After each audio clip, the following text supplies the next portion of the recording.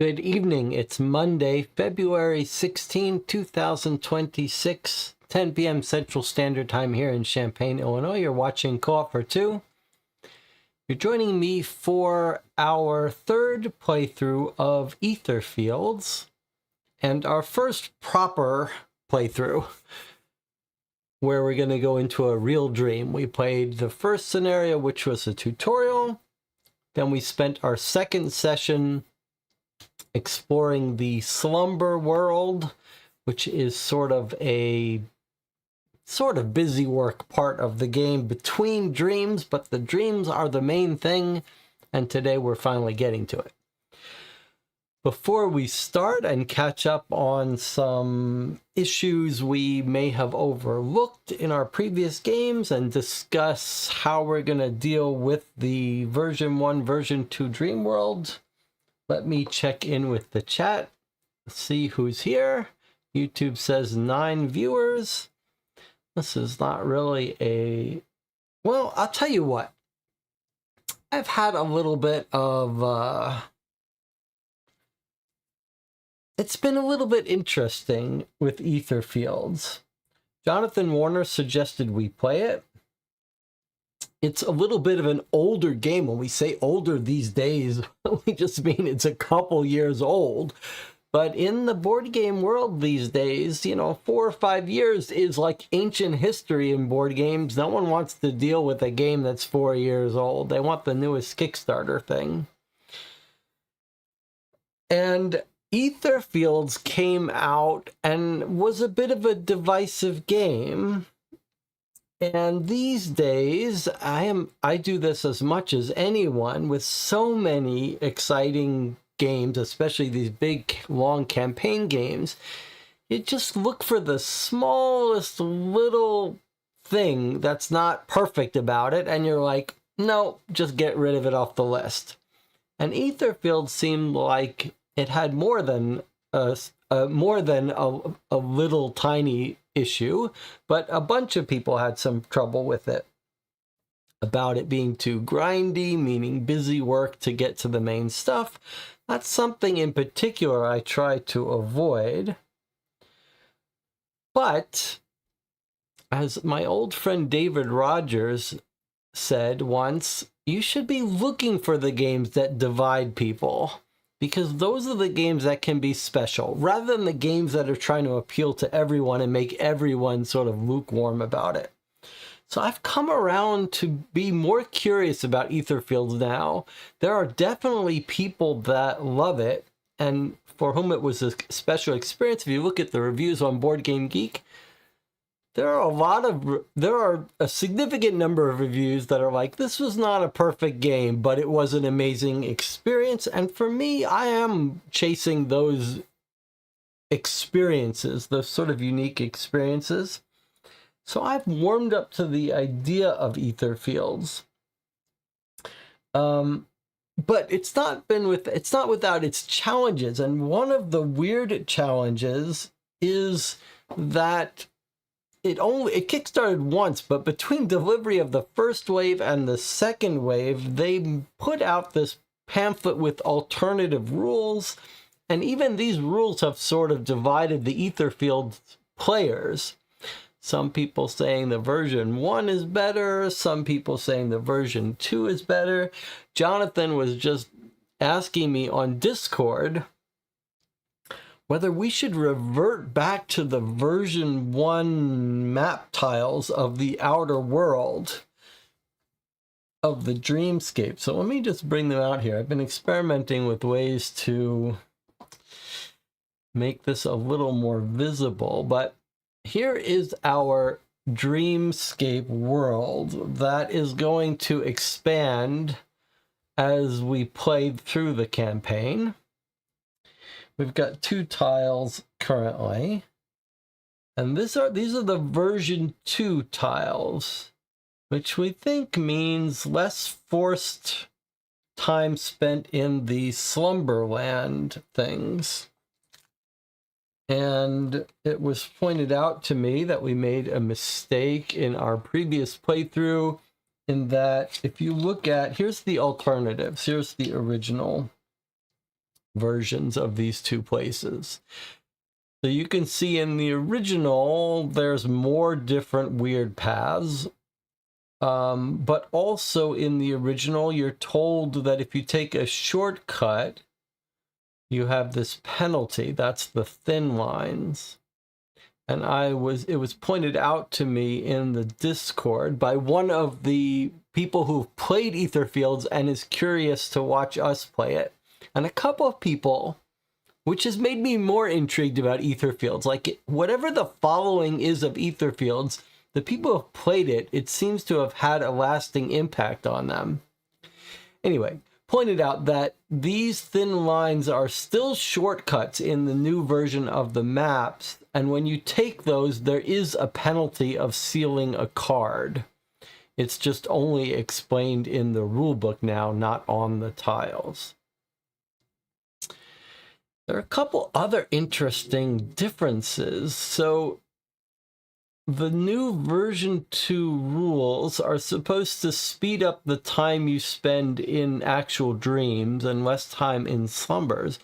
But you'll notice also that there's a shopping district in this version 1 task, and we have cards that let us go shopping. And we're going to have to wait until we get if we play the version 2, there's no place to go shopping yet. I do think there's also this sanctuary. We've got these rules for sanctuaries. A little hard to see. But there is clearly a sanctuary here. That's what... Here's our version 1 key. So that's clearly a sanctuary here. But the question is this a sanctuary here? I think it is. I think this is a sanctuary here. So I'm not sure we spotted that before. We do have a sanctuary there. What does the sanctuary do? It just gives you a place to heal up a little bit.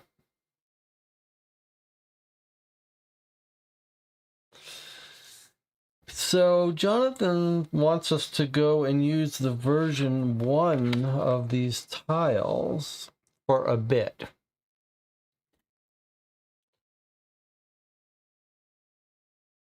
Is there more decision making to be found in version 1 or version 2?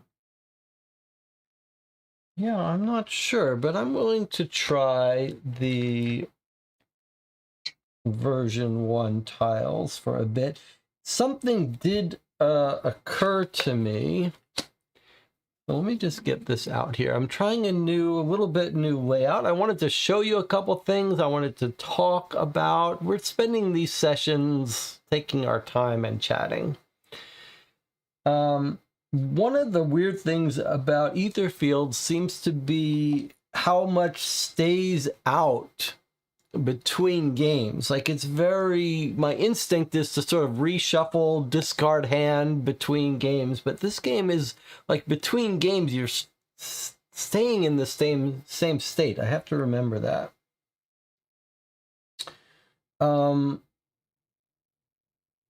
In our previous playthrough, we went and gathered a whole bunch of keys, and I'm going to reset now our situation. So according to our notes, we are on B2 at the gate, but we were playing this mission on the gate. Okay, so since we're going to start using the V1 tiles, I'm just going to give us... What is our... Yeah, okay, I thought this was the Wraith, but this is our player marker, I think. I'm just going to put us on this gate here for a second. I'm going to give us our items that we've collected. We've collected 4 keys. 4 keys? 5 keys, it seems. Although, I wrote down 4 keys, but actually I have 5 here. I think we had 5 keys. And then clock. This is not the best way to do this. But okay, I'm going to leave these here. So we have 3 ether. I think we actually got 5 keys, even though I'm not even sure you're allowed to have 5 keys. But, all right, I'll just leave that here. We have 2 items which are available to use. Let's see if we can see them all. We've got the strategic plan and little helpers. 4 red or 4 green. If you're in a slumber, you can use this to move up to 6 spaces. Little helpers is a 4 green, but also you can spend this to reroll any 1 die once per roll, or discard it to restore 1 item. And that's for a cost of a green. Reroll any 1 die once per roll. What does that mean, once per roll? Why doesn't it just say reroll any die roll? Okay, those are the 2 items we have. And then I have restored our progress cards. We have 3 cards that we have laid out. A mechanical shotgun, which does damage especially if you're doing an assault. It can hold a charge on it. A steam bomb, which does 5 red attack, or bonus for charge if you put a charge on it, or you can stun an entity. And then the assistant progress card, which lets you bring out new progress cards cheaper, either for a blue gem or by flipping this card. And we've got 2 cards in hand. The pocket ladder, which is used to travel in darkness, and this generic helper card. Okay, another thing that I think we were forgetting, I actually made a little note to myself of things that we're likely to forget. Another thing we're likely to forget is on the back of our deck. This is what's on the back of our cards. And at the top of your draw deck, face down, each character has a unique ability. And this is what's at the back of our cards. It's a cost 3 intent. So it costs you 3 green intent to use this, but it's always available, basically. So for 3 green intent, we can discard a card and unflip a card of any dreamer within range. That's us. We're the only dreamer here in this game. But basically, it makes it easier for us to unflip these cards. So this is our specialty of this character, are these progress cards. They're good at it. And you can see that some of the common costs to things are either flipping a card to disable it temporarily or sealing a card. But for us, we're very good at writing these up, flipping these back up. So we should probably be very willing to flip cards over just because of how easy it is for us to flip them back. So that's our hand of 2. I did 3D print a little tray here for our draw deck and our discard deck. So I'm going to keep this nearby. And I've just put our little player aid here in the middle between those. So I'm going to keep that here out of the way. I did print a couple more things. I 3D printed a nice box for our tiles with a little divider. Someone was nice enough to share a model for this. And 3D printed holder for our player cards with nice dividers. So that gets those out of the box and on the table a little easier to use. Just to show you for fun, if you're curious, one of the things I do when we have games that are ongoing is I have these little boxes where I keep material so that I don't have to box everything away when we finish a game. So, for example, at the side of the table on these little magnets at the bottom, I keep my little trays. And then when we're done, rather than try to put everything away into its bag, I put little boxes on top and put them on the shelf. Okay. And then I printed a little 3D version of this clock dial. We're on 5 hours, just so that we don't have to use a mat. You could use a die for that too. I have a smaller printed version if we think it's taking up too much space, but okay. So that'll be on the table. And we don't really need that anyplace now. Okay. Our current mask is the Devotion mask. By the way, if you're joining me and you don't know what any of this means, you could either go back and watch the previous videos, or you could just join, hang out, and it'll all become clear in a second. Okay, so this mask gives us a hand size +2. Normally it's 6, so now we're up to 8. The channel is saying we shouldn't have 5 keys because what we've got here is with these metal keys, we've got like some Kickstarter exclusives, and we shouldn't have, there shouldn't be more than 4, so we're going to take 4.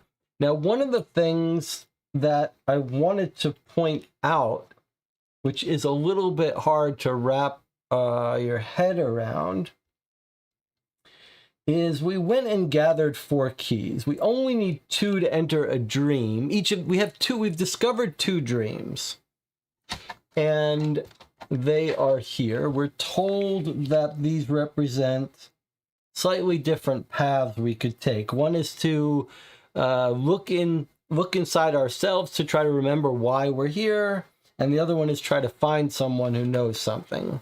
So we're going to be going into one of these dreams today. Each of them require 2 keys. Now, because we wanted to spend our last session learning a little bit more about slumbers, we ended up gathering extra keys. Now, you might think there's no harm in that. We'll just go and get as many keys as we can get, and then we'll have them. We'll go to one dream, then we'll go to the other, and that's fine. There is a limit. We're saying that there's a limit of 4. Whether we stick to that strictly, all of these rules are a little bit fungible. But okay, but there's a slight problem with the idea of going and collecting lots of keys before you go into a dream. And the nature of that little problem has to do with this process of awakening. So there are additional modes of playing this game, but I do want you to take a look at the nature of this wisdom card called Awakening. It's basically a way to reset and cure bad things, cure the distress. Remember, if you get 8 distress, you lose the game. If you get down to 6 cards in your whole deck, you die. Whether you lose the campaign or not, you die and bad things happen. So there's this process called Awakening, and what it does is it basically resets you. You say, we're going to do this process of awakening when we're on the dream world map. While you're traveling around, you say, okay, we've decided to wake up. Now we're awakening. So you discard your hand, you cure all your distress. You could have 7 distress about to die. You cure it all. You unseal all your cards that are sealed up. So now you have a full deck. But look at what step 4 is. Discard all keys. So basically, it's like a reset, but you lose your progress gaining keys, and then you have to go around and gain them again. So it's not that smart to go exhaust yourself gathering keys before you go into a dream. That is not the way to do it. The way you do it is you should go get a couple keys, go into a dream, and then you come out exhausted and wounded, and you reset. You do this awakening, which has no downside as long as you don't have keys accumulated.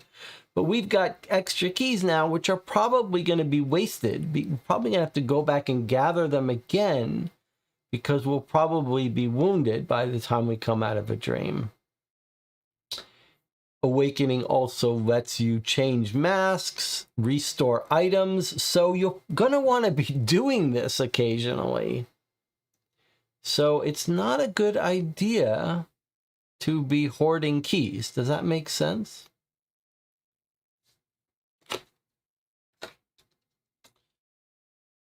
All right. Let's get ourselves otherwise set up. We have our season deck, and we're in ordinary days, that means no rule changes. So we'll just put that out there somewhere, maybe over here. Can you see it? All right, and we won't need this until we travel on the map.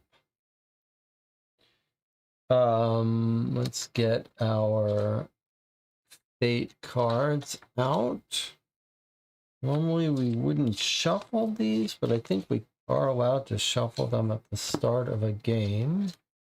That's our fate. I don't think we need to get out the flaw cards until we need them.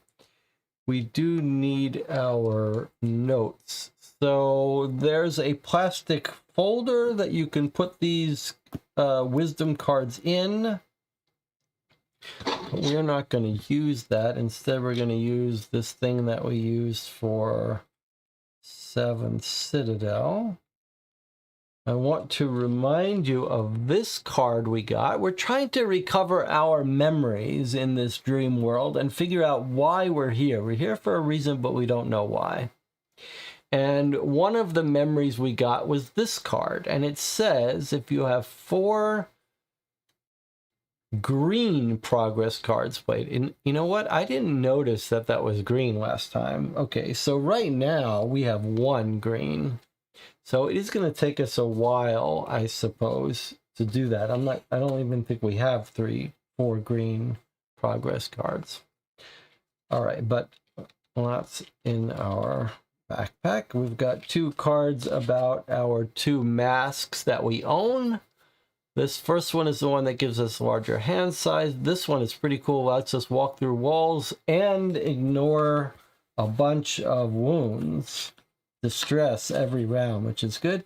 And then we've got 3 cards that let us go shopping if we can find a place to go shopping, which on the version 1 Dream World, there are places to go shopping. So I'm just going to put all these in this deck here and push it off to the side for now.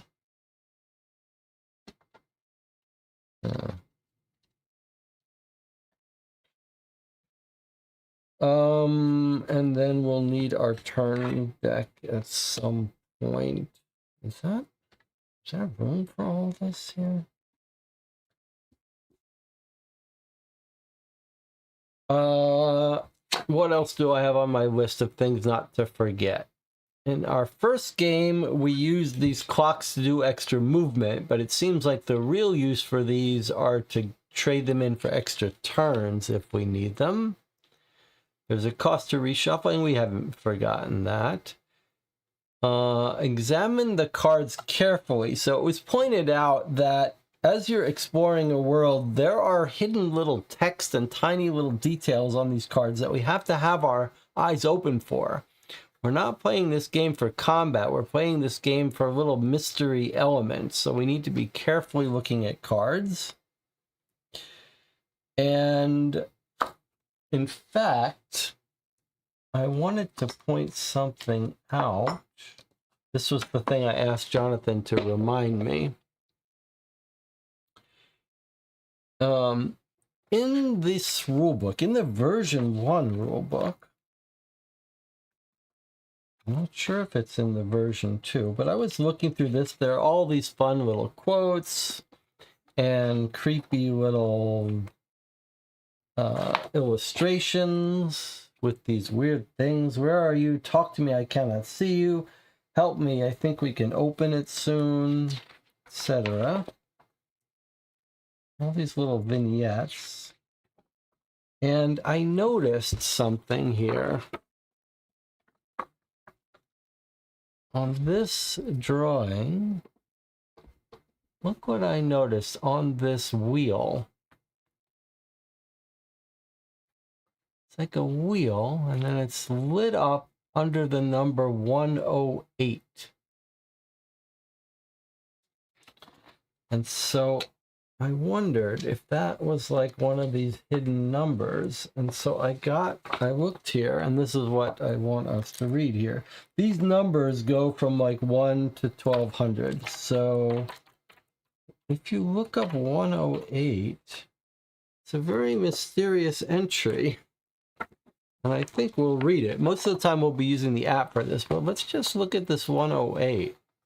It's so nice, so bright, warm. I really feel alive. Suddenly something deep in my memories awakens, and a chill shiver runs down my spine. The lost memory comes back with full force, but fortunately only for a moment. A vague trace of it remains. Then just as quickly, this also disappears. It's hard to forget the touch of cold darkness and emptiness. It was only a moment, but the pain after the memory still paralyzes my whole body. There was something else. Blurred video, tremendous fear. I don't want to see it. I walk down the dark tunnel toward the light slowly, as if I never want to get out of it. And other than fear, I feel only sadness.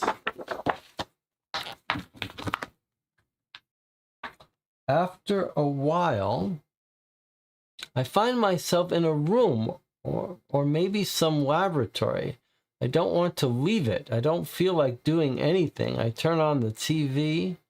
I see a blurry video. It's definitely not me. I feel these are clearly not my memories, rather as if I ran into someone else's waves and tuned in by reading something that didn't belong to me, as if I could see into someone's soul. Well, I prefer mine, cheerful and light. Gain 1 ether. So we're going to take this ether. I think we were meant to discover this little secret number as a little clue that we should be keeping our eye open at all times. I'm going to put these keys somewhere else. I'm going to put them off to the side.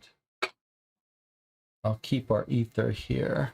Does awakening get rid of your ether too?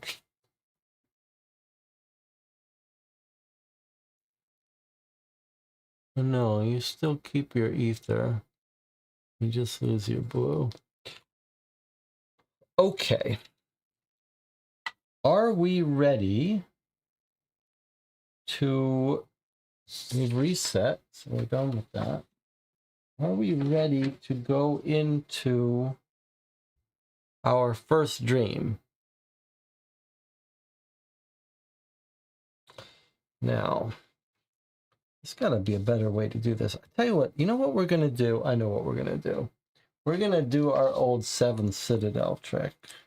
I'm going to go ahead and take this dream world and just build it here out of cards.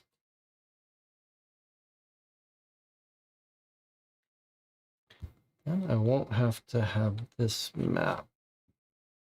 We'll just do something. We'll just slide this over when we need it. Okay. So here we are in the outer world, in the dreamscape. And we stopped here. So we are ready to go right into a dream. I mean, we stopped in the... How is this the player? How is this the player marker? I don't understand how they chose some of these things, but I guess we're in a little dream. So I guess everything is up for grabs. But yeah, just to show you I'm not crazy. There is the team marker. So, I think it probably makes sense to go right in there.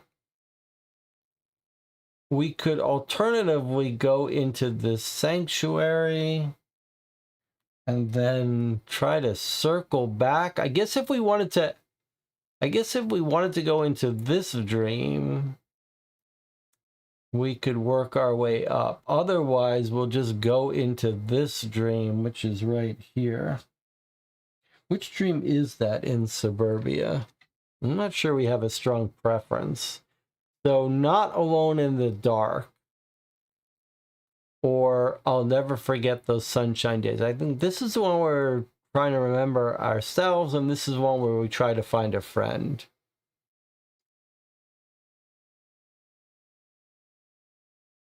Yeah, I'm not a big fan of those plastic sleeves. I like the idea of them, but they with the glare, it makes it harder to see on screen for sure. So Jonathan says, I guess the question is, do we want to fudge a little and let us go to the store once before we go into the dream, since it's right next door? I'm proposing acting like we stopped on the store since it's right next to the portal and it wasn't there before. If you want to go to the store. Yeah, that's not a terrible idea. All right, let's do that. Let's learn how to go to the store. Because we moved from the version 2 map, which didn't have a store, we're just going to allow ourselves to go back to the store and do a shopping action. Now, we've never done a shopping action, so let's learn how to do it. So if you're on a shopping space, you can resolve one shopping note card or gain a key. So I'll tell you what we'll do. Well, we think we have 5 keys. So we're going to give back that key because we shouldn't have 5. And then we're going to go shopping instead. Now, we do have a shopping note card. So we actually have 3. So 3 times we can go shopping. But we would have to circle back around to the store if we wanted to go shopping again. All right, but we're going to do this now. Okay, so here's how you go shopping. You can buy influence cards if you choose this, but you decide not to buy any gain 1 blue gem, or draw 1 random item from the item market, which I don't think we want to do. We want to go shopping. So the rules for shopping, I believe. So we're going to spend this. Where does this go? I guess I'll put it at the back here. I believe the rule is we take 3 random influence cards. We shouldn't be shuffling this other than the first time. So I'm just going to shuffle this a little bit. I believe the rules for shopping are that we get out 3. And we only get to choose between those 3, but we could check. Except that we have some experts here with us. I think that's the Dream World map legend for version 2. Is it? Maybe it is. Let's see. Is this? Yes, you're right. Okay, sorry. This is the one we're playing with. Okay, shopping. You can just do this. All right, so you're not allowed to get a key. It's tricky, isn't it? You're not allowed to get a key in version 1. Okay, so that's what we're doing here, though. We're just shopping, so it doesn't matter. It's okay. All right, so now the rules about shopping, I believe that we bring out 3 cards to choose from. And then you saw the rest of the rules. If for some reason we don't want these, we get a little... we get a compensation. So buying new influence cards. Okay, so when you go to the market, draw 3 top cards. You can buy any number of them. Return the rest to the bottom. We have to pay it in ether. And it goes into our discard. Okay, so let's see what we've got. There is... so if we don't take any of these, we're going to get a blue gem instead. That's what the shopping card reminded us.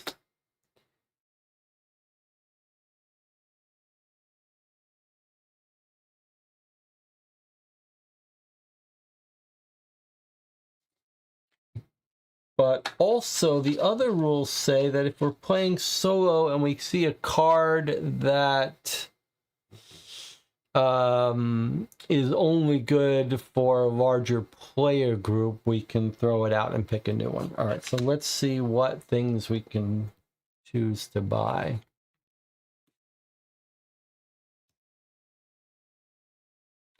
All right, It's just a delusion. I do love the art on these cards. It's just a delusion. It's not real. Each dreamer cures distress equal to the number of your green progress cards, and then you seal this card afterwards. Or cure all your distress. Return this card to the influence market afterwards. Okay, so you'd have to buy it again. So this costs 4 ether. We have 4 ether. Boy, that's an expensive card. So it's a 2 green. It provides 2 green intent, or you can use for 3, you can cure. Boy, that sounds hard to make this work, and it's awfully expensive. I don't love that one. This one, we have one of these already. It's a way to get these blue gems. We have a shining card already. It's cheap. It's a yellow intent for movement. We've got one already. I don't know if we really need another one. Cheap, though. And then what's this one? 3. It's a progress card. I like that. So it costs you 4 yellow intent to place it.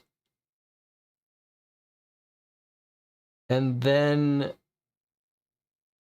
in the future, once it's built, you can move 2 spaces for 1 intent. So essentially, once built out as a progress card, remember you can only have 4 progress cards total, but once it's built, every move lets you move twice.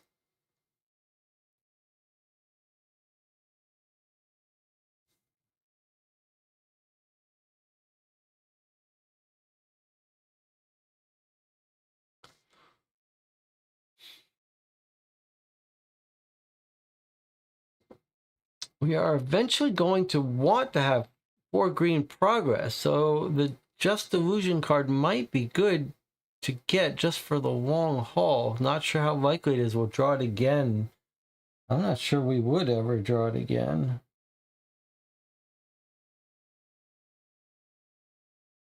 But once we have 4 green out, I mean, how are we really going to keep them out? I just don't see how we're using this. It's so expensive.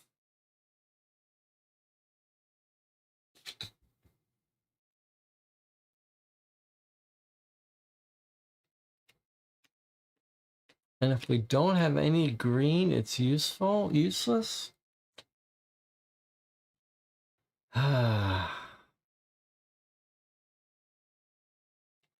Can't say I love any of these.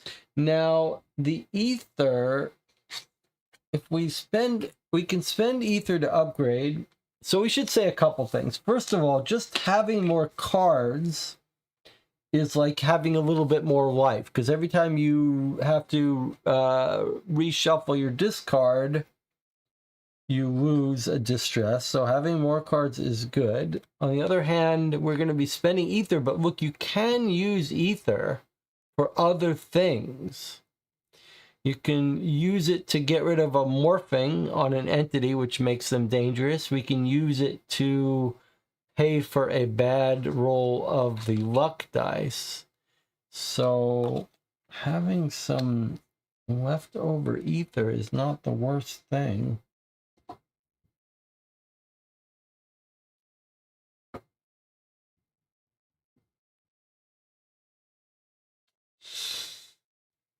Although this would let us, I mean, this would, even without this, it would be a one-time cure of all our distress. So if we got into a real trouble inside a dream, that would be very helpful.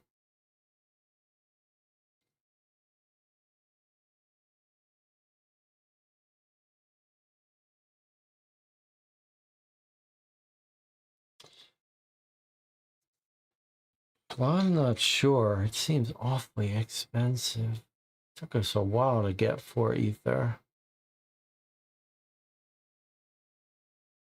This one seems a little more useful. Okay, Jonathan says, I vote for Just a Delusion and hope it pays off. All right. I'm not sure I agree with this, but I do like the art of it.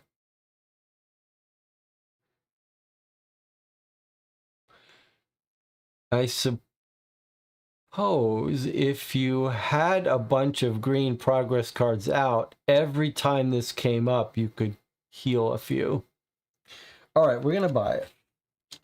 So these two that we don't buy go on the bottom of the deck. So we're not supposed to reshuffle that influence deck. So we're not going to see those again. This card is going into our discard. We've just bought it and we've spent 4 ether on it. Yikes. That's all our ether. We do already have 1 green progress card, though. All right, we've gone shopping. And now we're going to... Now we're going to move to this gate and go in here.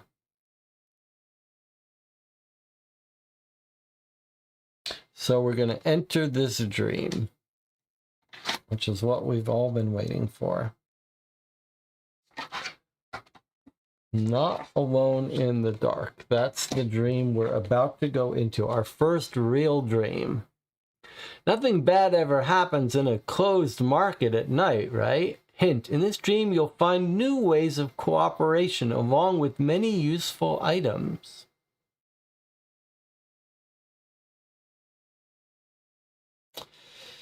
John says we have to use a bit of dream logic. The fact it was a green progress card, our character goal is green progress cards, it's a sign.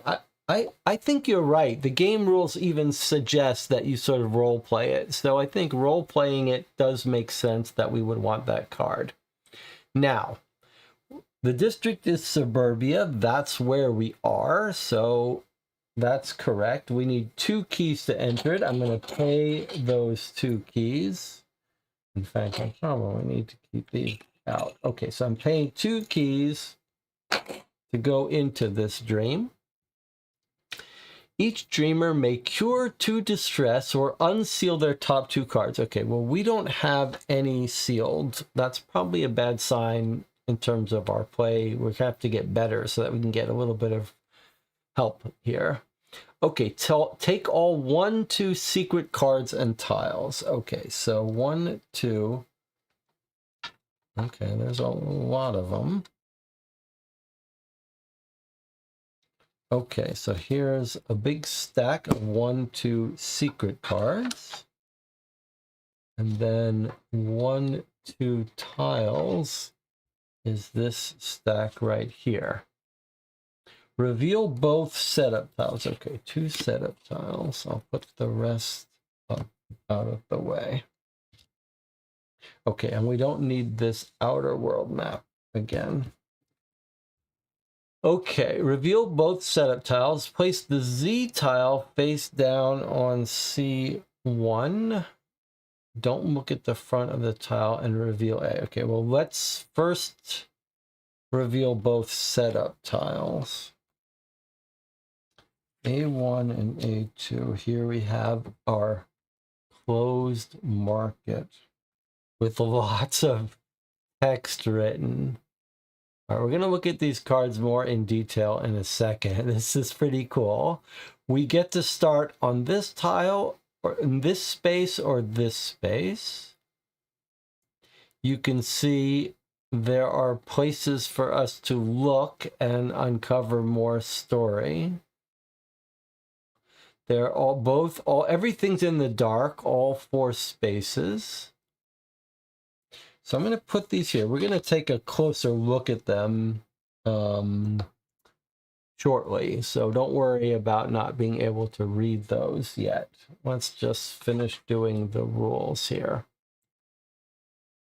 Now, place tile Z face down on C1. Don't look at the front. I see. Okay, so we have a tile Z, which has a little heart and stuff in here. Is this showing us what's on the other side of this card? I'm not sure. On C1, which is down there. Okay. But don't turn it over yet. Reveal card A.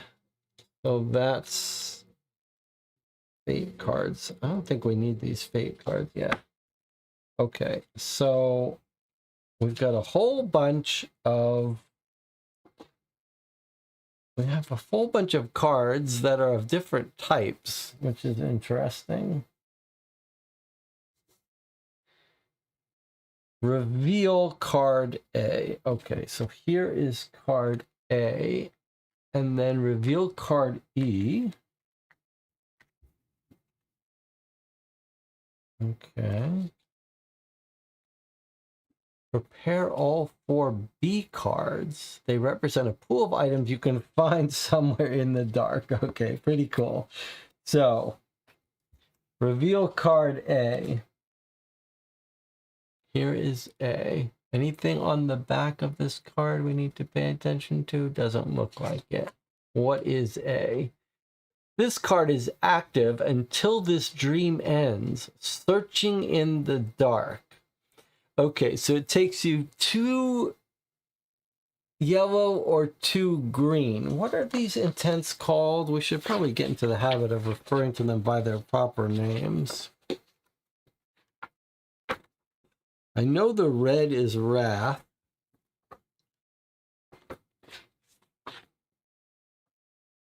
The red is wrath.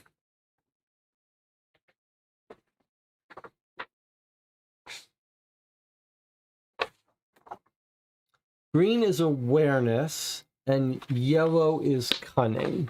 Okay, so you need 2 yellow cunning or 2 green awareness to do the action in these little magnifying glass spaces. So this just stays out and tells us about that. Now, I want to point something out that the rules say. The rules say, or the FAQ says somewhere, it says, if you try to do everything, you're going to be in trouble.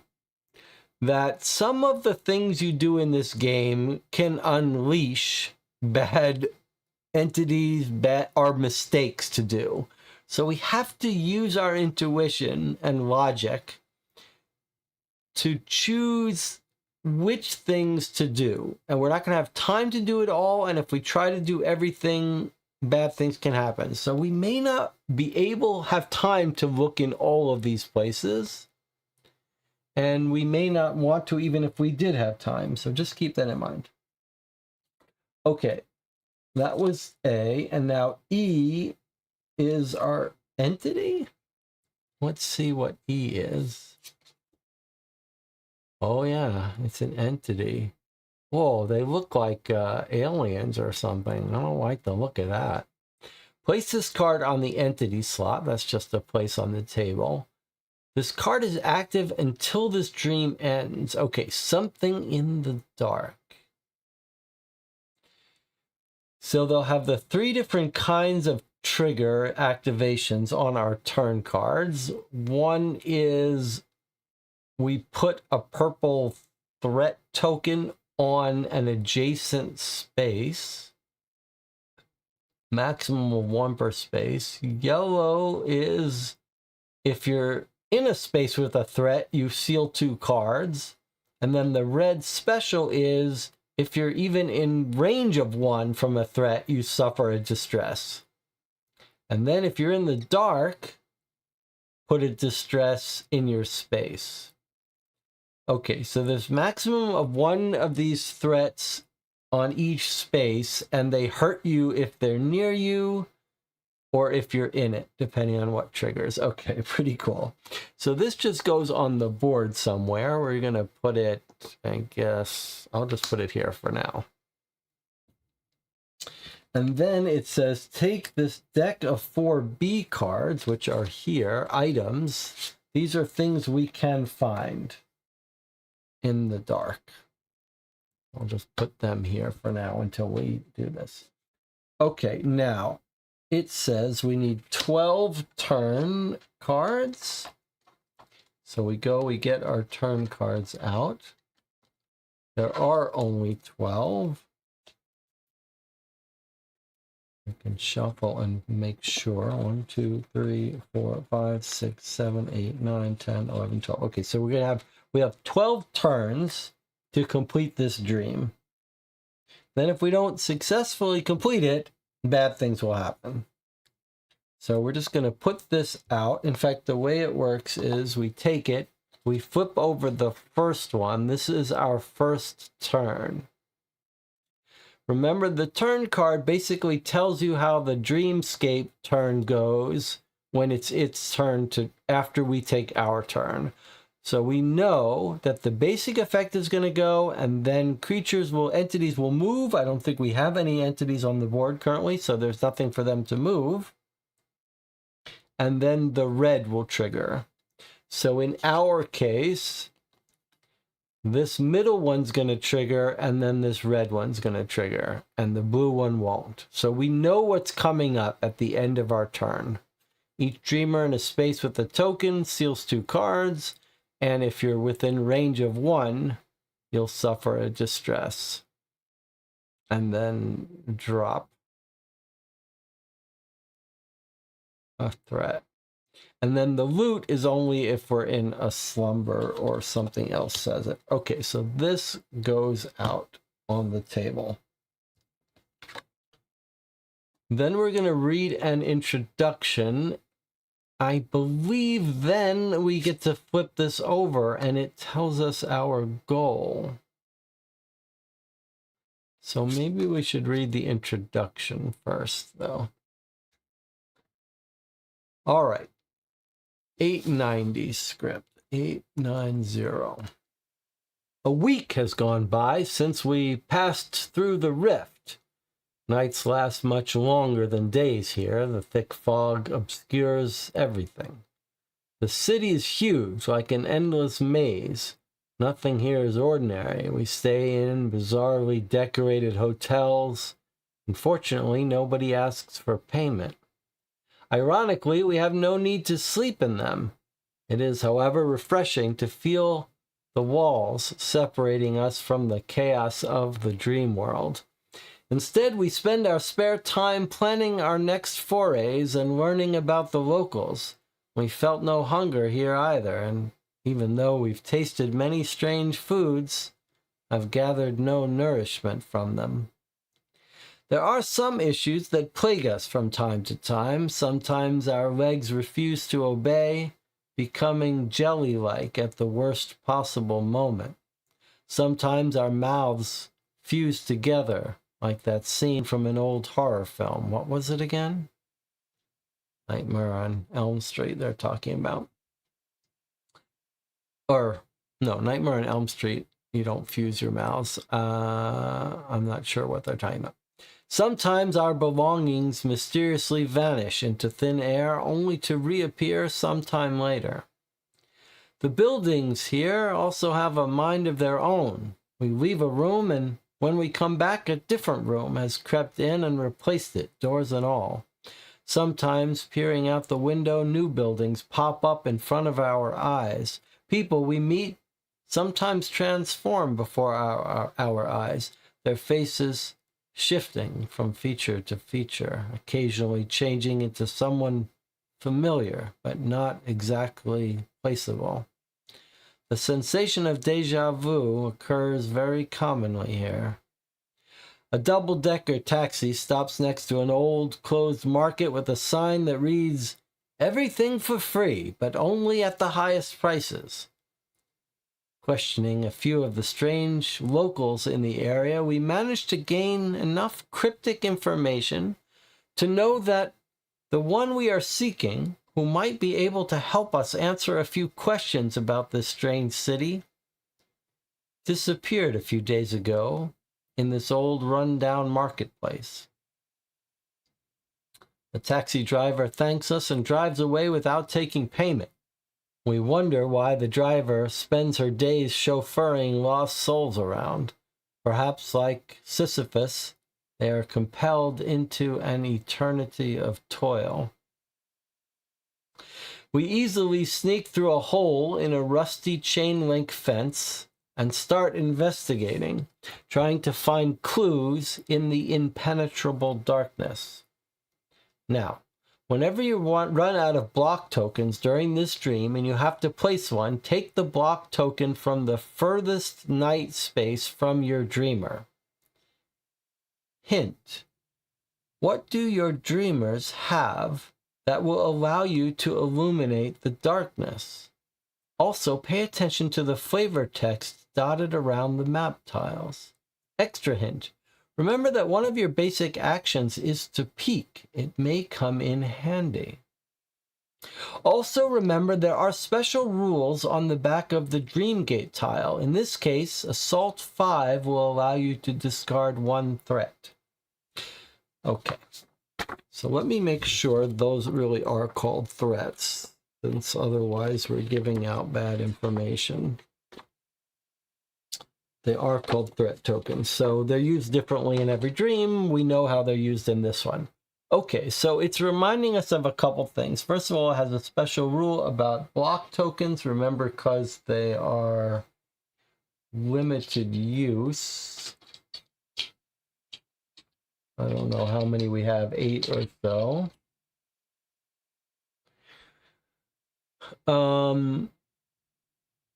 And then if we flip over this card, we see the special rules here. The goal is to find and free the dream monger.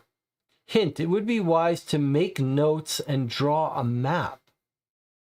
Why is that? Maybe because these cards are going to flip over on us? Okay, special rules. For a 5 assault, we can discard a threat token. When we're out of turns, we have 12 turns, we're going to read this paragraph. Find and free the dream monger. It would be wise to take notes and draw a map. All right, so we take this, we just put this on the table somewhere so we can refer to it. We're going to take a closer look at these two cards in a moment. I do want to show you what it was reminding us about the peek action, because that kind of seems like an annoying action, but it seems like maybe we're going to need to do it in this one. So we discard a card, and then we can take a peek at a secret card or tile from the current dream with influence, item, flaw, fate, or slumberback. So we could, for example, peek at these items to see what we might find. These are all Bs, so they're going to be random which one we get.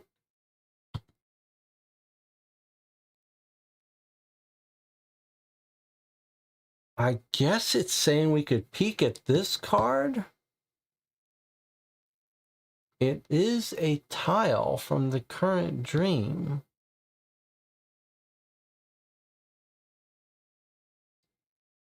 Could we also peek at these cards? I guess so. W, X, X, and Y. These are cards that are surely going to come out. Seems like it's saying we could look at these. We can't look at these. Yeah, we can't look at this card, or this card, or this card, or this card, or this card. But we could look at this card for some reason. We could look at this card. That's weird. Right now we have no way to get to any of those places, so I'm not sure what benefit that would have for us. All right, let's take a look now at these cards more carefully.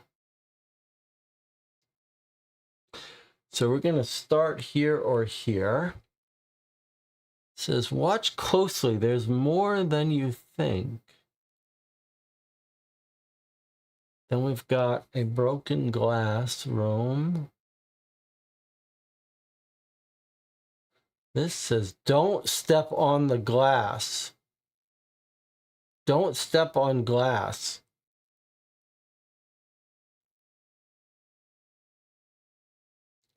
Feels like we'd have to step on glass to go here, so I think maybe we shouldn't go there.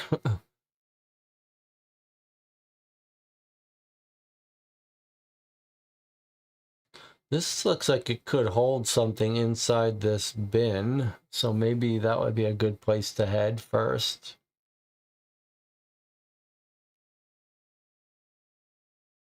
This looks like a skeleton creature of some sort. It looks a little bit like the creatures in our thing. So I don't know if we want to mess with that area. Watch closely. There's more than you think. Don't step on glass.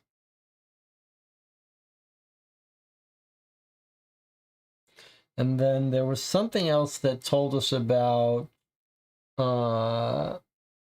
light. What do your dreamers have that will allow you to illuminate the darkness? So we do have one card in our deck that lets us light up a room.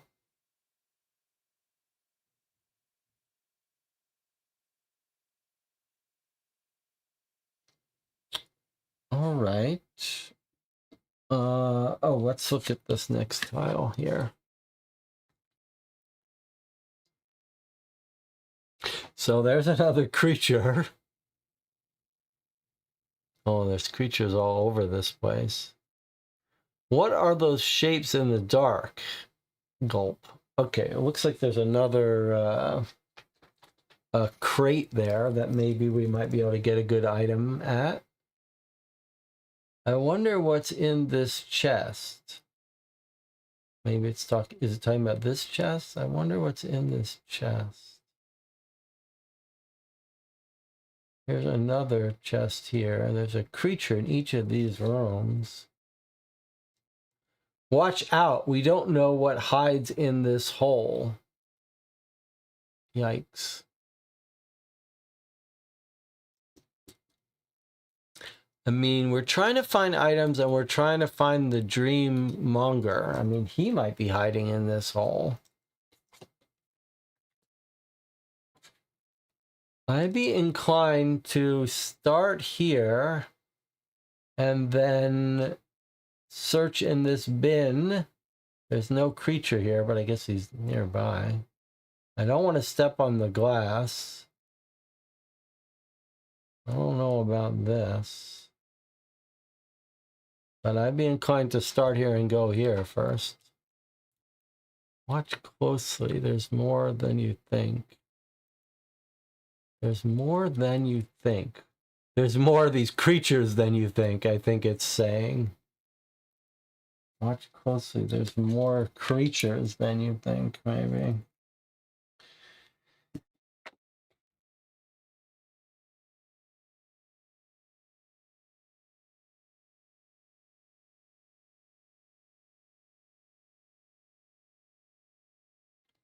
Is there any clue here about these creatures that we should care about? All right, so unless there's a better idea, remember that we are playing with this guy as our person. So I think we start him off here and we do this action right there. Now, how do we do that action again?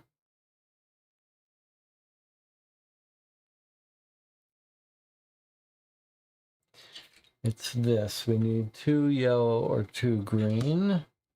And we know this is going to trigger.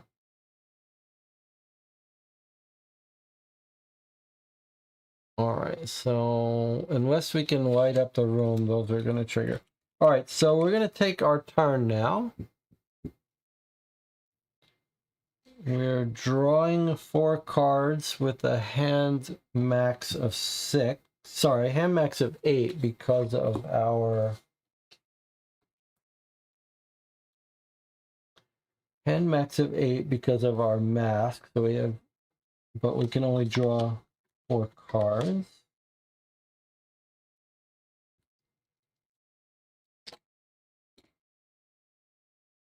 Is there anything I'm forgetting? We've been playing for an hour. We're now taking our first turn.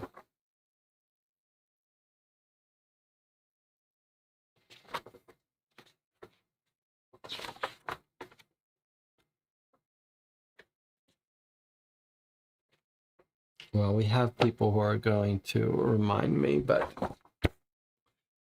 okay, we're drawing and we're playing cards and then we're doing, okay, so let's see what we've got for our hand here.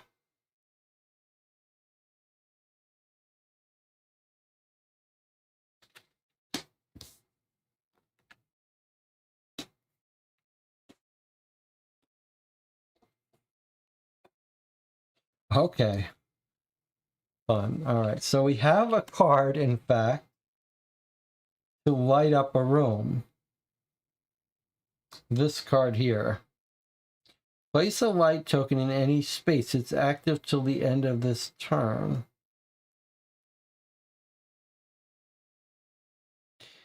If we lit up this room,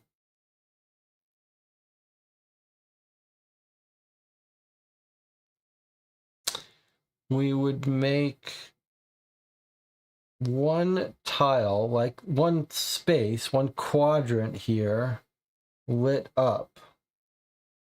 Let's just understand that. So when this triggers, we don't have any threat, so we're not going to get affected by threat. But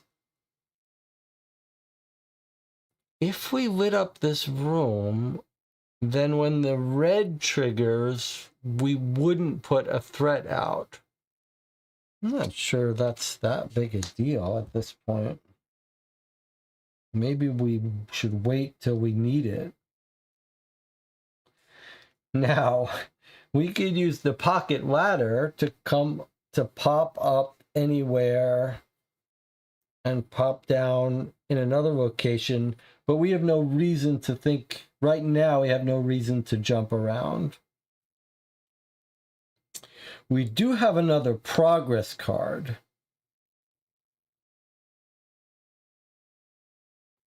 It is not a very useful progress card for us, though.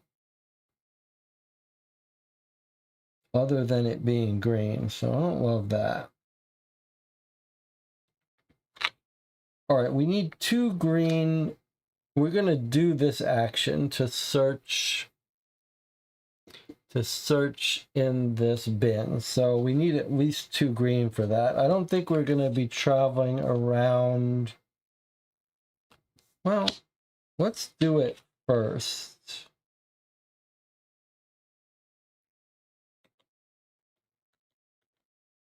Or 2 yellow. Let's go ahead and, yeah, we're not going to be placing this. I'm going to go ahead and spend this for, sorry. I'm going to go ahead and spend this for 2 green in order for us to do this look. I want to save the rest of these cards in case we need to do other stuff. So we're going to spend the 2 to do this look action right now with this card. And then we're going to go ahead and look it up. Before we do, let me just look at this question.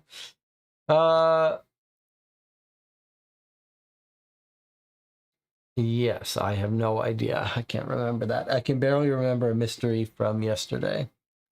All right, so we're reading 116.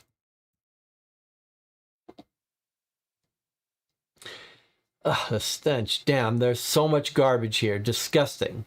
If this is a night space, seal 2 cards. It is a night space. We're going to have to seal 2 cards. I wonder what the neon sun was supposed to symbolize. Never mind. When our sight adapts to the shadows, we're able to discern some details. If we look closely, we may spot danger before it could harm us, or maybe we can even find a hidden chest unsullied by anyone's greedy hands. All right, well, that sucked. We got nothing. It is a night space, so we have to steal 2 cards. So from the top of our deck, we take 2 cards. We have to look at them, I believe, because they might be far or not. I don't remember. But either way, as long as they're our cards, they get sealed.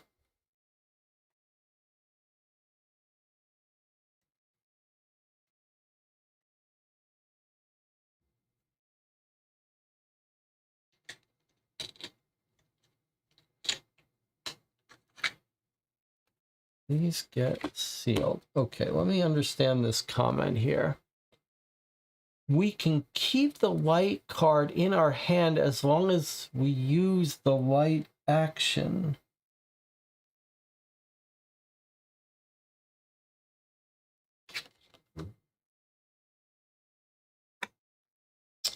We can keep the light card in our hand as long as we use the light action.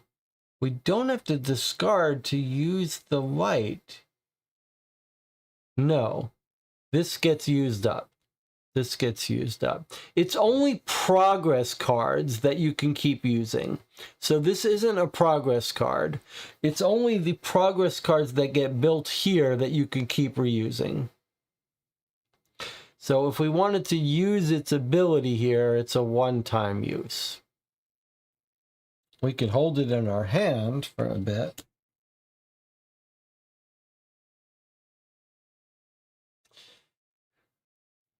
All right, so that was pure bad. I wonder what the neon sun was supposed to symbolize. What neon sun? Aha, this neon sun. He's saying, what was that supposed to symbolize?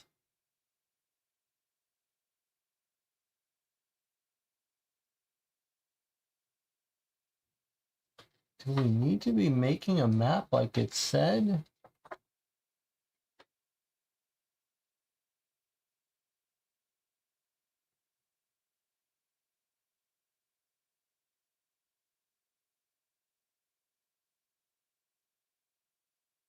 And So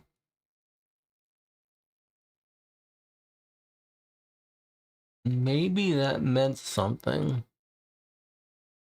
Watch closely. Maybe we need to use light there because of the sun symbol. That's a nice idea. That's a nice idea. However, it's not like we would have gotten something better if we had light. It's just that we wouldn't have sealed 2 cards, but we wouldn't have gotten anything. But okay, that's an interesting idea.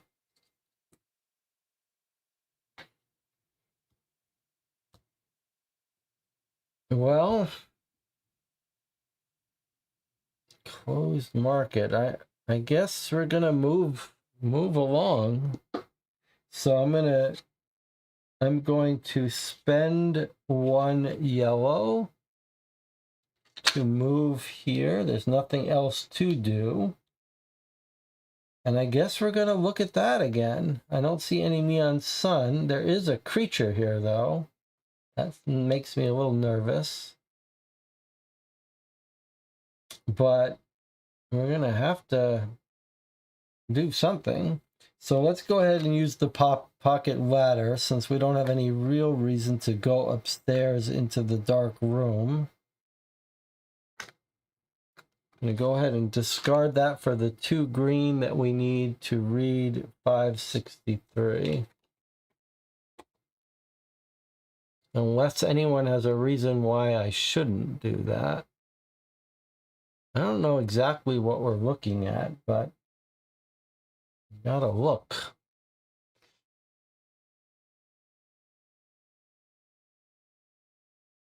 All right, 563. See what we see here. We see eerie figures lurking in the shadows. Then one jerks its earthly head to face us, its eyes like two pitch black pits. We feel its ominous gaze sweep over us. If this is a night space, place one threat in this space. You know that feeling you get when you wake into your dark bedroom in the middle of the night and the assortment of clothes draped over a chair transforms itself into something horrible?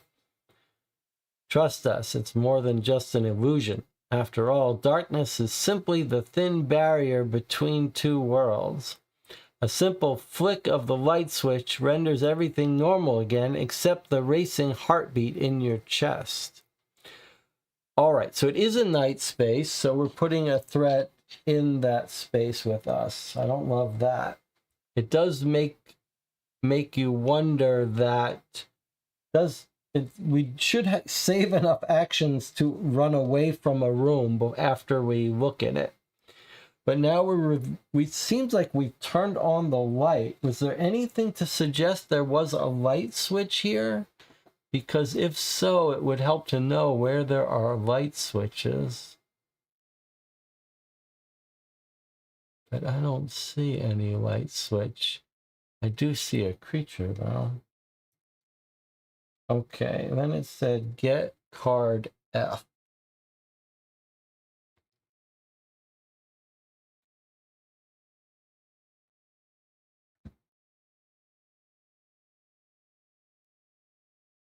Fortunately, they're just mannequins. While this card is active, any threat in a space that is not in darkness is immediately discarded. So we now have a way to get rid of threat. We just have to turn on the light and it will remove the threat. Okay, so that's a new rule. Doesn't really help us at the moment, though.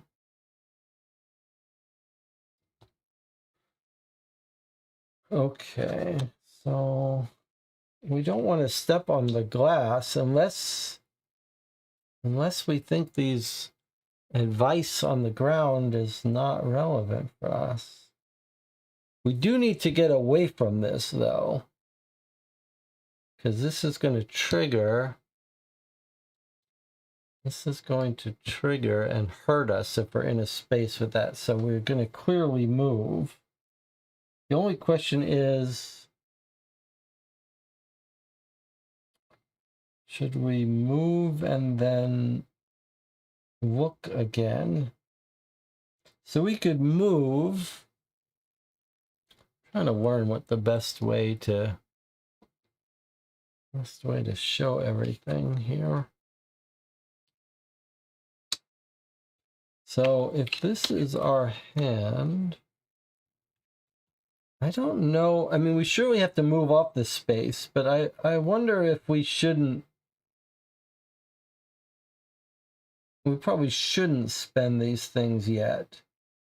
So maybe we move off this space.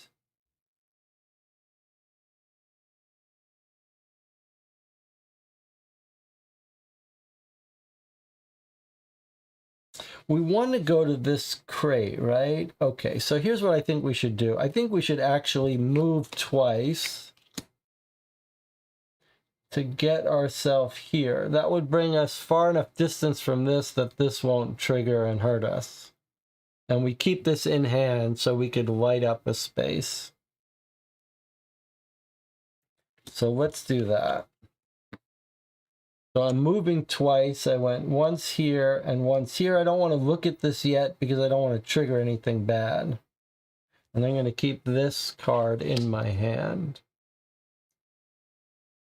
All right, now it's the end of our turn. We do the basic effect, which is if you're in a space with a threat, you seal 2 cards.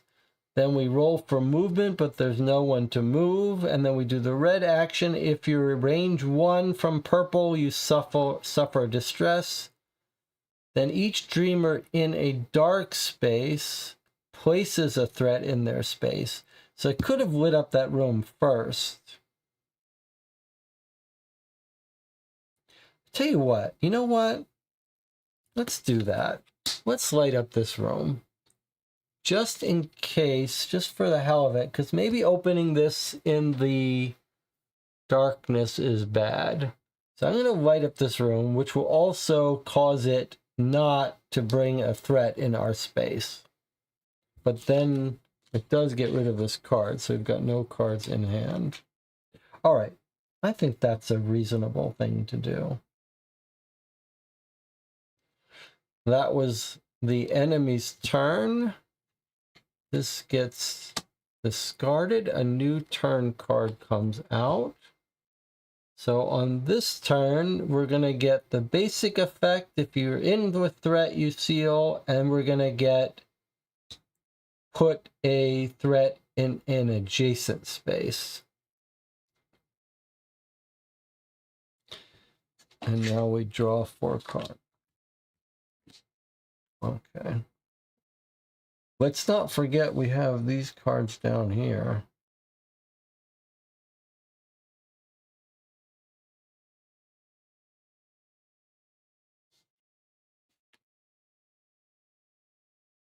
And let's not forget our items. It is hard to remember everything to do here. Okay, did we light it? Oh, did we light it up and now it's gone? That's a very good point. I don't want to do that. That's a very good point. Let's read this again. It is active until the end of this turn. Oh, I don't like that. I mean, it would save us from the threat, but I'm going to change my mind then. That's a very good point, Jonathan, because I wanted it to be out there for at least this turn. So what we're going to do is, yeah, makes much more sense. We're going to keep this in hand. We're going to light it up on our next turn because this lets us immediately discard it. Okay, that's fine. So we let this come out. We didn't use this. And now on our next turn, we've drawn 4 new cards.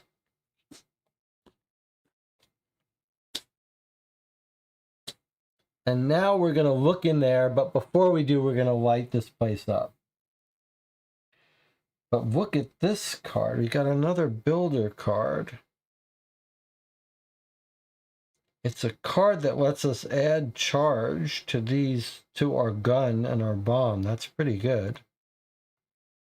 But it needs 4 yellow, which we don't have.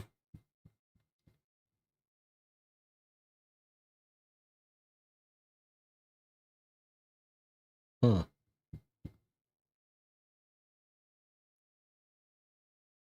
right, well, for fun, let's do our plan, what we were going to do it. We're going to use this light now to put a bright light on the space. As soon as we do, because of this rule, this goes away. That's this used up. Now I want to search this crate. It's going to cost us 2 green.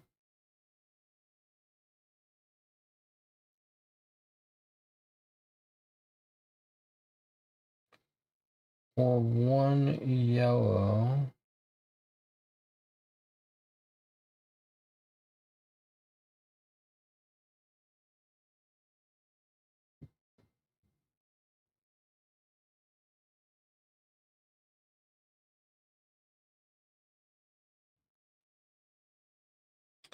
We really can't build this. 2 green or 2 yellow. So because we really are not going to be building this anytime soon, I'm going to use this as the 2 yellow to look in there. So we're going to do this action now. 616.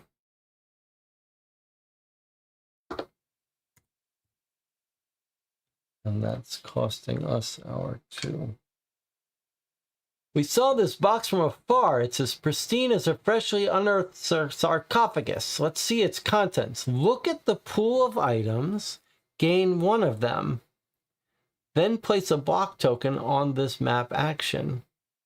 Something, or what's worth, someone is right next to it. We saw movement. A ghostly figure slowly approaches with a crooked step. If this is a darkness space, put a threat in this space. Max 1 per space. Okay, well, we turn the light on, so no darkness, so we're not putting a threat. We are putting a block out. And we get to go through the items. Now, there was this weird rule about when there are no more blocks to put out,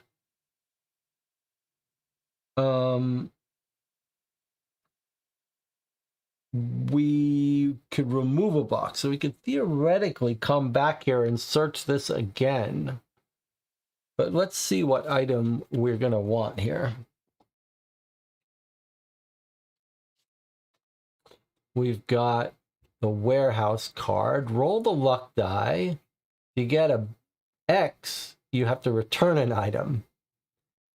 If you get a minus, you just discard the card. And if you get a 1, 2, or a 3, 50% chance you find a new item.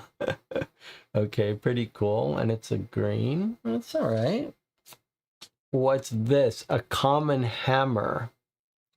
It's only used for assaulting people, and you could get lucky and add lots of damage to your assault. That's a pretty cool weapon. It's good to have a hammer.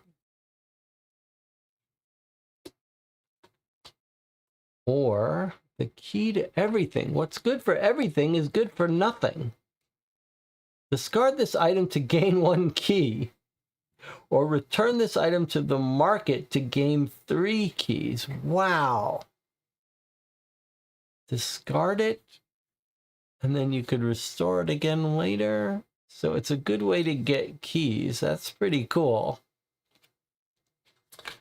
But is this what we need for this mission? A flashlight.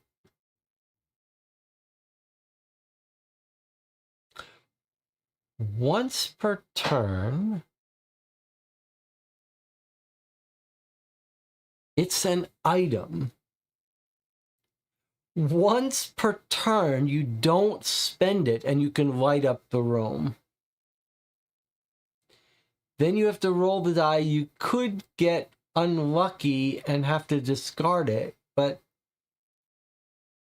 if we had gems or rerolls, we could avoid having to discard it. Okay, I think this is the one we're going to take. So as a reminder, in an ideal world, we discuss these decisions and make them together. But because of the YouTube delays, we have decided on this channel that I will mostly make decisions until momentous ones when we can discuss. But if you see something you want to do, you just shout it out as early as possible. Or you can say when you disagree with me to stop me before it's too late. All right, we're taking the flashlight. I don't want to have to discard it, so I want to keep ways that we could re-roll. Every time we use it, we're gonna have to roll a die. You can see though, we do have cards that let us re-roll. It's got this little lightning bolt. That means you can use it out of turn. All right, so we were allowed to take 1 of the items. The rest of them are still hidden. I'd like to get some more of those items before you leave this map, but before you leave this dream, but none of these are critical to this dream. Although a warehouse would be kind of nice. And let me point out, if we get another item, we'll have to drop one because we can only carry 3. Although I guess it would go into our storage. So we would get it, we would keep it for the next game. So we'd like to get all of these if we can before the end of the dream.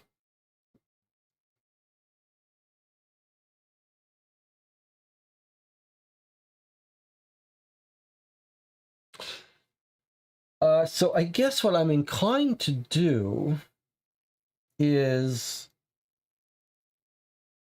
perhaps walk, use the flashlight,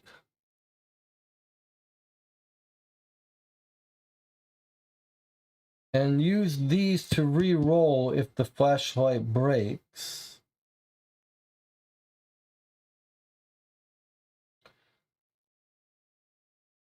And if we end the turn on a lit space, let's see, it's going to be normal and then blue. So normal is nothing. Blue is you have to place a token on an adjacent tile. So we can't really avoid doing that.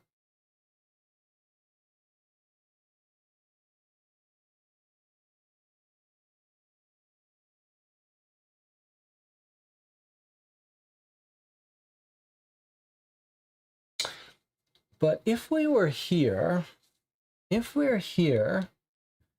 the end of our turn, we would put a threat in this space that we don't plan to go back to. That's not the worst thing.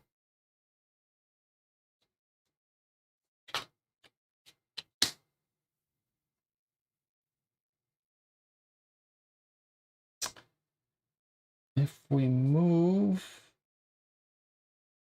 and then turn the light on, that doesn't really help us though.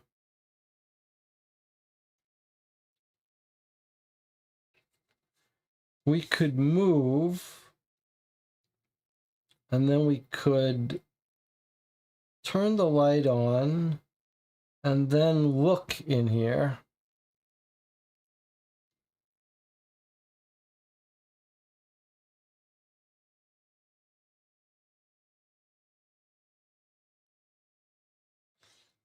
Is there any reason not to do this one?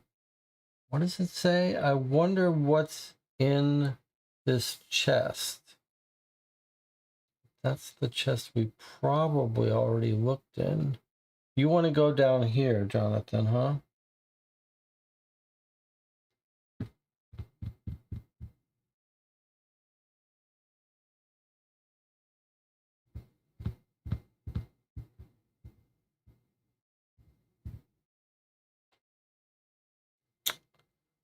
Um,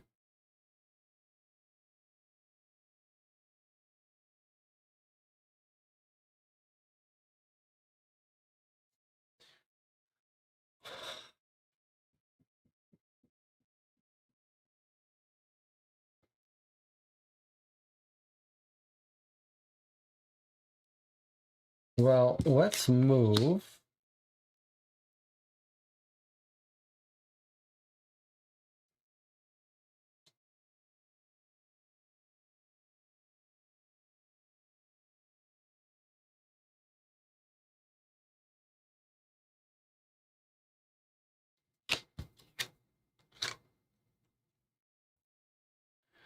Maybe I'll just keep these 2 cards in hand. Okay, I'm going to end my turn here.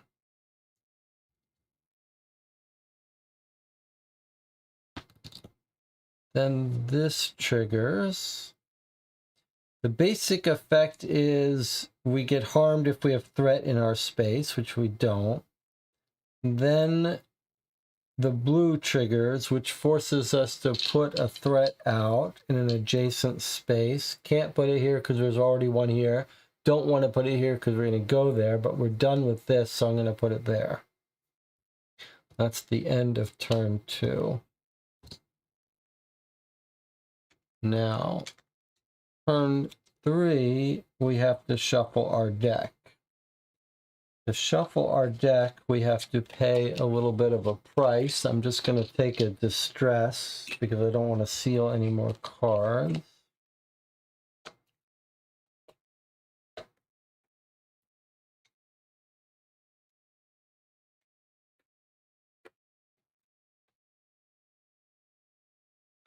One, two, three, four.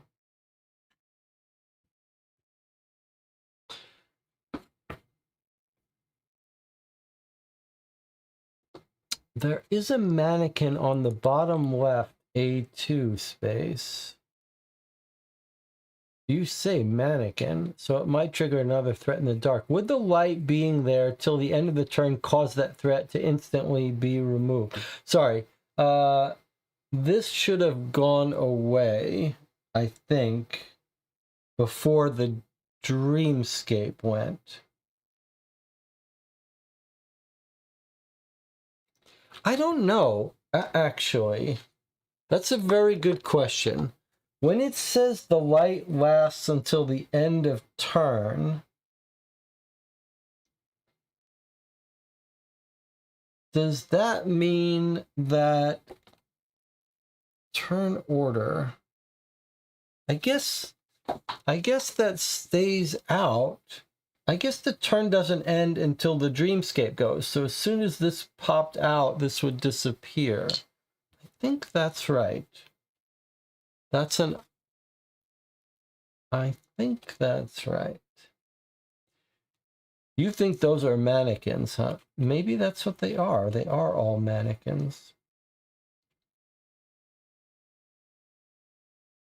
All right, so we've got our hand of 6 now. And we've got another light up card.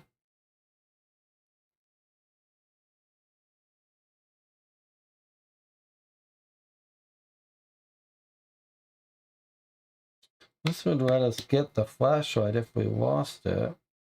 So what I want to do is I want to search in here,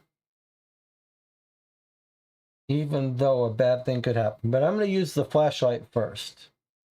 So I'm going to use the flashlight for free to put a bright light. So this light goes off at the end of that turn, but it stayed on even through the enemy phase. Then I'm going to put the flashlight, turn this on, and now I have to roll this die to see if it goes away. If it does, we're going to re-roll. Okay, so it's a nothing. That's fine. We don't lose our flashlight. I'll just leave it on that. Now we're going to do this search action for 107.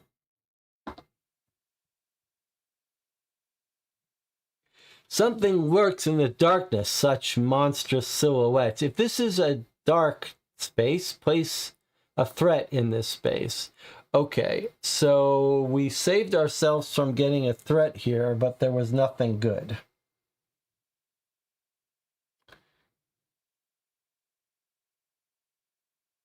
How did I get myself down there?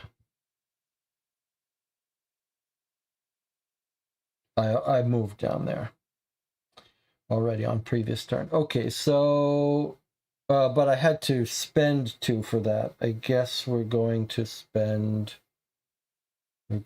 have said that we spent these 2 greens. All right, well, I guess we're going over here. There is a hole here, but maybe the hole is safe. Like these mannequins are just sitting out there in the dark. Maybe a hole is a safe place for us.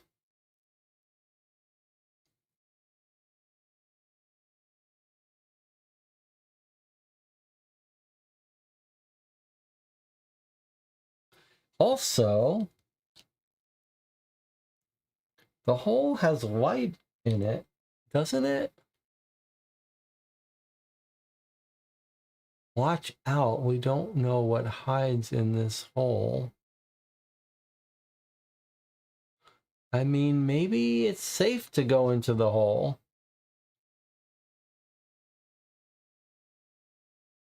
But what hole are they talking about? Is it this hole on the other tile? Because I don't really see a hole in this tile, unless this is the hole. Watch out. We don't know what hides in this hole, but this chest is talking about this chest. I think this is the hole. Yeah, the darkness is occupying all the tiles, yes. But I think... What's this? Is this for looking out the window? Or is there a hole here that it's talking about? And is this to search this? Or is this to search this? I'm over here, by the way.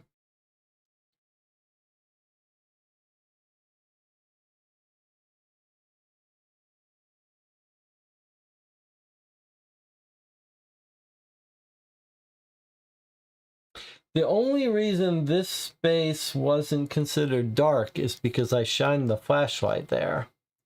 So I shined the flashlight here, so these are dark, but the space we were on wasn't dark. I don't think I did anything wrong.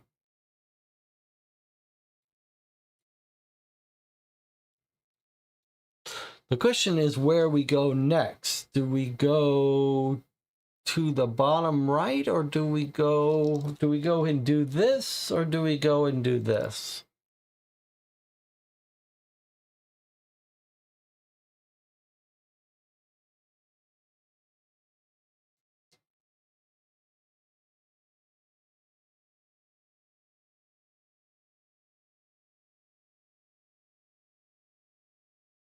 All right, Jonathan, I think we're going to go and do this, even though I feel like this is going to be for this, and this is going to be for this, but I think the logical thing to do would be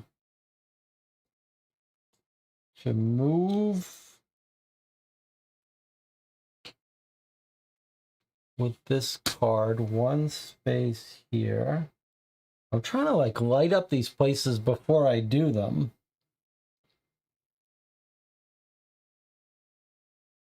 We've already used the flashlight once. We can't use it again on the same turn. But I can use this to light up the space. The next turn card is blue and then white. So it's going to trigger... Put in an adjacent space,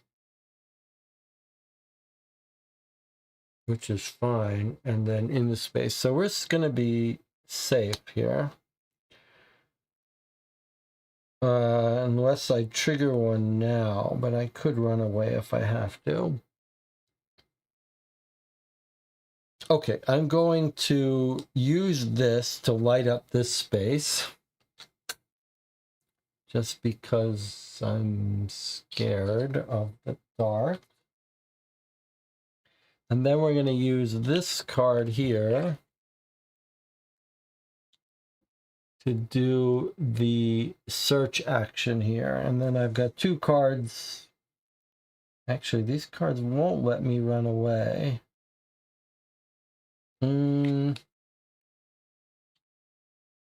That's tricky.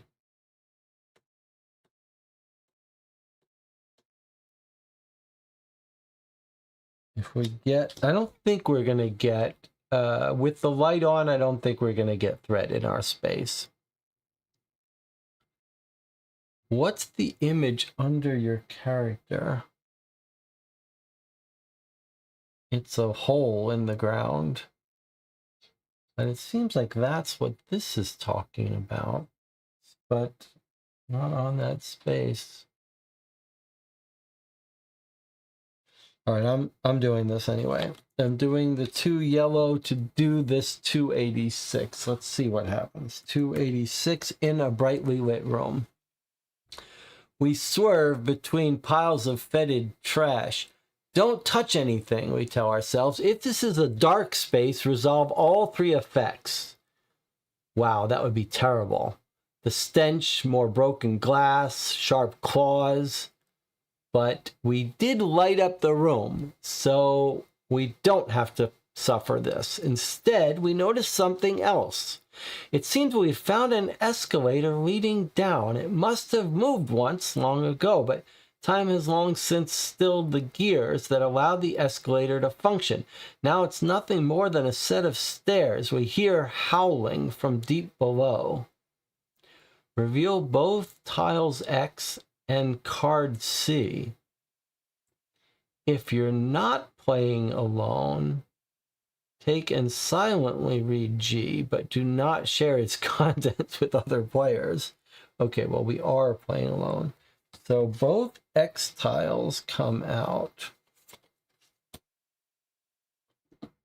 All right, so this is this card revealed the escalator. And then we've now just opened up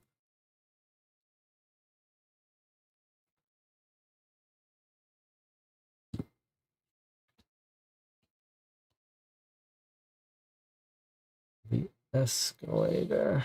So these all have to move. Put these over here. All right, so A4 and B4 came out.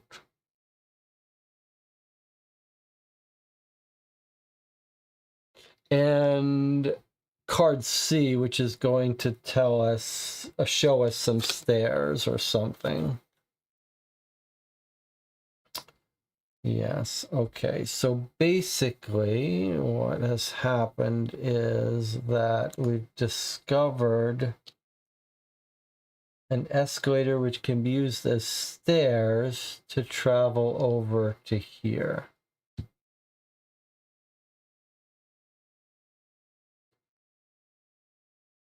What was this? We have no idea.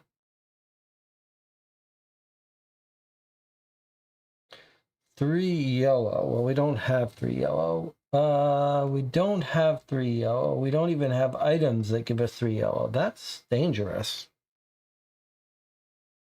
Thankfully, we're on a lit space, so we're going to be okay till the next turn. So we're going to stop our turn here. At the end of our turn, the blue figure goes, so we have to put a token on an adjacent space. We're going to put it here, which is immediately going to disappear. And then the yellow triggers if we were in a space with the threat, we would seal 2 cards. Okay, so that's that for the end of that turn. Here's what's next. It's a red ability, which is if you're within range of 1, you're in trouble. Okay, and then 4 cards. And I think now we should take a break. I'll see you in 8 minutes.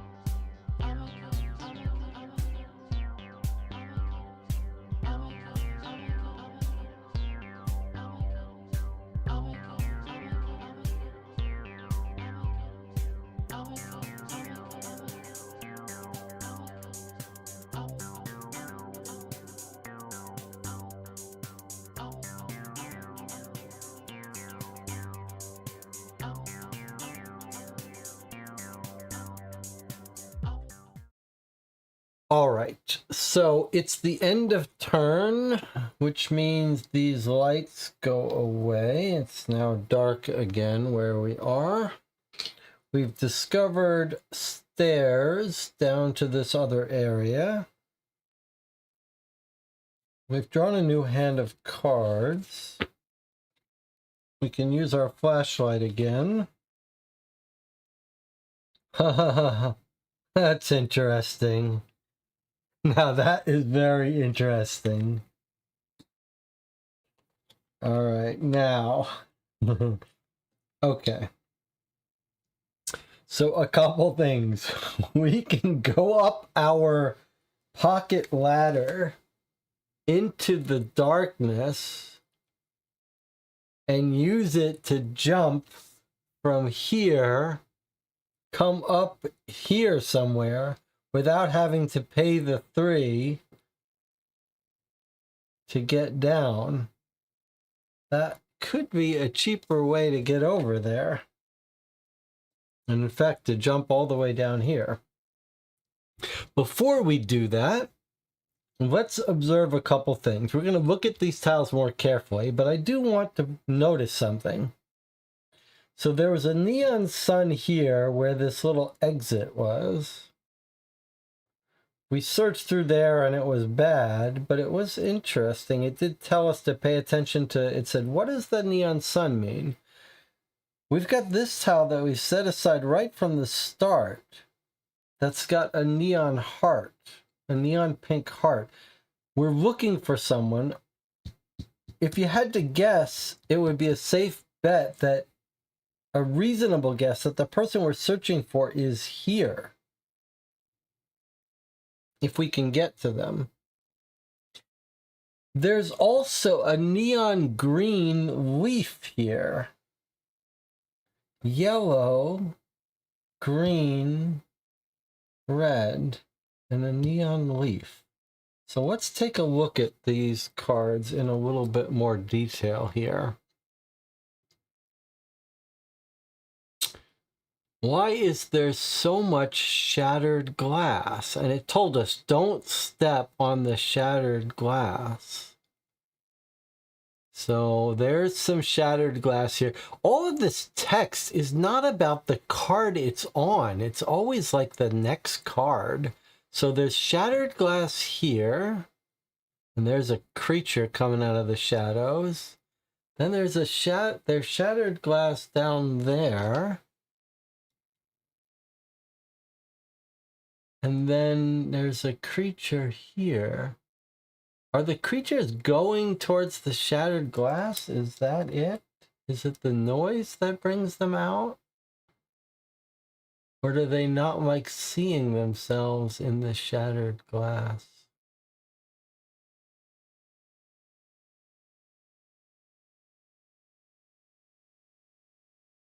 And what does that neon leaf mean?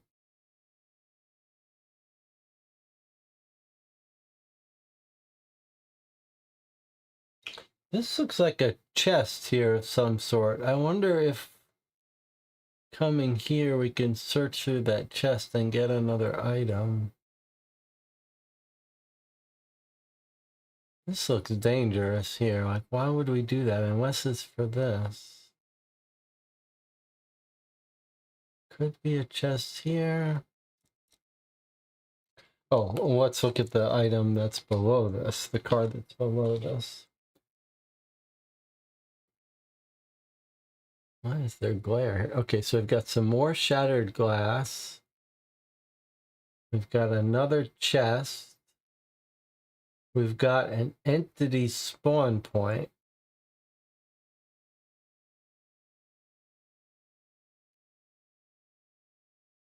And another chest.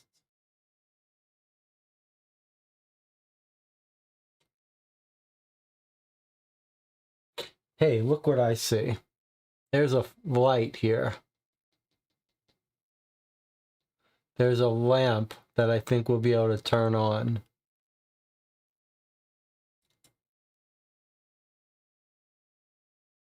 So I think that's promising.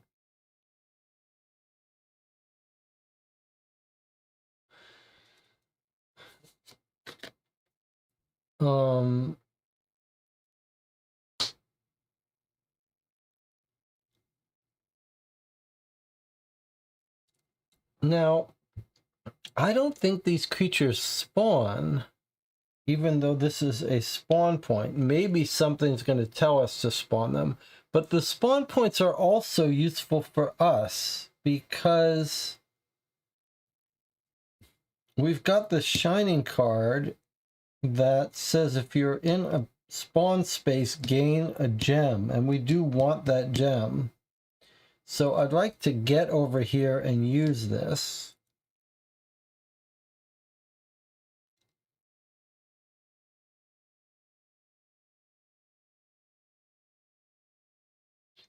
And I do like this light being here. So I'm inclined to use our pocket ladder to jump ourselves into this area. Maybe even jump ourselves here to get this gem.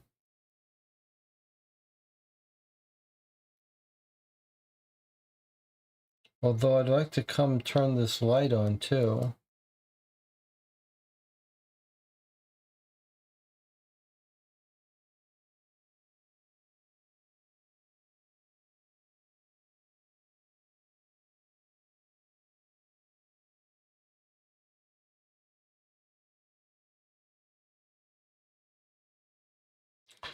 So I think we use this ladder.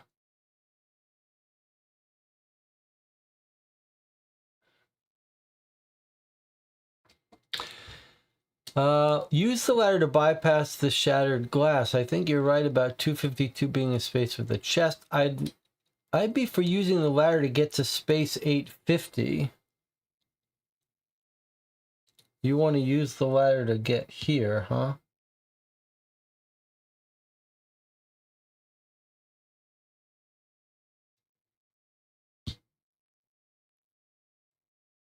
I'm a little worried there's broken glass in the space with the lamp. Yes, there is, but surely we need to find our person. All right, let's use the pocket ladder. So, pocket ladder, first things first, we for free, in the dark, which we are in, we use the pocket ladder. We take 235B, which is the dark room, and we put it out.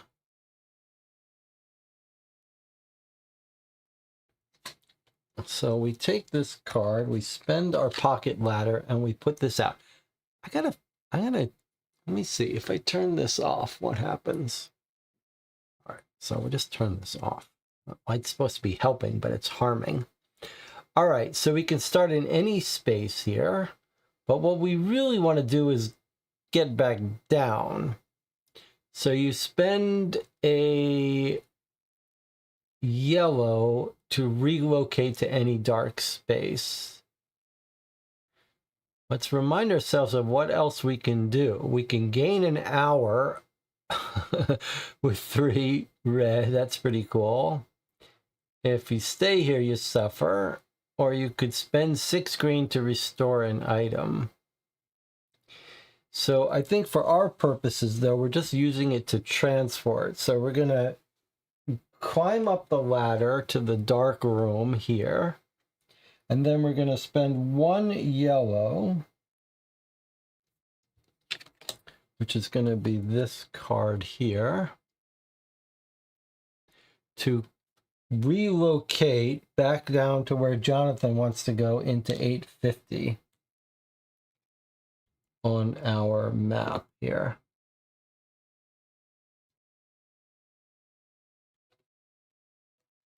And now we are done with the dark room. I think the way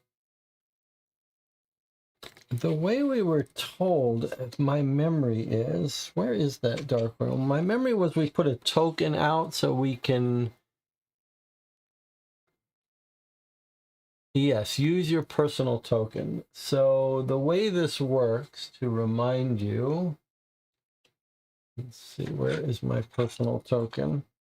Basically, we've built a ladder right there. And the dark room is now accessible from that ladder for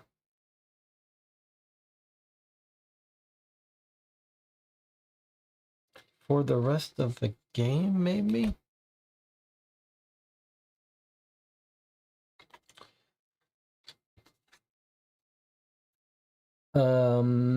All right, now we're here. So what my inclination is to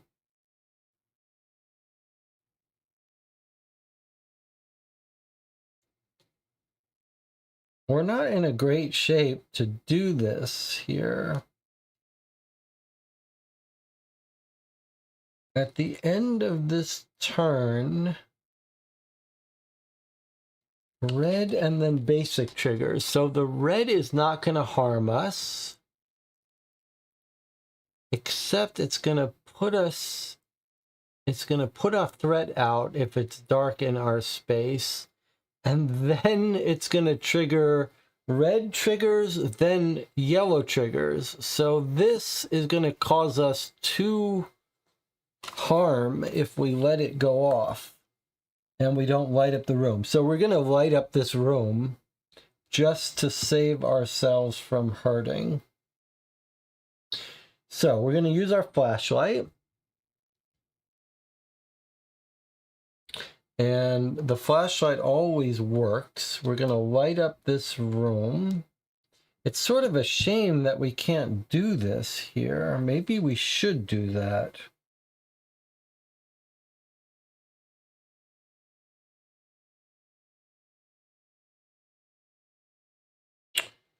I hate to I don't want to get rid of these cards because I want to use them to make sure the flashlight works. Oh, well, I guess we could do that first. Now we're rolling to see if the flashlight breaks.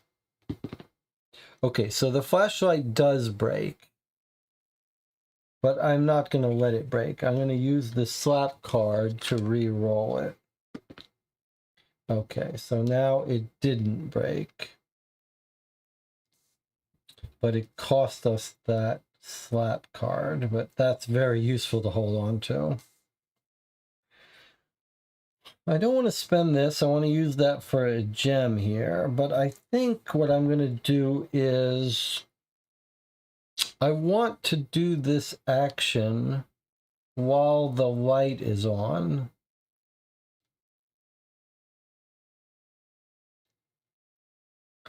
I could roll the die, or I could seal it.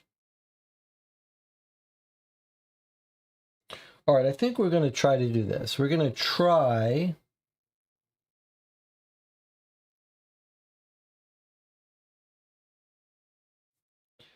we are going to try to do this search action. I'm going to spend this one yellow, and I'm going to roll this to try to get an extra one. If I fail to get a 1, 2, or a 3, 50% chance, then we'll just lose that action.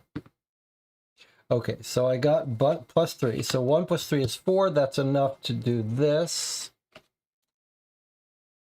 So we can do this search action. I wanted to do it while we were bothering to turn the light on. Okay, so 850 with the light on. We haven't searched this box yet. It looks interesting. Look at the pool of items, gain one of them. Then place a block token on this map action. While we kneel over the box, something moves in the gap in the fractured floor. We could swear that long twisted hands emerge from the hole. If it's a night tile, do this. Okay, well, it's not a night tile, so we don't have to do that. We do get another action, but as we predicted, we've been a little foolish in holding on to 3 items so that now we can't equip this action. We should have used that.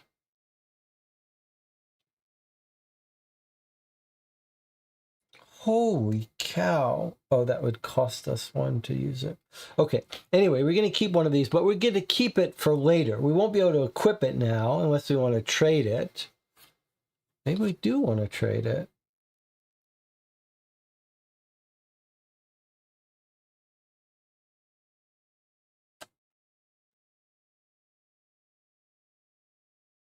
I mean, it's worth quite a bit.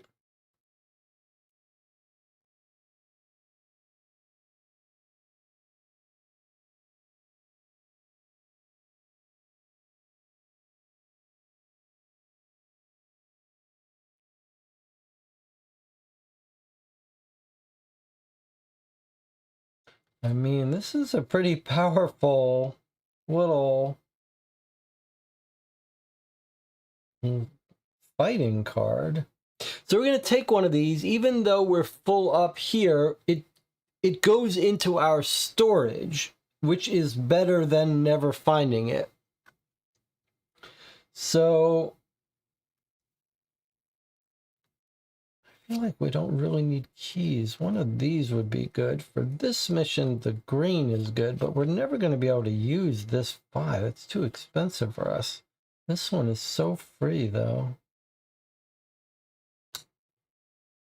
Assault. Are we going to need to assault anytime soon? No, but this is a very useful card to have.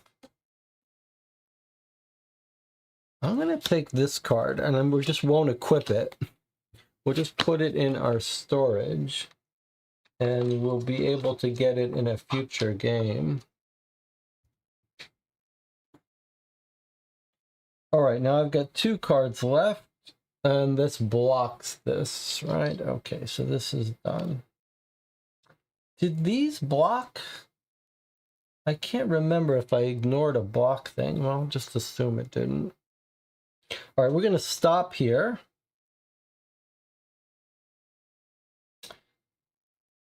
Then we're going to trigger the enemy steps.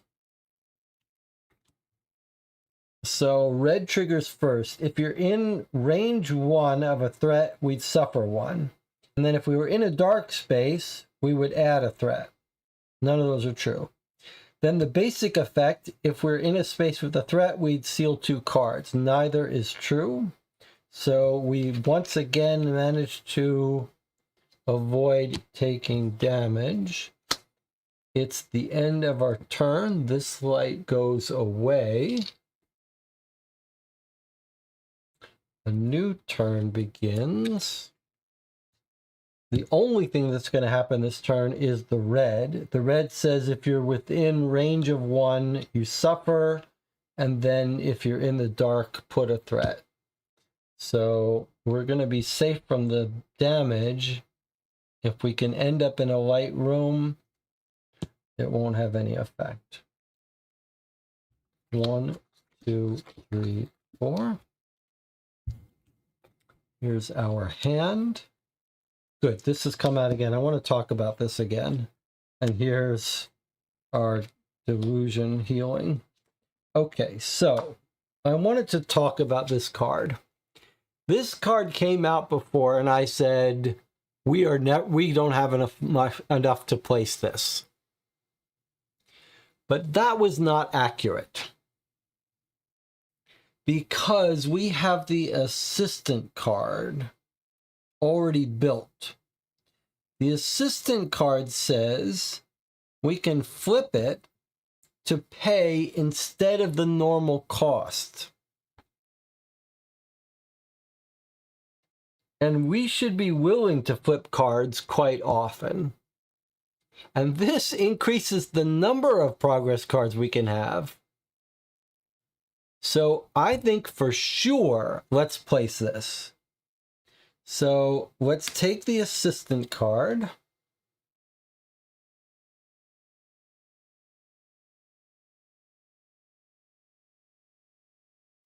Now we could use this to heal 1 distress, but it's not worth it. So we're going to take this assistant card. We're going to flip it instead of paying the normal cost. So this gets flipped. And we get to place this for free. The builder says we can now hold 2 more active progress cards. We did reshuffle, and that's where we took this.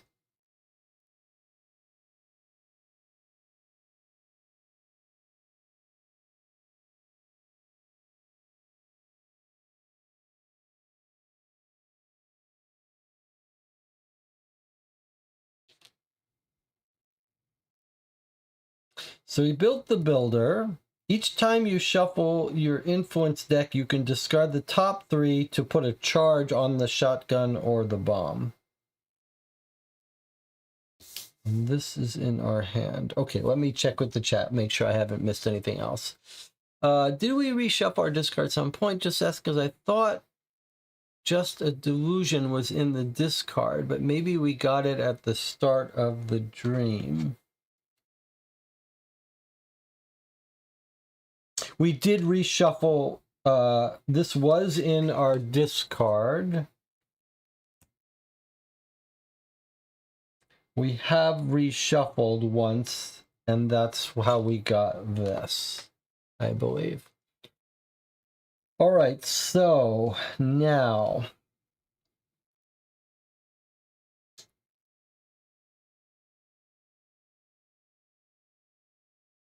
let's remember to use our items.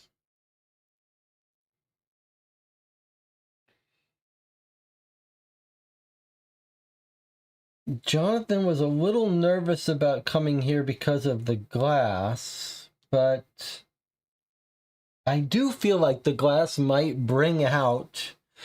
It's true that the glass might bring these creatures out.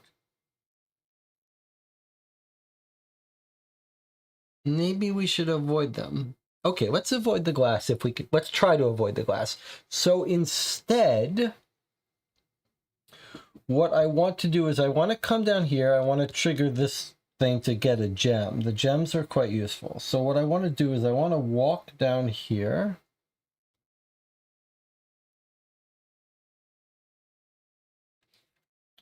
For 1 yellow.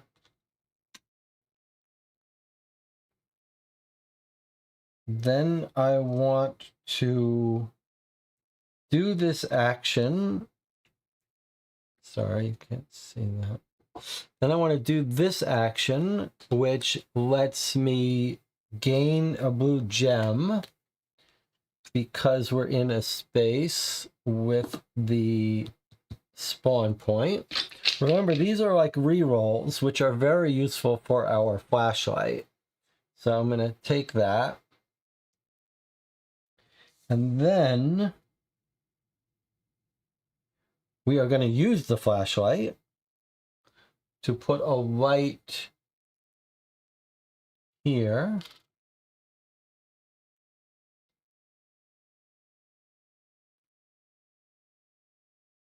And now we have to roll the dice to see if the flashlight breaks. It doesn't. And now we're going to do this 772 action with this card. Although, no, we're going to do the 772 with this card. And then if we have to, we could run away with this card. So we're going to spend this 2 green. Sorry.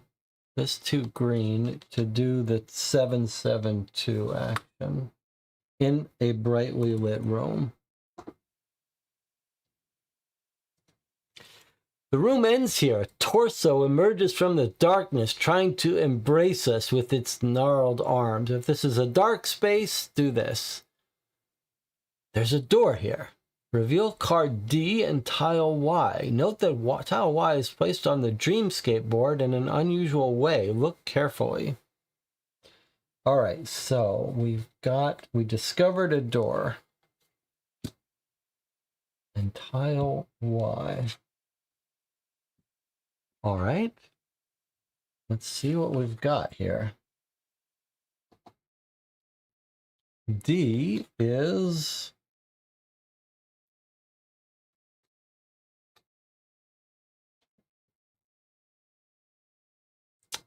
for 4 green, after hours of aimless wandering, relocate your dreamer to the C3 space.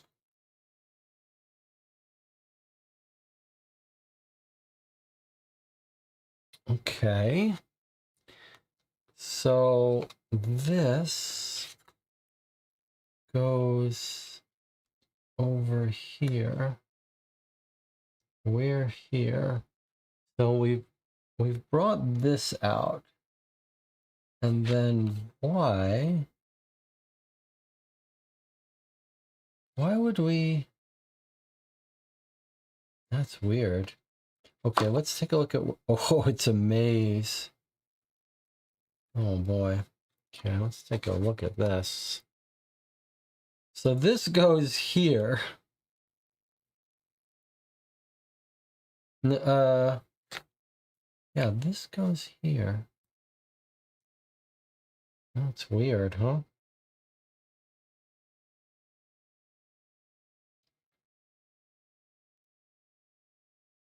So, do we not have a way to get there? Tile Y is placed in an unusual way.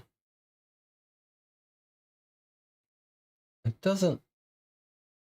Oh, I see. It's here. It's here like this. So we don't know how to get here. I see. This teleports us to here. I see. Okay, okay. All right, let's take a look at this crazy card. So we can teleport back and forth through this red spawn point. Let's take a look at what we're looking at here. So for one yellow, we can jump back to B4, which is here. And from here is what lets us teleport into here. All right. There's a red hatch. What do these colors mean? There's a red hatch and a blue hatch, a blue door, and a green pipe, and a wooden door. How crazy is this?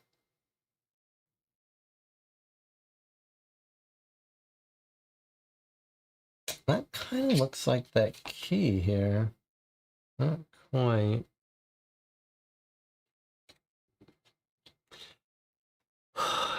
Check the window. There's a wooden door. There's a green pipe. What do these colors mean?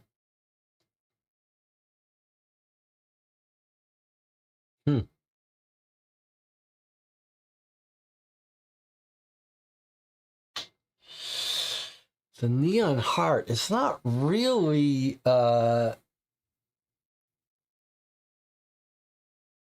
it's not really pure red, but I do think it's an interesting point.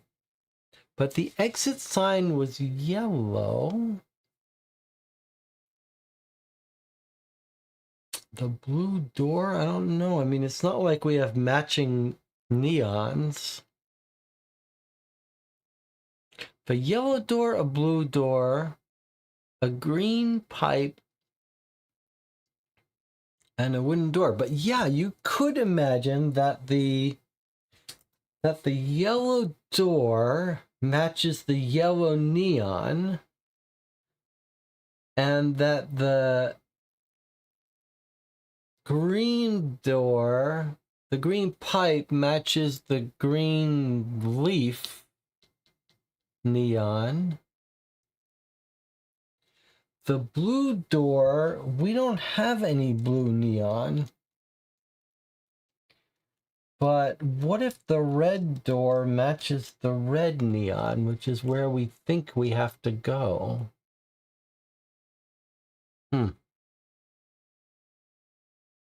Now, there's something else I notice. That is not a darkness. This tile is not in darkness.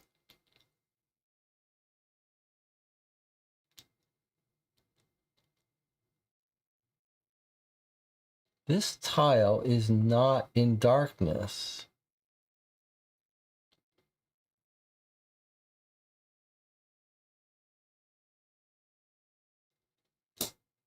I'm willing to try this red neon. Another question might be, though, do we want to leave here yet? Or do we want to find 2 more crates to get these items before we leave? Like, there is a crate looking thing here. Should we try to get this item before we leave here? Or will we have another chance?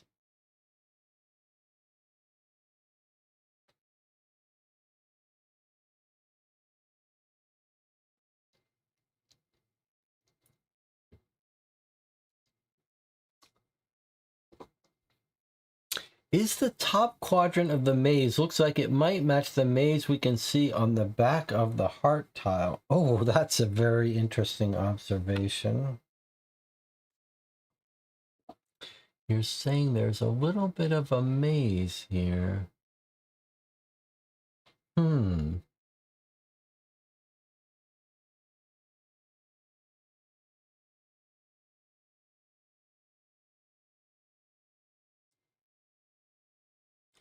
So if we wanted to get to this heart, what are we looking for? An L that comes down into it.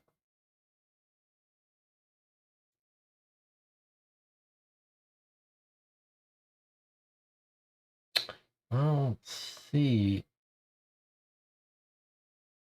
I don't see any card. I don't see any part of the maze that looks quite like that.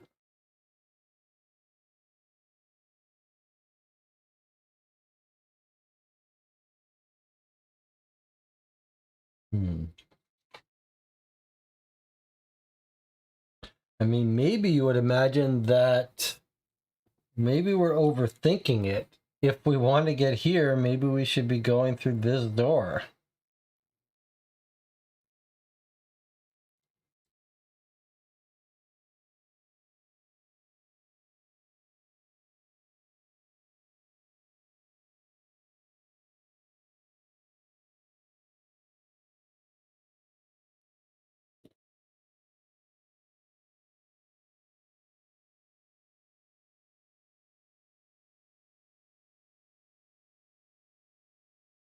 Well, let's end our turn here. I'm going to look at the comment in a second. We're going to end our turn. This happens. The red triggers. The red just says if you're nearby a threat, you take a damage. And if you're in a dark space, a damage threat comes out. But that's not the case. So once again, we've avoided pain. Next time, plain is going to come, and then blue is going to come. Okay, so then this light goes away. We're in darkness again. And we draw a new hand of cards. 1, 2, 3, 4. We'll be reshuffling soon. Not quite yet. Let me get out my hand of cards here. And then we will decide what to do. Oh, it's another progress card, but not one we care too much about.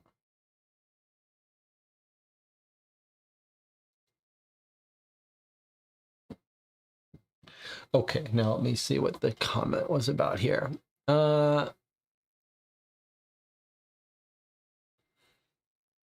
What version of the rule book I'm using? I'm using both of them. I've read through both of the rule books. They don't really differ that much in the interior or except when it comes to saving and that stuff. All right, so I think it matches the top left quadrant, says Jonathan, on the right side of the map segment. The top left quadrant. So Jonathan is trying to match up this.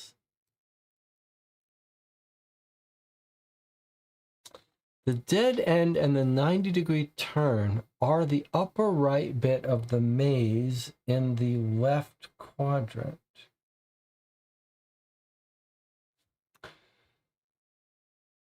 The dead end, okay, well, here's the dead end, and the 90-degree matches the upper right bit of the maze in the left quadrant. Well, left quadrant, you could be a little bit clear about that.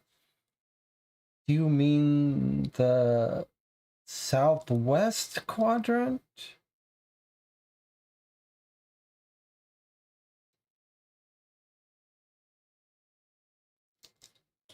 So let's see if we can do it. Let's do it here. Where do you think this is? And this?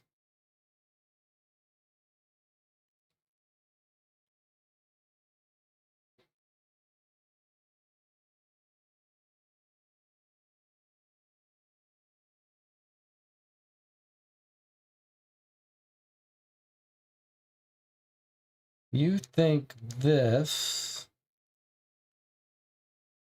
matches this?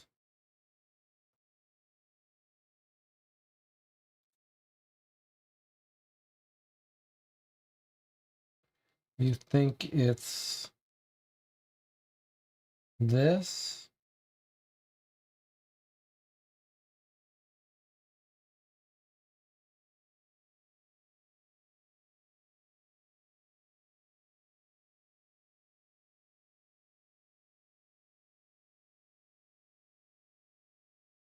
Where do you think this heart is?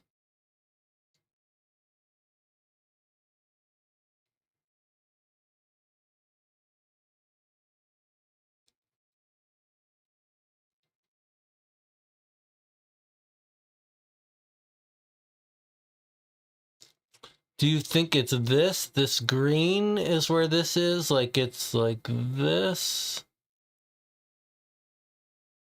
No, it doesn't quite work, does it?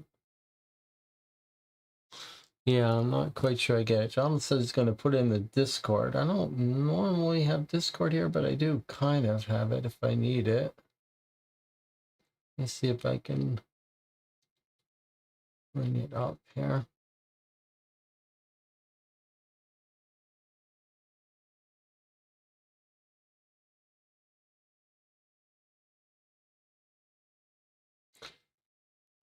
So let's, if we want to do this, we can do it this way. We do have the technical ability for someone to post a picture or something in the Discord.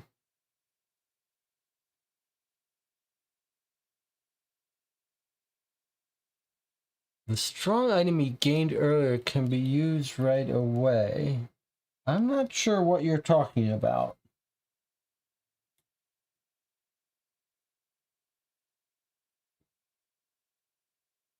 I'm not sure what strong item you're talking about.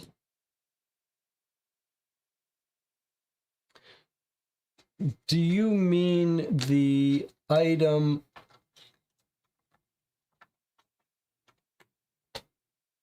I'm not sure. Do you mean this item that I just got? You're saying I can use right away even though we were already at 3 cards? Well, we had no use for it anyway. Okay, I'm waiting for Jonathan to put something in the Discord, and he's not doing it. I guess he's working on it.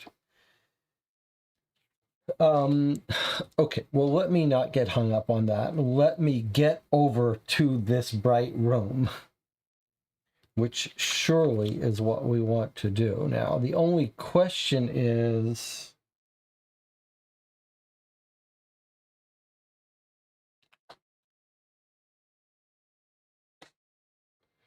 The only question is, do we want to do something else before we get out of here to get these items? Are we in a rush?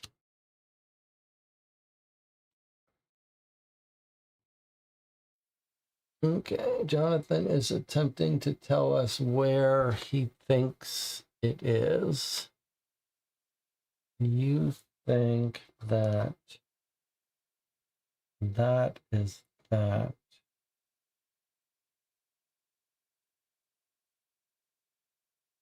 It's an interesting idea, but even if you're right, and it feels like that's pretty ambiguous, even if you're right, I'm not sure that would tell us where to go.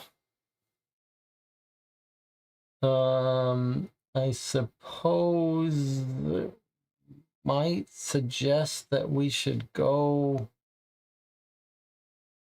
down to the pipe, but I really don't know. That seems like a long shot. I think the more immediate question for us is whether I should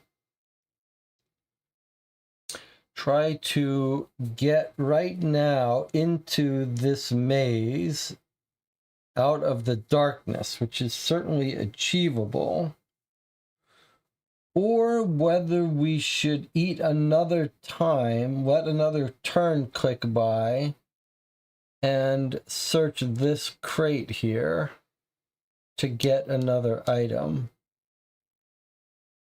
which I think we could pull off.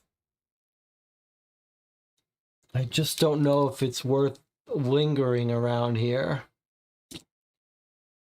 for this item. I mean, this key item is a pretty good way to get keys.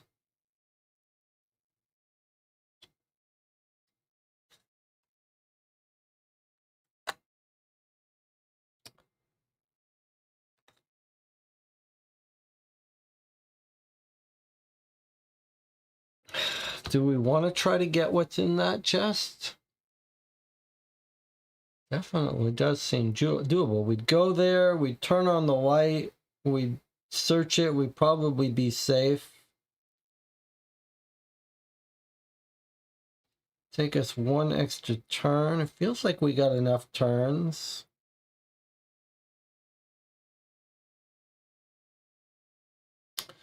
All right, let's be greedy.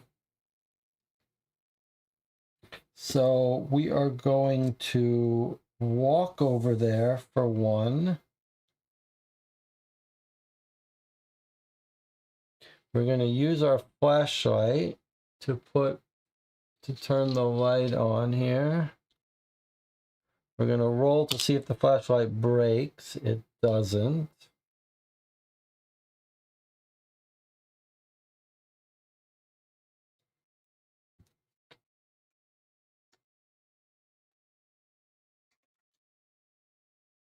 Then we are going to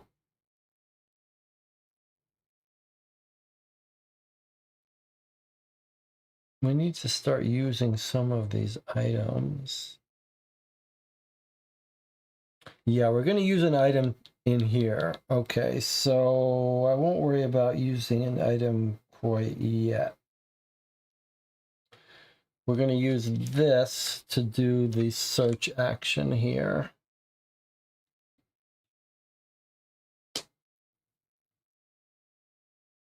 Let's save it for moving. Let's use this green. Okay, we're going to do this action 492 in a brightly lit room.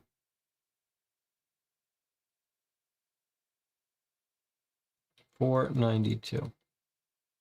Ah, the box. I think I know what I can find inside. Look at the pool of items and gain one of them, just like we thought. Then place a block token. A ghastly yet human silhouette looms behind a vending machine. Or did we imagine it like we did the monsters in our bedroom as children? If this is a dark room, place a threat. Okay, but it's not dark because we lit it up. So we were right. We calculated that risk and to get an item. Okay, which of these two items do we want?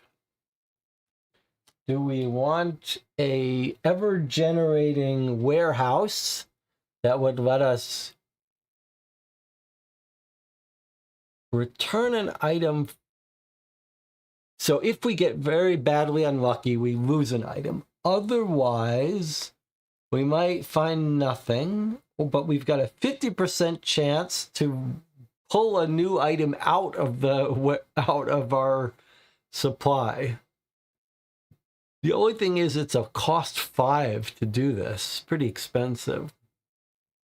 Or we could get this key card, which is itself a 3 green, which is pretty powerful. But I mean, items are very powerful too. Depends how important it is for us to get keys rather than for us to search them out on our own in the slumber map. You got a preference here, Jonathan? What do you think?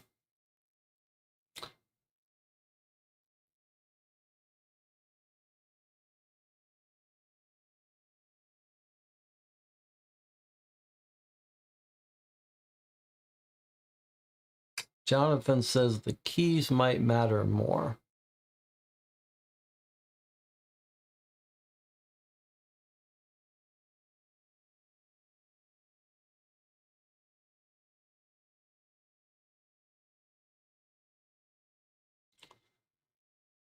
I mean, 5 green, that's very expensive, but and lose an item. I don't love that. This one's all good. All right, let's take the keys. So we're going to take the keys. We're not going to hold it in our hand. We are just going to put it away. I think Dragon was saying maybe we could use these right away. Could we use this right away in our hand? Is that what you were trying to say, that you think we've already got 3 items, so we can't carry it? But are you thinking that we could use it now before I have to put it into storage? I think maybe that's what you were saying. So I'm going to use this now as I put it into our storage to get ourselves a 3rd key. Not that we really need it. Okay, and we didn't suffer the negative because we lit up this place. And now we would like to walk back. I'm going to go ahead and use this yellow to walk here.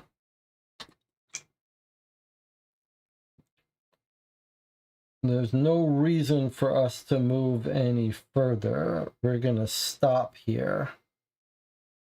At the end of our turn, the basic effect goes off. We're not in a threat, so we don't suffer that. Then the blue effect goes off, which means we have to put a threat in a neighboring space. We're going to put it here, which is immediately going to get burned off by the light that we left here. So far, we've done very well with this. Thank God for that flashlight. Our turn ends. There's no more draw deck, so we must suffer another distress or seal cards. I don't want to seal cards, so I'm going to suffer another distress. Let me just make sure that there are no other options.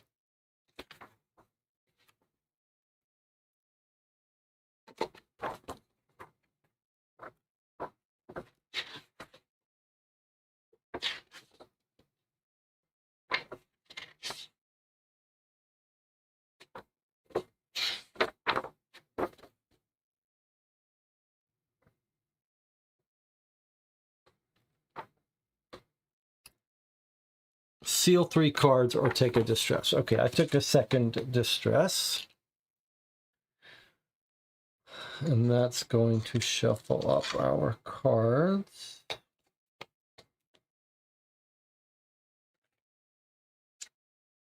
Each time after reshuffling your influence deck, you may discard the top 3 to put a charge or to gain a blue. So I think we should do that.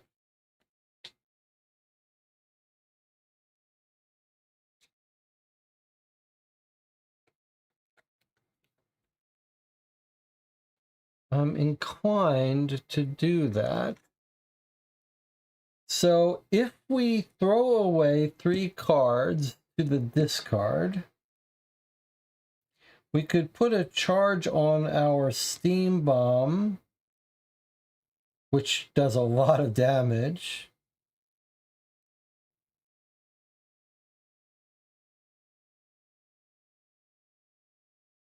Or we could spend it, that would add another 1, 2, 3.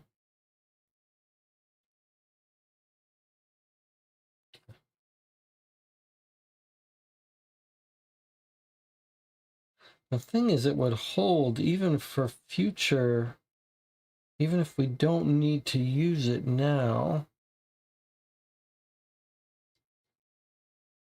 But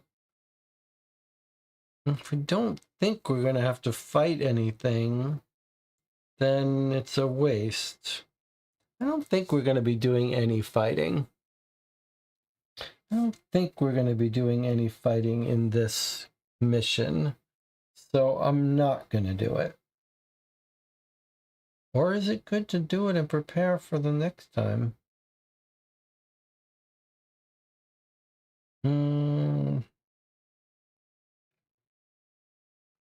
Let's wait. Let's wait. I don't want to... We're getting dangerously close to eating more distress.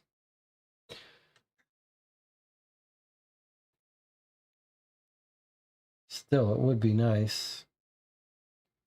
5. Are we really going to need 8? No. 1, 2, 3, 4. I'm not going to use it.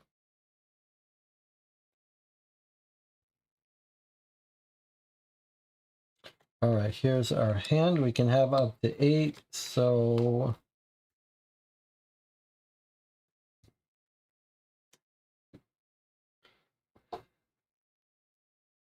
All right, we need to get here and use 4 green to jump over here. So we're going to use 1 movement. We'll use this one, I guess. 1 movement to come over here.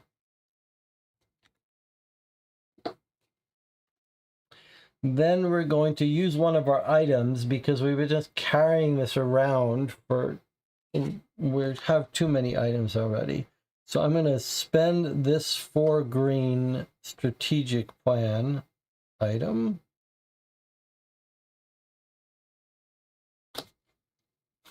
To put this in our used storage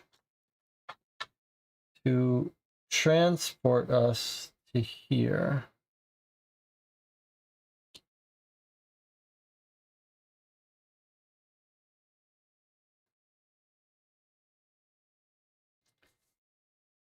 We're in the labyrinth now. Are we going to have to make our way back? We don't know. We're no longer in the dark, so we're kind of safe from these creatures for now.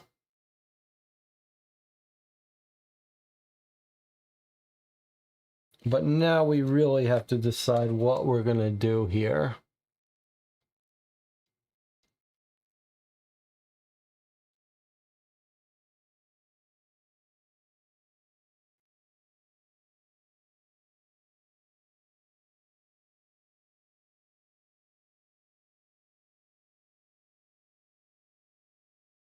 I think we were going to try to do the color of the heart with the red. That was our... I still think that's our best bet.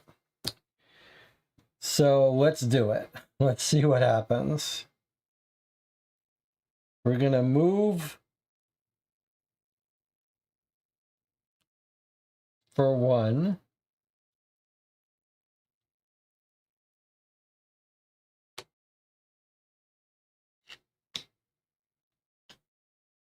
One yellow to move. And then we're going to open this red hatch.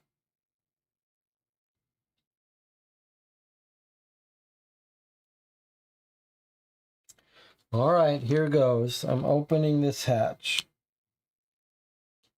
S460. I'm opening the red hatch. Is this a good idea? I don't know. I don't have a better plan. Here we go.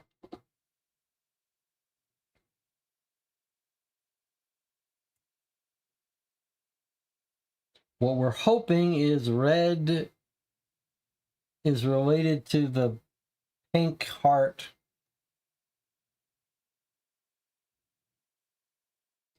Just a reminder, after the dream, as long as you didn't die, you'll keep all your progress in your current state. So if you don't use something during the dream, you can still use it on your next slumber, yes. All right, here we go.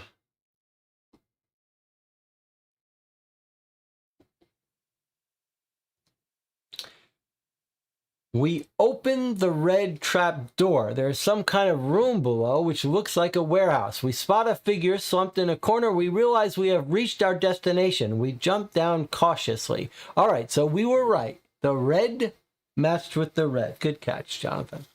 All right, so now reveal tile Z. Place your dreamer on the space in the C1 tile. So that's what we were hoping, that we would get to Z. Reveal card L and spawn the masked man token in the only space without an action. It's the dream monger, and he's chained to a wall. Dream's not over yet, but we found who we're looking for. All right, so let's put this here. Okay. Reveal the Z tile. So this tile with its pink heart, that's how we decided red door. What have we got now? It's a warehouse. There's the heart, just like we hoped. There's a, looks like a safe up here. All right, now here's that dead end thing again.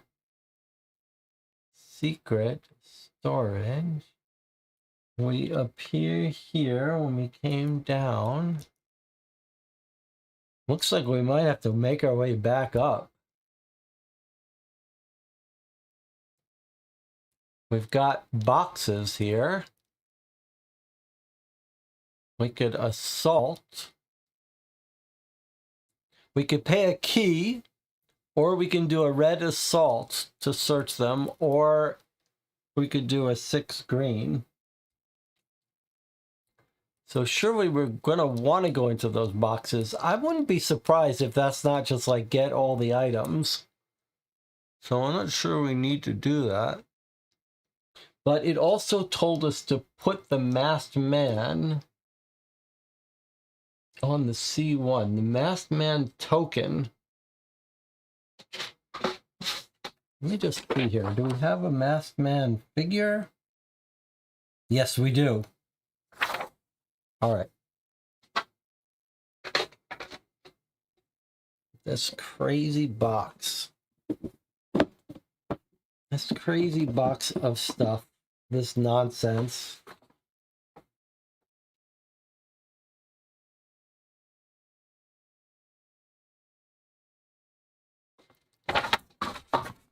Masked man. I mean, masked man. We're looking for this. This is ridiculous, really. We're looking for this figure, which looks like a guy speaking into a microphone. I think it's this guy right here. All right, so we have met this creature.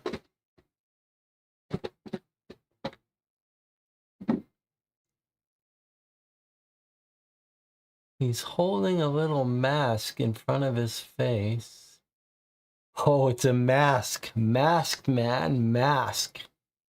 We're going to get a new mask. We are going to get a new mask here, which is very exciting. He's got masks on the floor. He's got masks in his cape. He's got a little like Mexican mask of the dead. He's got some weird stuff around him on his hat. Okay, so we're putting him here in the only space where there is no action. So, oh, there's the strong box. So on this space, we can jump back to our normal map. On here, we've got a strong box. We can spend a key or an assault to open it. Now I wish I had boosted up that red. So we've got 2 places. One is the steel strong box and one is the intriguing boxes. Here it says, oh, it looks interesting. Here it says nothing, but there's the heart. All right. And then we need reveal card L. Is that going to tell us about this guy? This guy's supposed to be friendly to us. I hope they're not going to make us fight him. What is L? The dream monger. The dream monger is here. Someone chained him to a steel closet. Try to free him. So 3 assault, 3 wrath, or a key, we free him. From now on, he may move and relocate for free with any dreamer if they're in the same space. When you're in the exit space, read 200. Okay, so we're going to have to travel all the way back up. Now, the good news is we left very little threat on the board. And it says to start out, he takes a thing on him.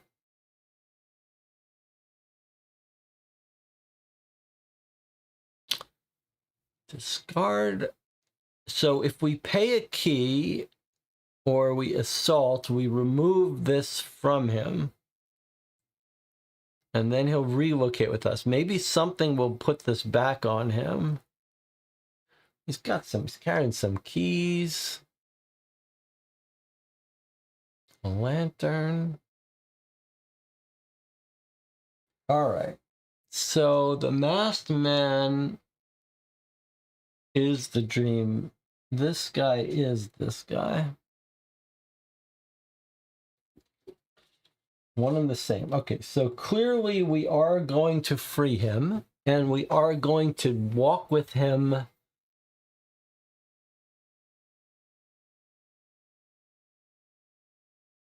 to the entrance. But before we do, we're going to want to get some of this stuff. The question is, how much of this stuff do we have time to get?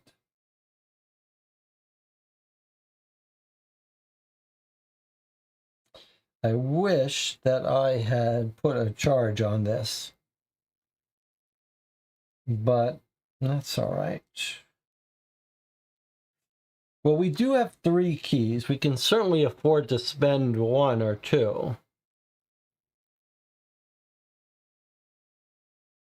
John said, I think we should only have 2 keys because there was an issue about gaining the item. I think I like the house rule that if you get it, you can spend it right away. I did a similar rule in 7th Continent when you're eating. Like, if you can't store the fish, but you can eat the fish, it's okay. But we'll just I'll keep these 3 keys here for now. We can decide that later. All right, well, why don't we take our next break here, and when we come back, we'll decide on a plan, including whether we want to try to get both of these crates open before we make it upstairs. I'll see you in 8 minutes.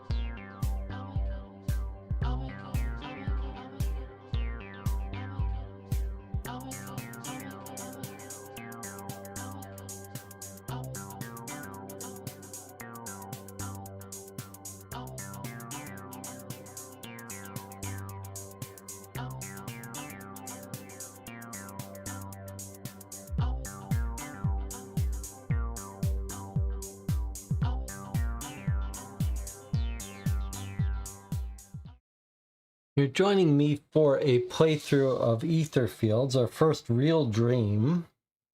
We have discovered the masked man locked to a cabinet in the basement. We're going to have to rescue him. But we have some decisions to make first.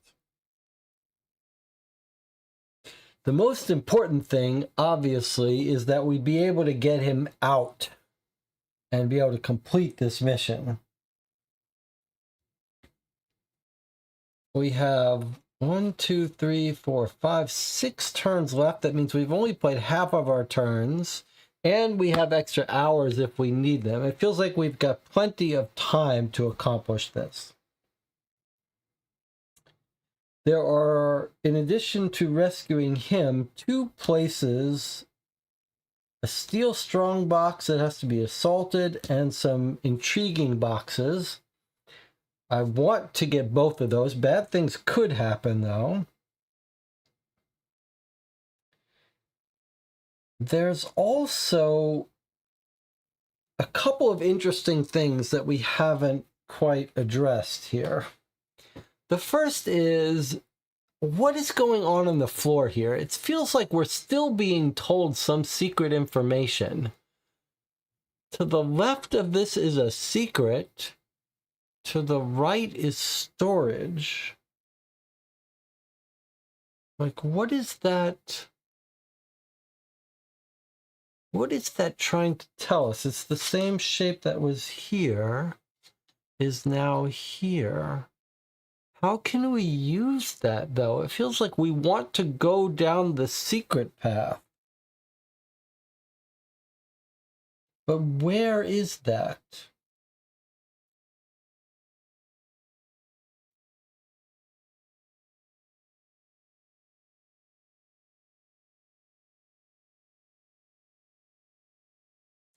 Then the second question, which might be related, is that, as Jonathan was pointing out, if our understanding of the color of the doors matches, that's how we got into the red heart room by going to the red hatch, then Jonathan's saying, well, if we just go now through the yellow door, we should end up at the exit, which is where we want to get to. So that should be easy. And then the question then becomes, well, if we know where the red goes and we can guess where the yellow goes and we can guess where the green goes because we saw a green leaf, where does the blue go? Where does the blue door go?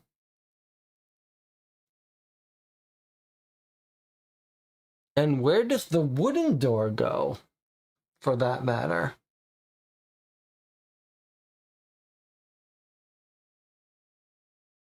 And do we want to try to go into those things? I'd like to answer this question first, though.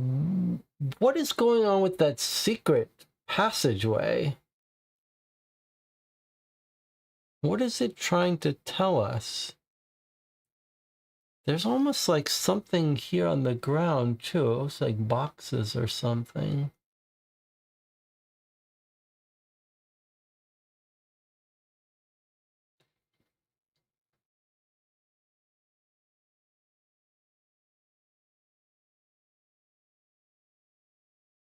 Do you think it's like this is the storage room? So is it saying like the storage room is here? And there's a secret room here?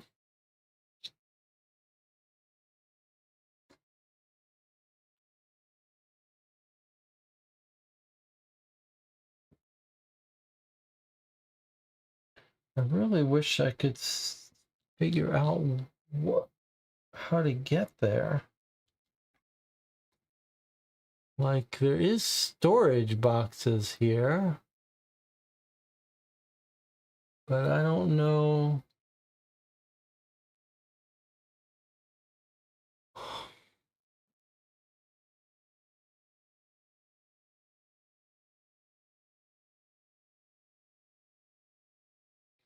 I just don't know how to make sense of that.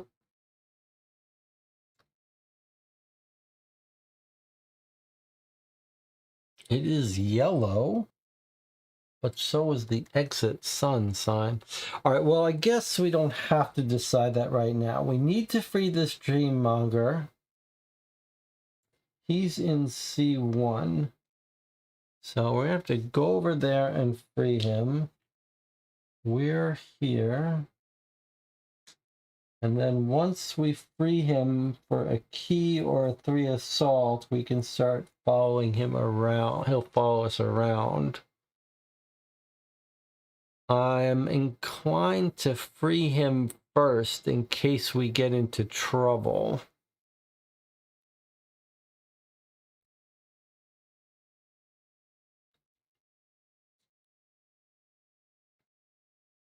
So I'm going to spend...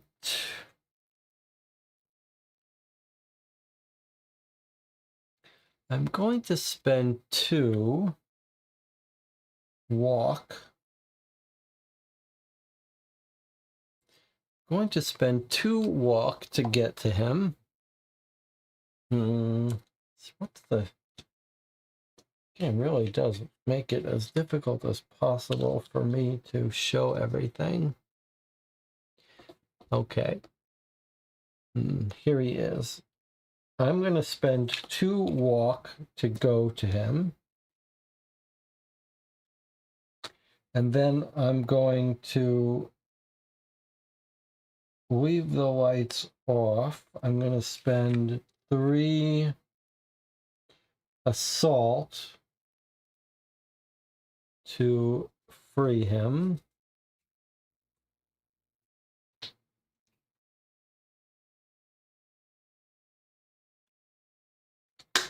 Which frees him, removes the block from him. From now on, he may move or relocate for free with any dreamer if they're in the same space. So basically, he just travels with us. Okay. And looks like we're almost out of the block things, but not quite. Okay, so that's it. He's with us now. And we need to escape with him. All right, so our turn is over. The enemy turn triggers. We're not in a threat, and we can't place on an adjacent space.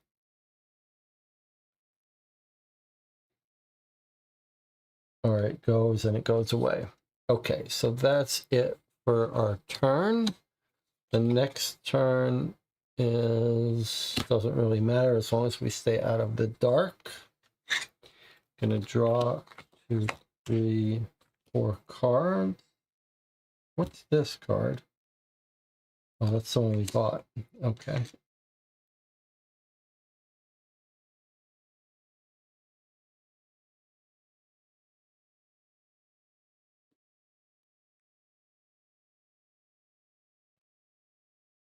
All right, so if we get to this space, we can trigger that to get us a new blue gem. We've got greens, but that's not what we want. We really want reds. We could steal this for 3 reds.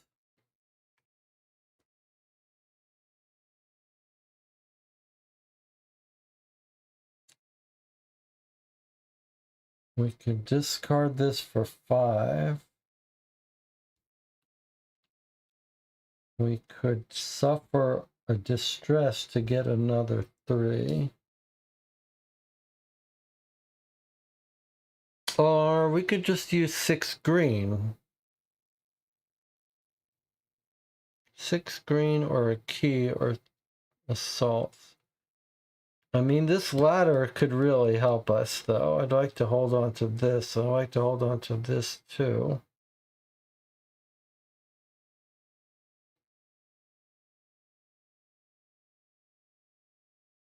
I'm happy to eat 1 key, but I don't know if we want to eat 2 keys.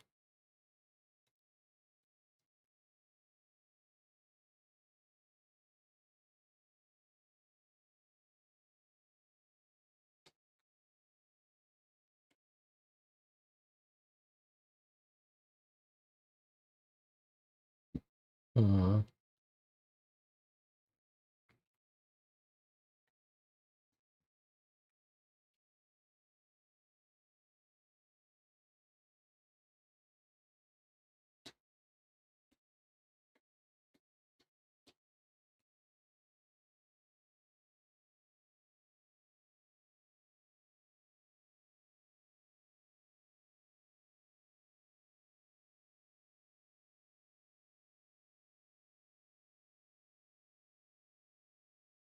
All right, let's do the strong box first.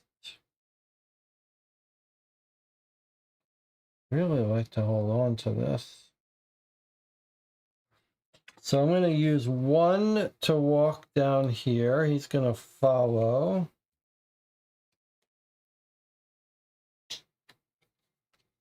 And then we're going to use this helper for 4. Well, let's do the key first. Okay, so I'm going to spend one of our 3 keys to pay to open the strong box. We could use a green, we could use an assault, or we could do that. So we're going to choose to block this and spend a key to open the strong box. Here we go. Let's hope we don't regret this. We could use the luck die to try to get extra influence. If you miss, you lose everything you spend. So it's very risky to try it when you don't have a bunch of rerolls. All right, here we go. Incredible. What a shame we can't take the strong box with us, but it was still worth opening it. Each dreamer gains 1 ether. All right, so we got an ether. You can't even see the ether. Remember, when you run out of block tokens, you have to place one. Take the token from the furthest space. That's fine. Okay, so we got an ether. Was that worth it? I mean, the ethers are hard to come by, so maybe it was.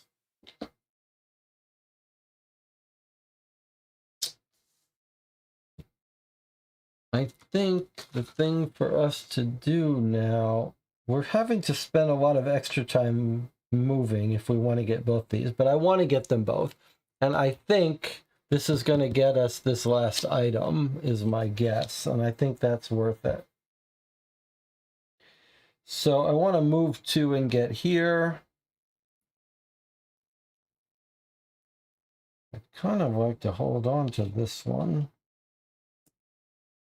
because I think we might need this. And I want to hold on to this one. There's no downside really to taking a little bit of extra time since we can hold 8 cards. I'm going to go ahead and pass my turn here. This goes off but doesn't do anything. Our next turn, again, is not going to do anything while we're in the light.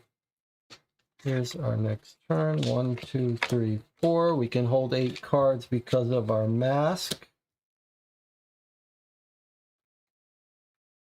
Let's see what we've got here.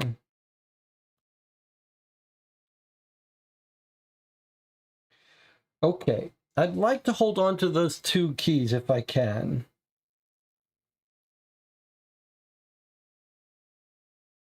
So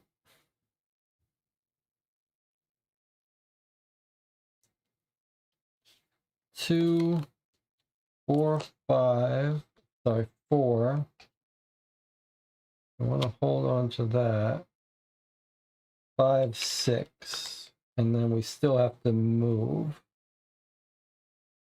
twice, really. Yeah, okay. So we're going to move with this one to generate a yellow to move over here.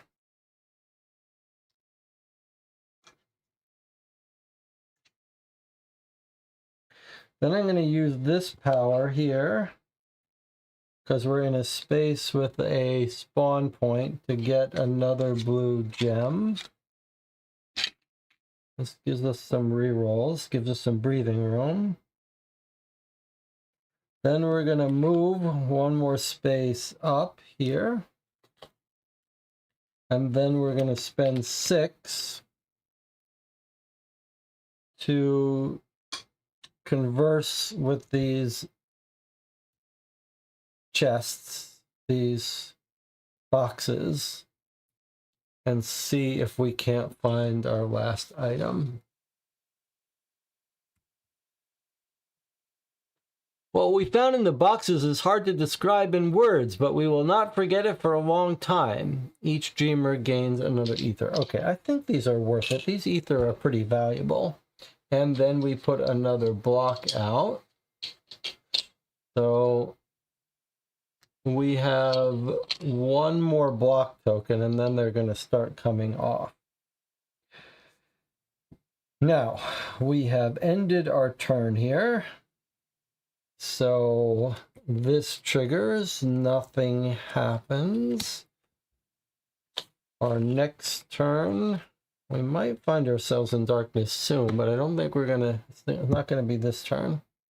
Okay, drawing up 2 cards. Now we have to reshuffle. Do we want to take another distress, or do we want to seal cards? I feel like you often get to unseal some cards, so maybe it wouldn't be the worst idea to seal cards, but I'm a little bit nervous about time now. So I am going to take another distress. That may be, that's a little risky, 3 distress. But we haven't been getting injured here, so I think maybe it's not the worst thing. Okay. Here's our 4 new cards.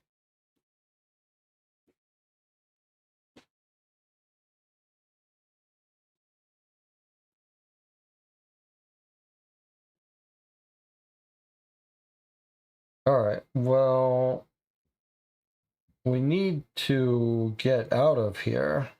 Wow, we only have 1 yellow. That's going to be a problem.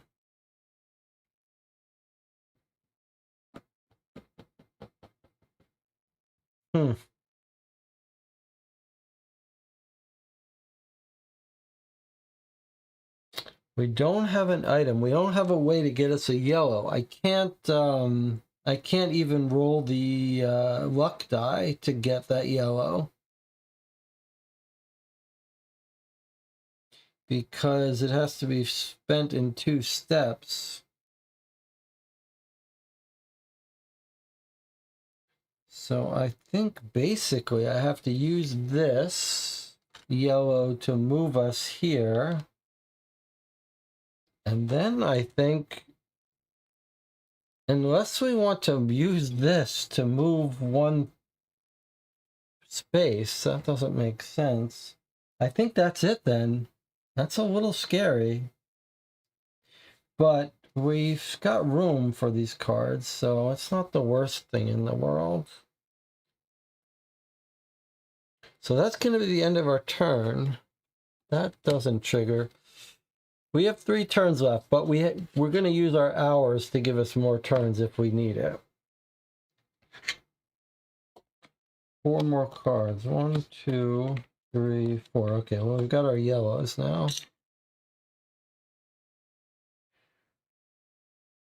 For 1 yellow, we're going to go through the portal to here. All right, now it's time for us to make... You still have the gems, yes, but I can't use the gems to move, can I?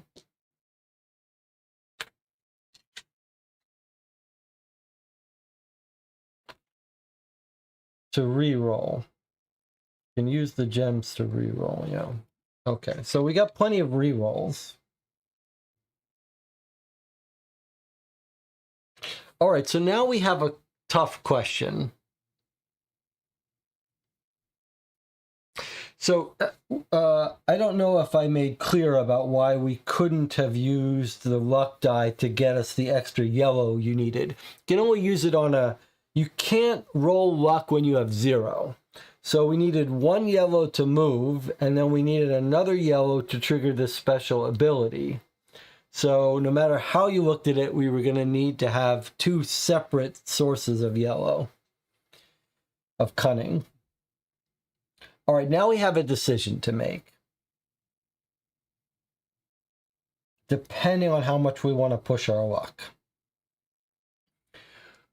We could spend 1 yellow to jump in the dark and then start doing our ladder to get ourselves basically home in 1 step. Or we could come to the yellow door and see if it goes to the exit as we suspect.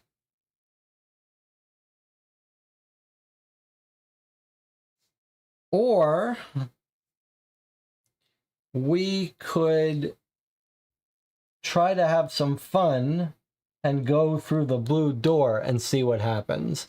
Now, the good news is we're going to keep this pocket ladder handy. So if we transport us anywhere where there's darkness, we'll be able to get into that ladder and get out. So it's not as scary as it might otherwise be.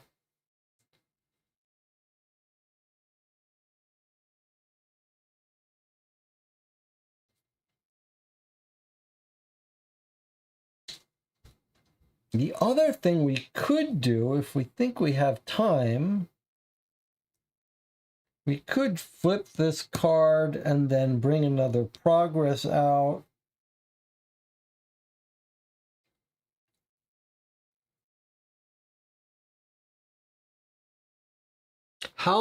Let's see, the only thing I'm worried about is something flipping one of those tiles back, since it talked about making a map. Yeah, I would have to flip. I mean, with our hours, I think we're fairly safe. It's just a matter of cost. Do we want to go in one of these doors? I wish I knew where the...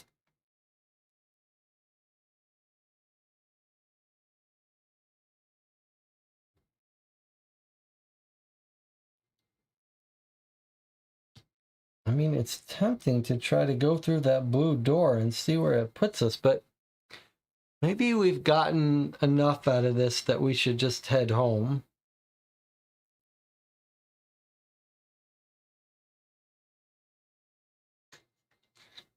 Don't have enough turns.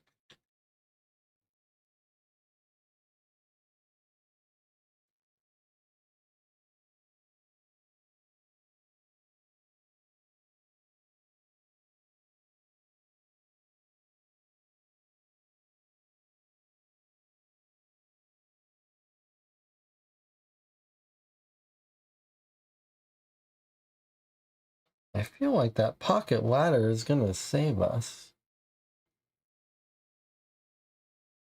I think we should do some preparing for the next one. So I'm going to spend these 3 green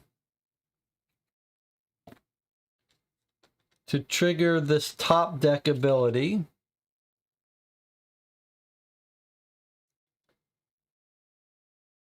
To discard this card, flip this guy up, and then I'm going to use a gem to place this progress card. I'm trying to prepare us for next turn. Because it's so much cheaper, this is a very expensive card to get out. All right, so now we've got this. Now, Jonathan says, do you think those yellow lines on the map tile are actually a pattern for the maze? That's what we're talking about. That's what we're talking about.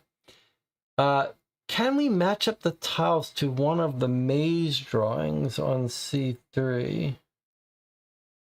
Can we match up the tiles?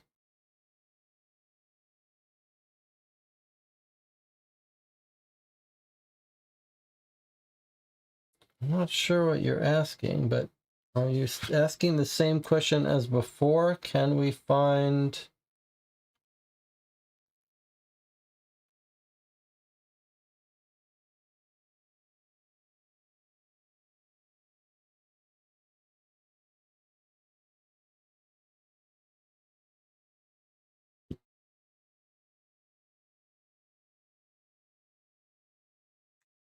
Can we match our larger dream map to one of the tiny mazes?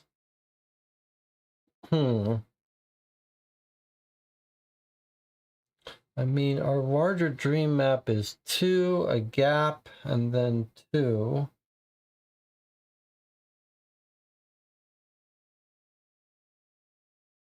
I don't really know how to do that.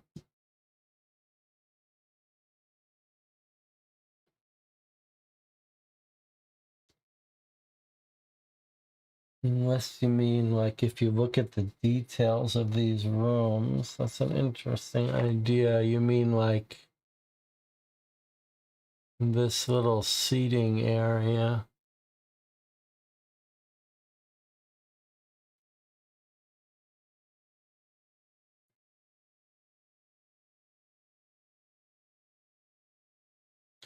Oh, I just don't know how to... I don't see it. It's possible. There's some weird things on the floor. I don't even know how we would use that, how we would interpret that. We could absolutely walk there and go into the blue door if we wanted to. But that would put us in some scary room without any turns left.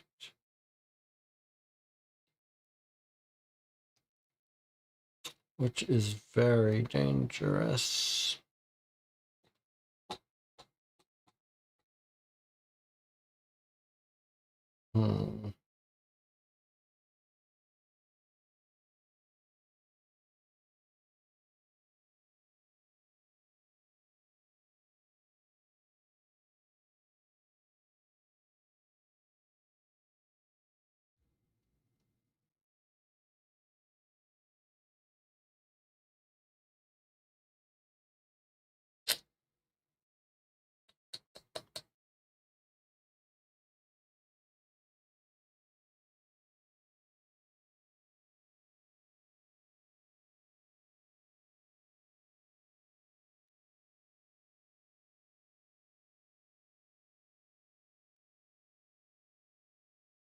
I'm just trying to decide if it's worth it trying to go through one of these doors. Just head back through yellow since we don't have a good hunch on the map.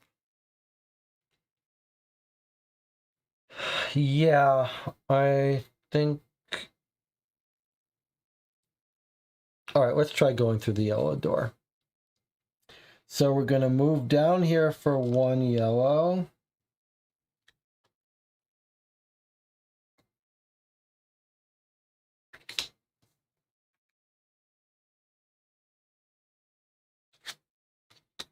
And then we're going to open the yellow door with this card. It's a little nerve-wracking to be doing this with not much in hand, but here we go. We're not going to push our luck going through random doors. We are just going to go through the yellow door, which we think we know is going to bring us to the exit. 653. The yellow door. Do we really want to go in there? Look at the whole dreamscape. Think about where it could possibly lead. What do these colors mean? If you're sure you want to go in...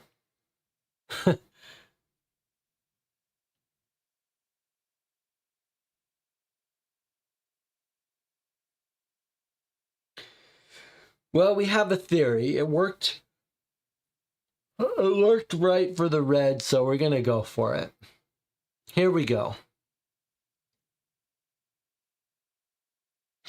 And nothing terrible happened. We're in the next room. It's kind of familiar. Wait, this is place your dreamer in the exit space of A1. So, bloop, we did it exactly right. We figured out how this world works. And we popped to the exit. Just exactly what we wanted to do.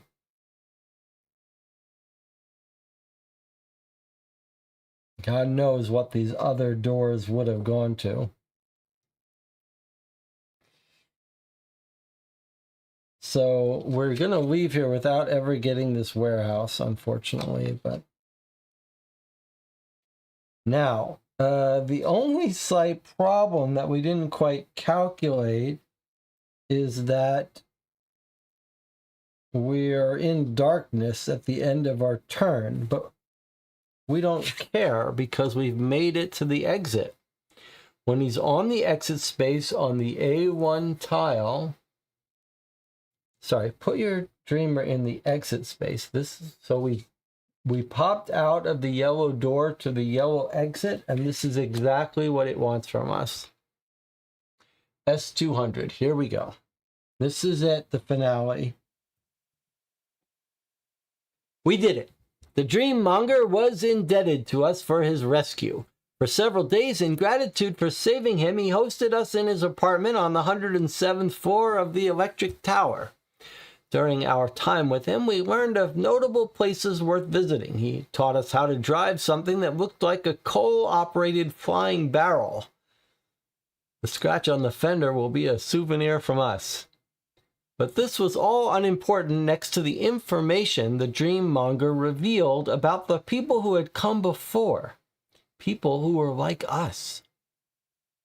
He looked at the window, speaking to our reflections. You're not from here, are you? You're not the first ones who came from beyond. There were 4 others. It was so long ago that the memories are buried too deep in my mind to fully recall. They were looking for something important. I heard they never did find it, though. There was something about it in the newspapers. The articles should still be in the great library.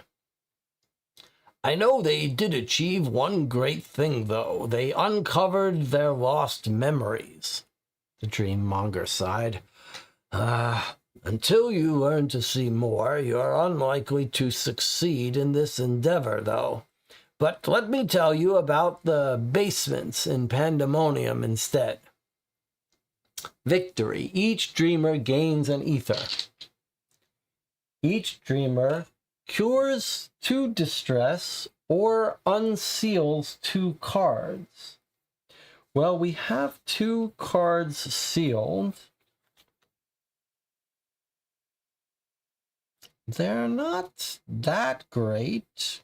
And we do have 3 distress. I think I'm inclined to cure 2 of our distress instead. How do you feel about that? I'm not sure because, like, the less cards we have, the quicker we accumulate distress, but I think I'm inclined to cure 2 distress rather than unseal 2 cards. All right. Add the tile 237E, Dreammonger, to the Slumber deck. Remember, all newly gained Slumber cards will be placed at the bottom of your existing deck. Okay, so this is a weird thing. 237E. All right, so I'm not going to look at this, but basically it's a new thing is getting added to our Slumber at the bottom of our Slumber deck. Okay, fine. Gain tile W, a Pandemonium Dream World. Tile W. Oh, I see. Okay. Tile W was one of the tiles that we got when we started this mission. Okay. Tile 239M, basements are calling. So it's a new dream we can go into. 239M. So we've learned about a new dream. The basements are calling.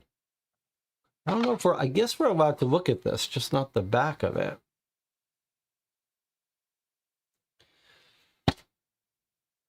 All right, so here's a new dream that requires 2 keys that we enter from Pandemonium. We're not allowed to look at the back. Now, you'll have to cooperate and work together if you're going to survive. This world doesn't like you yet, and you all stick out like polka dots on a zebra, no matter where you go.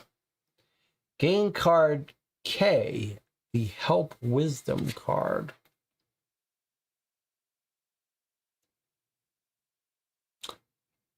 Okay. Help, it says. There's more than one dreamer playing, they may help each other. Whenever a dreamer performs an action, spends at least one intent, one other dreamer may support this action by discarding one influence card with the same intent. That sucks that we're not going to benefit from that. All right. He kept talking, but his words triggered a darker thought, which distracted us. A strange shadow of a man was lurking out of the corner of our eyes, following us ever since we left the market. 237F, the nightmare janitor, to the slumber deck. So we've got a new slumber. Okay. J, the shrinking item. Flaw. Shrinking items to the flaw deck. Okay, here it is. I'm not gonna look at it, I guess. I guess I'll just add it to the flaws, which we haven't gotten any flaws yet, but we will. Add all item cards in this dream that you didn't gain to the market.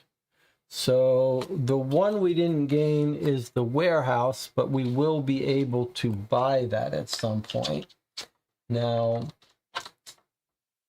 I don't know that I have a market section. I've got the cards we have in our storage. I need to print out a new holder for that. Restore 3 shopping cards.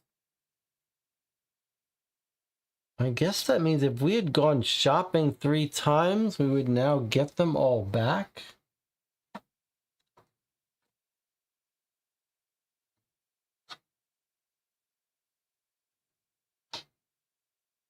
We spent 1. 241C. Yeah, they're all gone. We spent 1, so it comes back. But that's okay because we didn't have... Well, no, that's a waste. So if we had gone shopping 2 more times and gotten free gems for it, well, at least we went shopping once, I guess. But this would have restored them all. Change the season to ordinary days, which it already was. Discard the current dreamscape. Remove from the game all cards and tiles of this dream except for those already gained, as well as the dream gate. Reveal the 2 starting slumber map tiles and place the dreamer on those spaces. So there are 3 cards that we never got access to because of our choices in this dream. There's a wisdom, a fate, and a something else card that I just peeked at, but not enough. So because we didn't explore this fully, there are these 3 cards that we never get.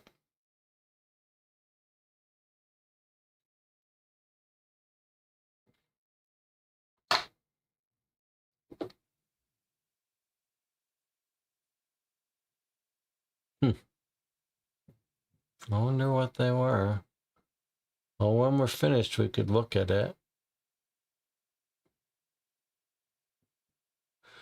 So let me make sure I understand what it's telling, how it's telling us to clean up. Basically, it's saying the dream is done, so it gets removed from the game. We'll never go back to that dream. It's done. And then it's saying reveal the 2 starting slumber map tiles. It's just basically resetting the slumber map. It's not telling us we're in a slumber now. It's just saying basically the slumber is ready for us. All right, so here is our guy that we made friends with. The masked man, the dream monger, and he said 4 people came before us.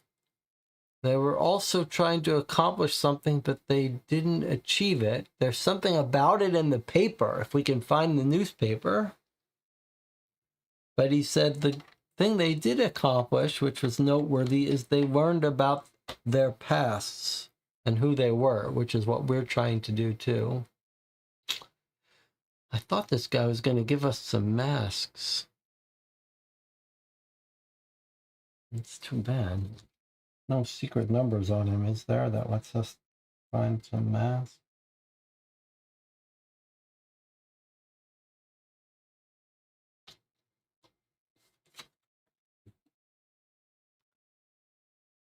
He doesn't look like all that happy a guy, but he was pretty happy in real life when we talked to him.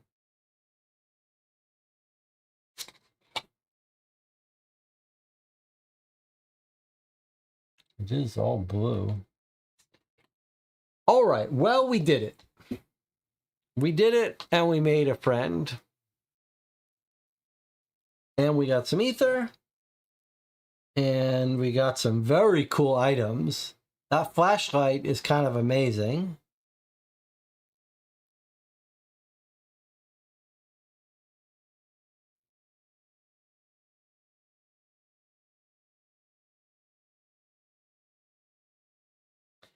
Jonathan says, I suggest we consider playing on until we get to another dream gate. Then next session we could start another dream.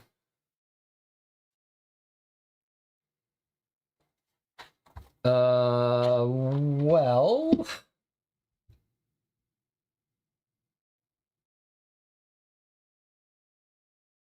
okay, let's at least see. Let's at least clean up here then. All right. Discard the dreamscape map. Remove from the game all cards and tiles of this dream. Okay, so everything we played here, all the maps on this dream are done. That's a one-time thing. I really do like that. I like that once you play a dream, it's all one-offs. So we're done with the mannequin creatures in the dark.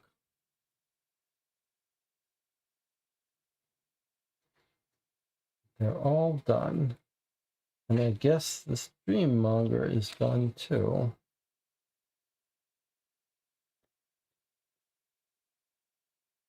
All right. The turn cards are going to get reset.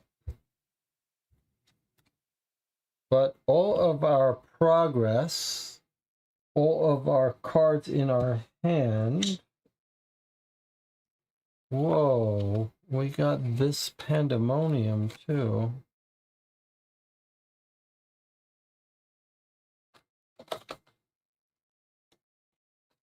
Here's our new tile map in the world. At least that's the V2 version. and a place to go shopping. Prison, yikes. All right, let me put everything away here. We didn't have to spend any clock time. That's good. We do have 2 sealed cards, though. We did bring out our pocket ladder.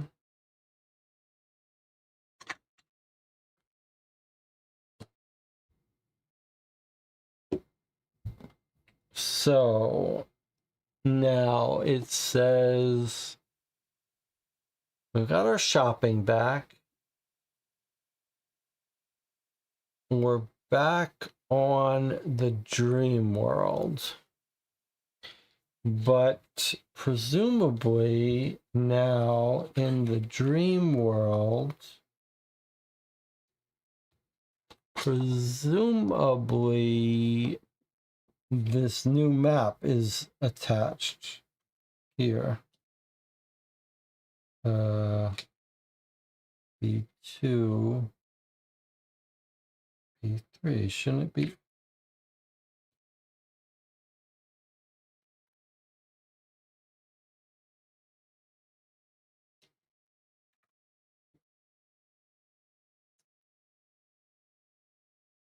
I mean, this is its official place.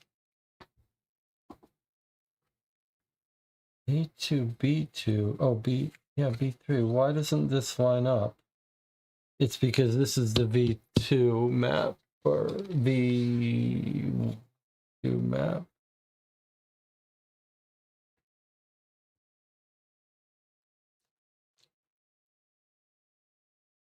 So if we want to use our, oh my God, look at this difference. Okay, so if we're going back to the V1s, it's here.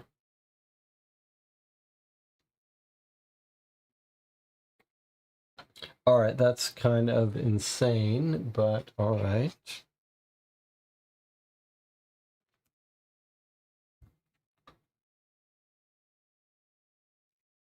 All right, so remember, this is the V1 version of this map. That's why it lines up. All right, so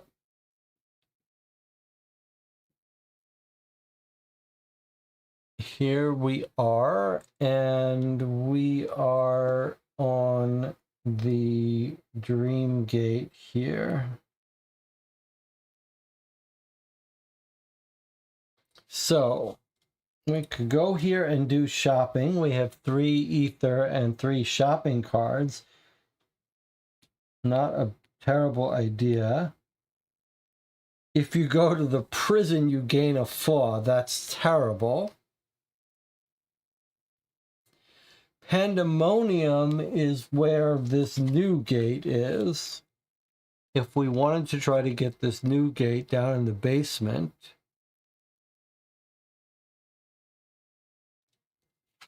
let's just read this. I fell asleep in my bed. I wake up in deep under the ground. Hint, soon you'll look for hidden signs and details. It feels like we might be better off going to our other dream that we got in the beginning. When the world burns, you can always rest in the past. Hint, you'll rest here and your shining gems will start truly shining. Maybe we don't need to rest yet. Maybe we shouldn't go there.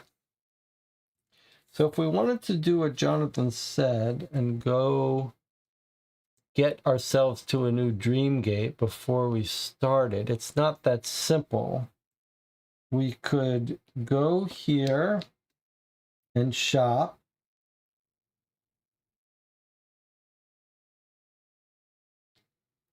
Then if you go here, you get your sanctuary.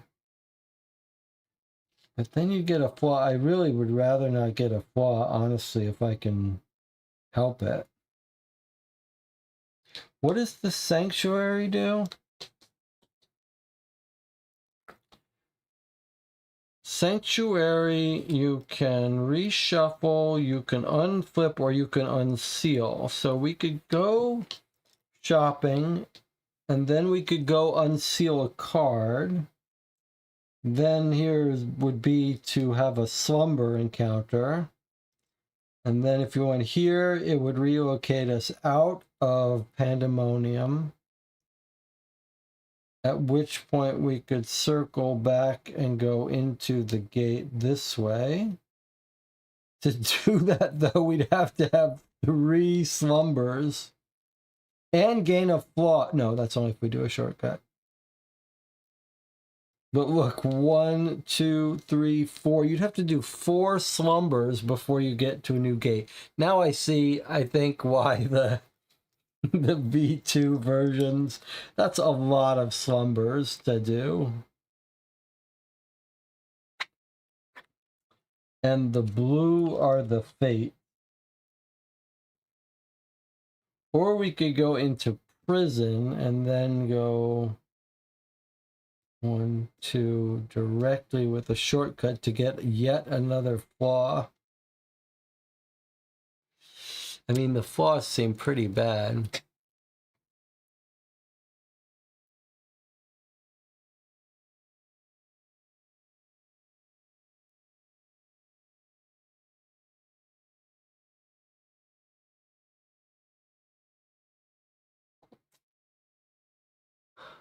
I think the yellow secret lines are a hint. The dream is nudging you to use that yellow color clue to find the exit.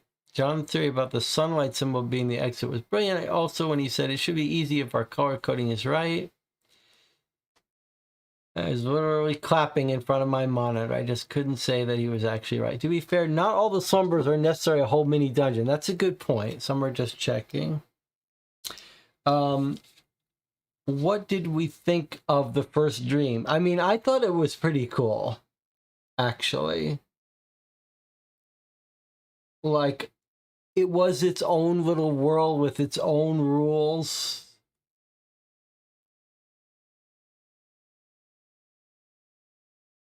I can see that part of the appeal of this is it really, you want to know what's everywhere. Like, you really want to know what's in those other doors. It took a lot of discipline to not try to go through all those magic doors. Pretty cool. All right, let's do some of this, as much of this as we can. At least some of it now. So let's go through. Is this a shortcut? I think this is a shortcut. Is it?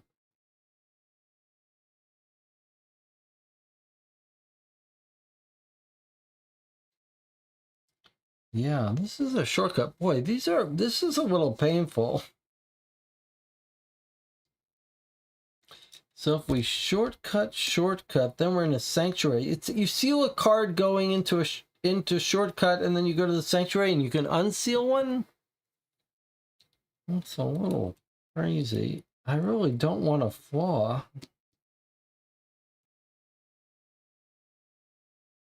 Where else could we go from here? We could go up, have a slumber, then go up here. Maybe that's what we're better off doing, but I kind of wanted to go shopping. Maybe it's not worth going shopping for when you just have 3 ether. Go here, have a slumber, come up here, unseal a card. Here, have a slumber. Here, have a slumber. Here, have a slumber. Here, have a slumber, and then get in our next gate. That's a lot of work. That's a lot of work.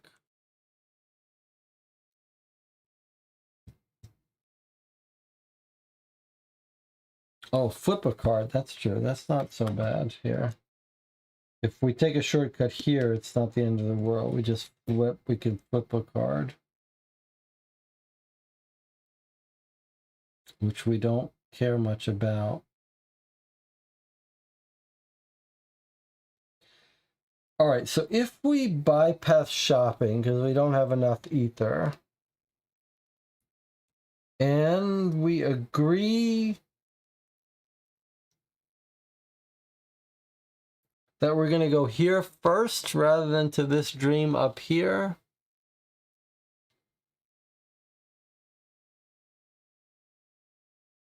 Just because this is resting and we don't think we really need to rest. Okay, so I'm not sure about this.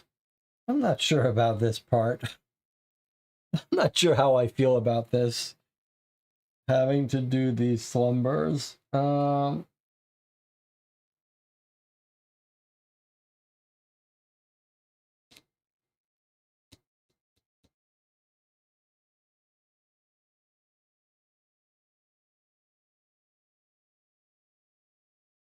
feel like I'm not sure.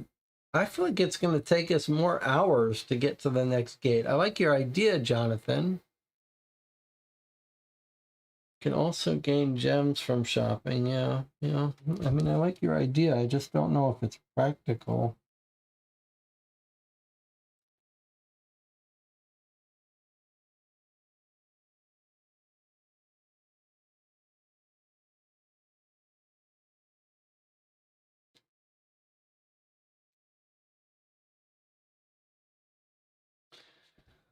All right, let's not overthink it. I'm going to take a normal route up to here. You can also gain gems from shopping. It's true. You gain a gem if you don't shop. What else can you do? And you can shop for cards. You can shop for items too. We could use some more items, I guess. But it's a lot of work. Let me see what these version 2 cards look like.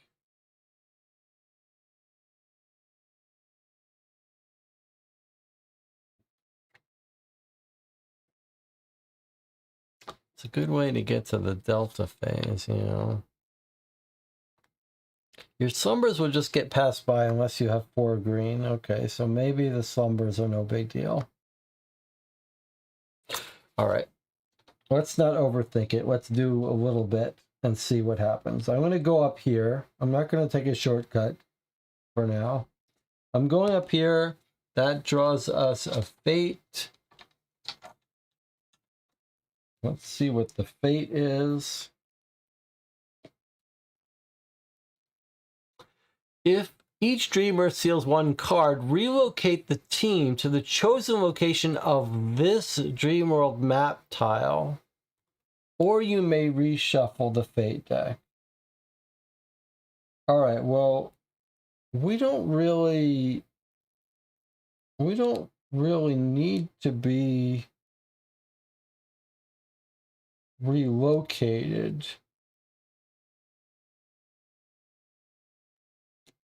Because I'm thinking we're going to go this way to this dream. So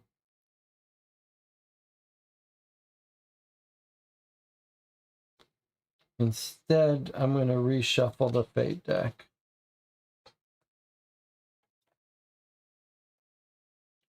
Okay, and then we have to have a slumber.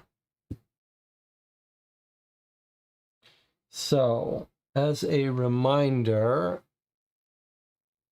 for our slumber,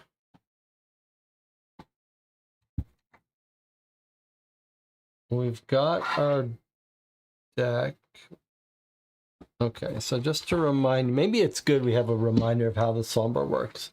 We've got 2 starting slumber cards, B2 and B3, which just come out. That's where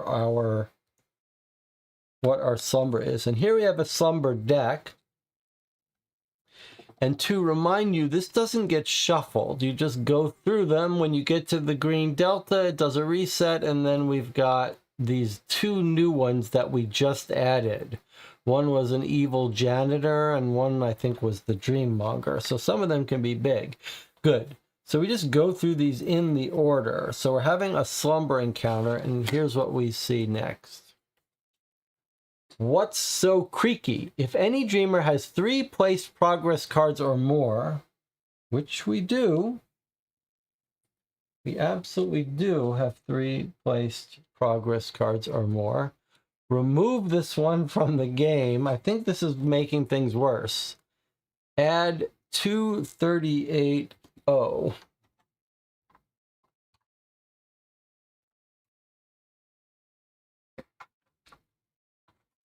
All right, so yet another.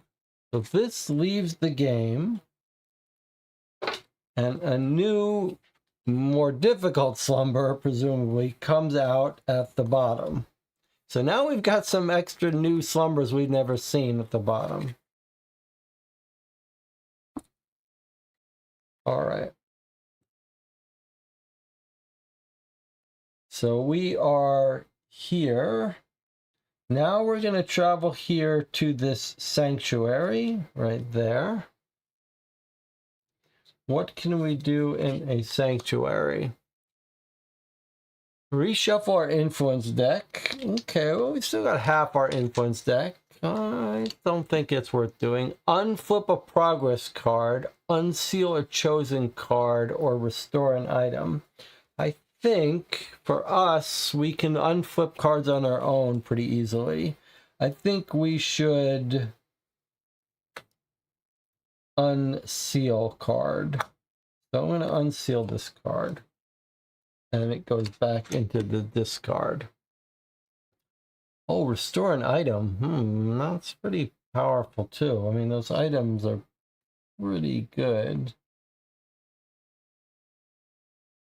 I wonder if an item would be better than unsealing. All right, well, let's stick with it. All right, now I'm going to move us down here to this next slumber. So I'm going to turn over the next slumber card. You can hear crying. If any dreamer has 4 placed progress cards or more, which we do, then this goes away. And 238p. Okay, so this is testing to see if we're powerful enough to face harder people is what I think is happening. So we are making life harder for us now. But it had to be done, I guess. All right, this leaves the game.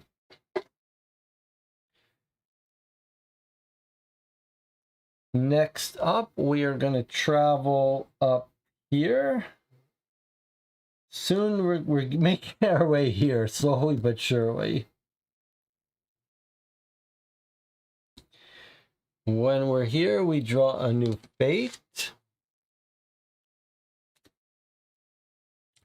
Draw and place 1 Dreamscape Slumber tile. If there's a free quirk, place this card here. Okay, so this is just pure badness. So it wants us to get a new slumber tile, which we've got 2 that have been waiting for us. So this expands the slumber map, and we got a little bit unlucky in that it has a place for a quirk. So this goes here. Can you see it? Everything is in the way. Okay, so this new card goes here. And now this, our slumber map is constantly growing. So this is now part of our slumber map. Actually, it goes here. This is now part of our permanent slumber map. And then this card, this quirk, goes in here and makes our slumber all the more difficult. We have to light up a room in order to get rid of this quirk, otherwise bad things happen. That was our fate, and now we have to draw a new slumber card. And now we have to fight a wraith. Or we could skip it.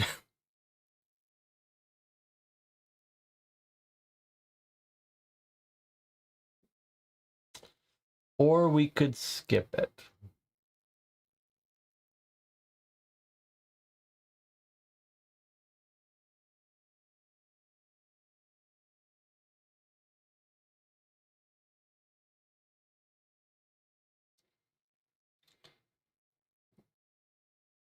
If we were to skip it, what are the rules about skipping again?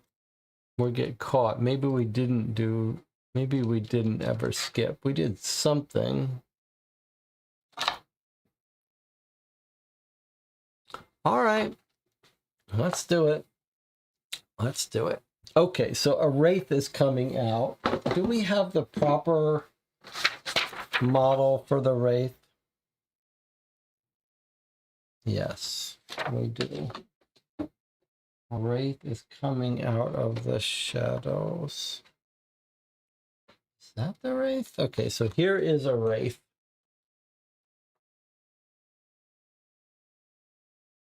There's us. And here is the wraith. Okay, so the wraith spawns right here. We're going to have 4 turns to deal with the wraith. 1, 2, 3, 4. The wraith moves 2 spaces by default. We can light up a tile by spending 7 green. Only when the wraith is in the light can we assault it. Then we'll gain some loot. It can morph. It can cause us to suffer. Okay, so there's, and then we have this quirk.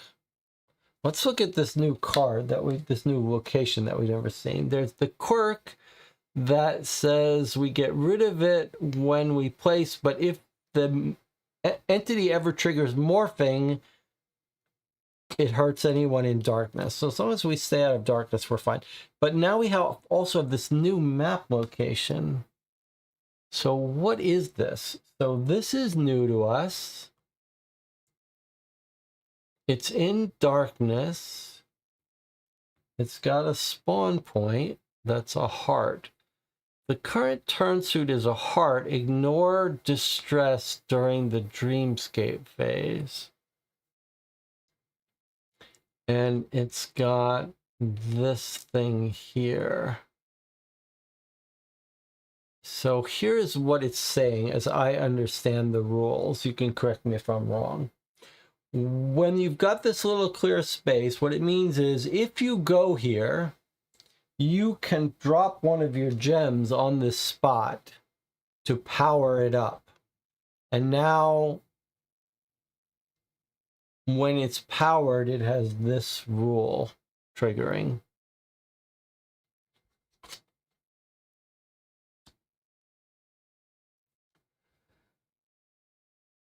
So that's the wraith. The masked man is gone to stay in his hotel. We are out. I guess we have to keep track of where we are on the different maps. I'm just going to use this to show where we are here.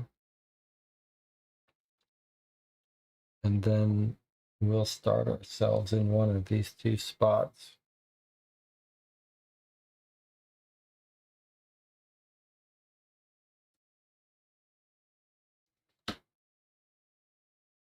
So we've still got 2 cards in hand. Our first turn will morph. Yikes. Well, the quirk only hurts us if we're in a darkness card.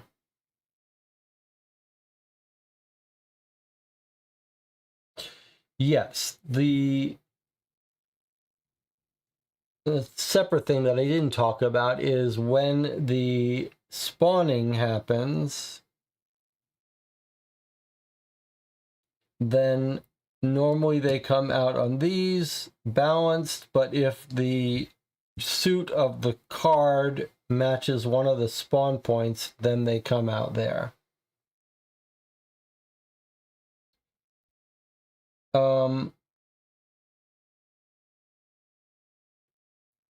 I feel like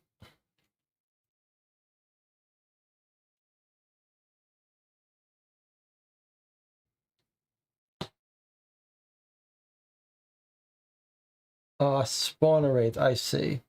So I was gonna say, what card is telling us when to spawn new ones? But in this case, it's just one wraith gets spawned in the beginning. But I guess Jed Dragon was telling us that this initial spawn could be in either place, here or here. And if it was a heart, it'd have to be here.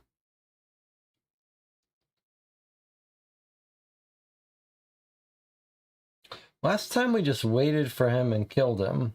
So we might be doing the same thing here, but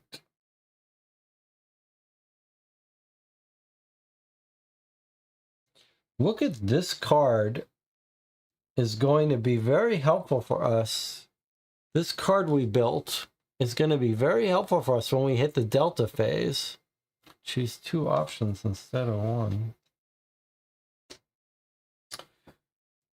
And then this, for putting a darkness, is going to get rid of this quirk, which we might as well do. In any space. Did we see this? This lets us put a light out in any space?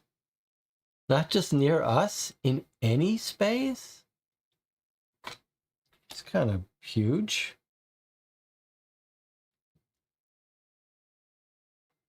All right, well, I want to start out in the safe space because I don't want that to get us. So we're going to start out there. We're going to draw our 4 cards. 1, 2, 3, 4. Maybe we can kill this thing like before without much trouble. I suppose it's good to do these slumbers if only just to practice doing the rules that we haven't been doing for a while, the combat stuff. We have the flashlight, so it's easier to illuminate. That's true too. The sooner the better here, though. Okay, so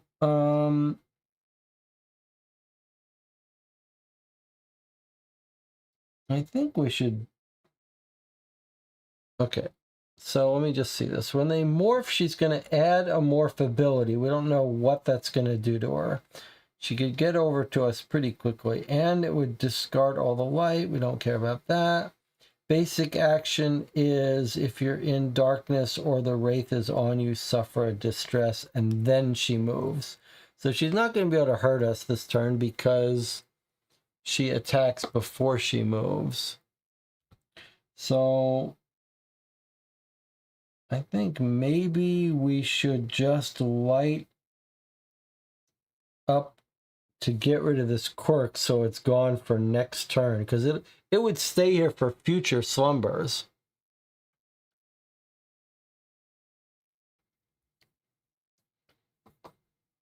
This is easier for you. Your character is equipped now. You might want to consider the loot. Yes. Okay, so let's talk about the loot for a second. This is important. Whenever we kill this wraith, we're going to get the loot on the turn that we killed it. So, and the loots are different. So the question is, do we want to kill it this turn? Each dreamer may unseal 1 chosen card or unseal the 3 top cards. Well, we only have 1 sealed card. So we might feel free to seal some more, but I don't think we can kill it right away. I mean, we could discard this one for 5.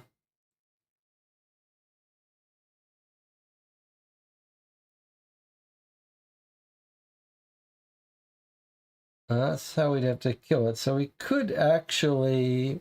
Assault of 6 would kill it. So if we get over to it, 1, 2,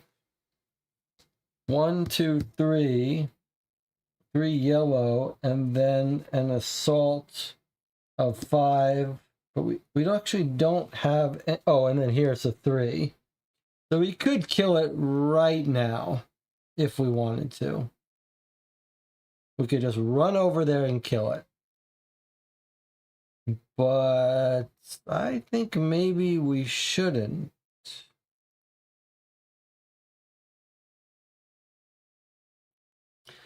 I think maybe we shouldn't.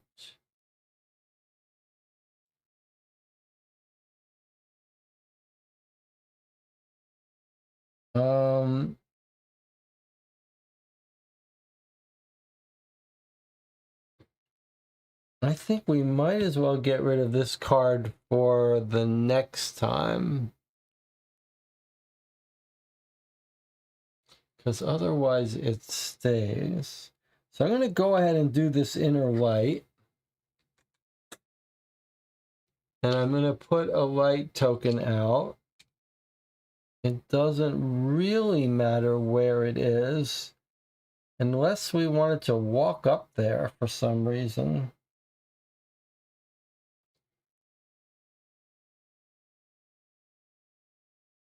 Let's just put it on the... Well, I'll put it here just for fun. Which gets rid of this darkness fate. So we don't have to deal with this in the future. 1, 2, 3, 4, 5. Maybe we don't care about drawing more cards. Like maybe we shouldn't. We shouldn't spend these cards. We could try to get a gem, but I don't think it's worth it.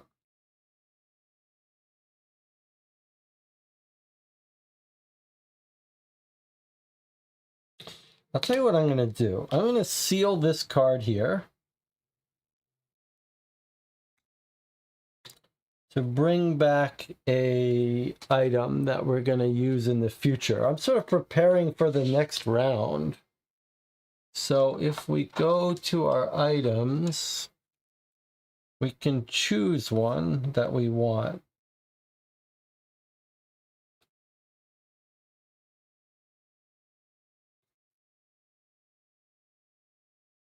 Should we try the hammer? Strategic plan's pretty great. I'm going to go get strategic plan again. Okay.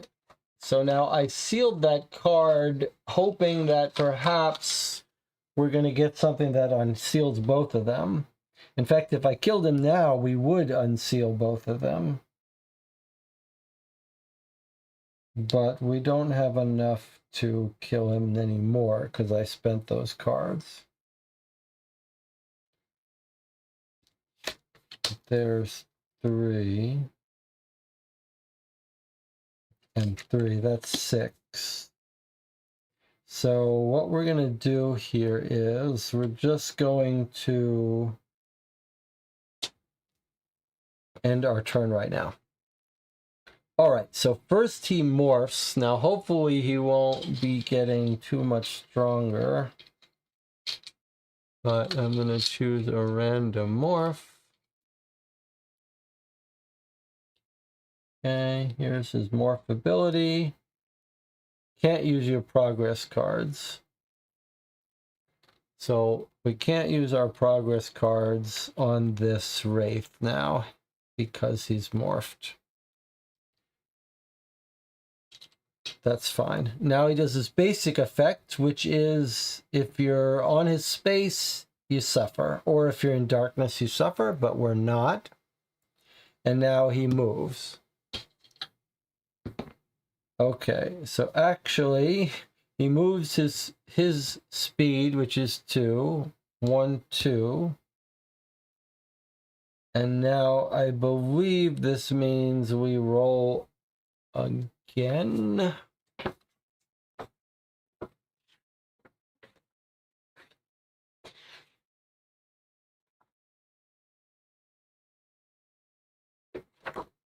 And that's okay. It doesn't really matter. We want him to move more because we're just going to kill him on our next turn.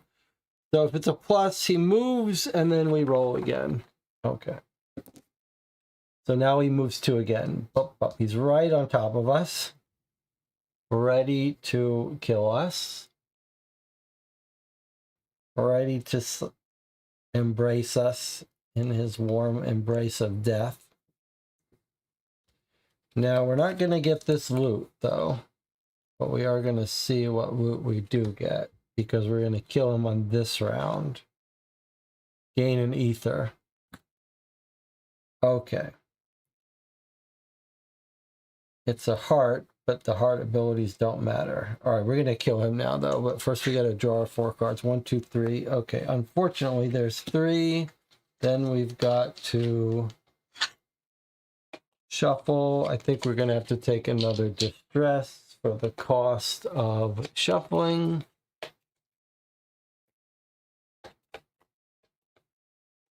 I guess we want ethers because we want to upgrade. Okay, so there's our 4 cards.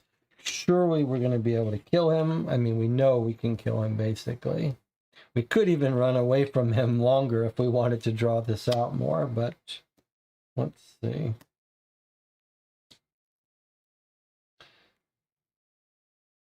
Oh, look at this one. This would let us heal up a bit. So if we spend 3 green, we can heal, we can cure distress equal to the number. Oh, we can't use our progress. Oh, this isn't a progress card, really. Equal to the number of your green progress cards. Steal this card afterwards. Oh, seal this card afterwards. Oh, I don't like that. I really don't want to seal more, to be honest. Not for 1 distress, I'm not doing that. So, I think we are just going to go kill this guy.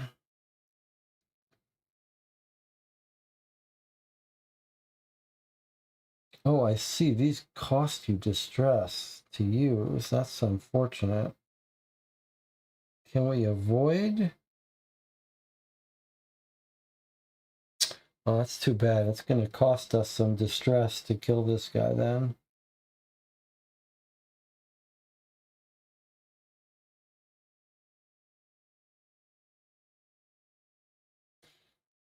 Hmm.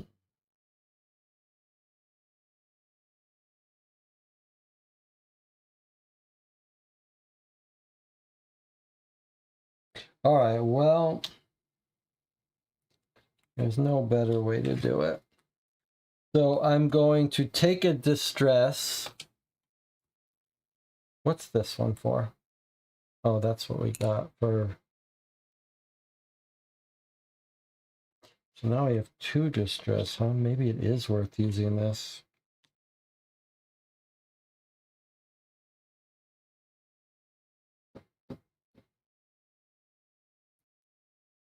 All right, I am going to use this then. I'm going to use Dream. I'm going to spend 3 green to pay this. It's a little iffy because progress cards we can't use, but I don't think I'm using progress cards. I'm using this card. This would let us cure the 2 distress because we've got 2 green progress cards.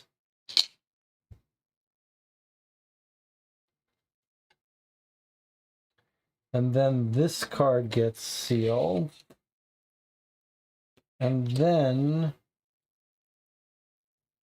how did I spend those greens? This one? I'm not going to spend this one. I'm going to spend this green instead. Okay, and then I'm going to spend both of these, which give me 2 distress, to kill it, rather than seal more cards. I don't want to seal more cards. So I'm going to spend these 2 to generate 6 assault, 6 wrath, which gets us 2 more distress that I just healed. But that kills the Wraith, because that's how you kill him, with 6 assault. Oh, or 6 yellow?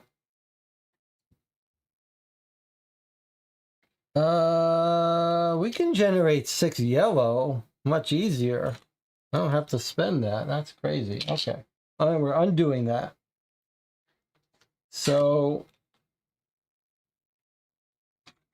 1, 2, 3, 4, 5.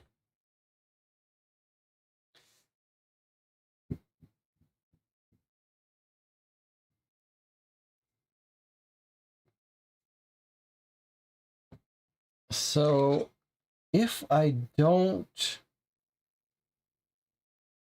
do that, okay, so we're going to undo this healing. So I healed 2 distress and sealed this card, but we're not going to do that. We're going to leave this distress. We're going to keep this in our hand. 1, 2, 3, 4, 5, 6, 7, 8. And we're just going to kill him with pure yellow cunning. 4, 5, 6. There's our 6 cunning without having to seal anything.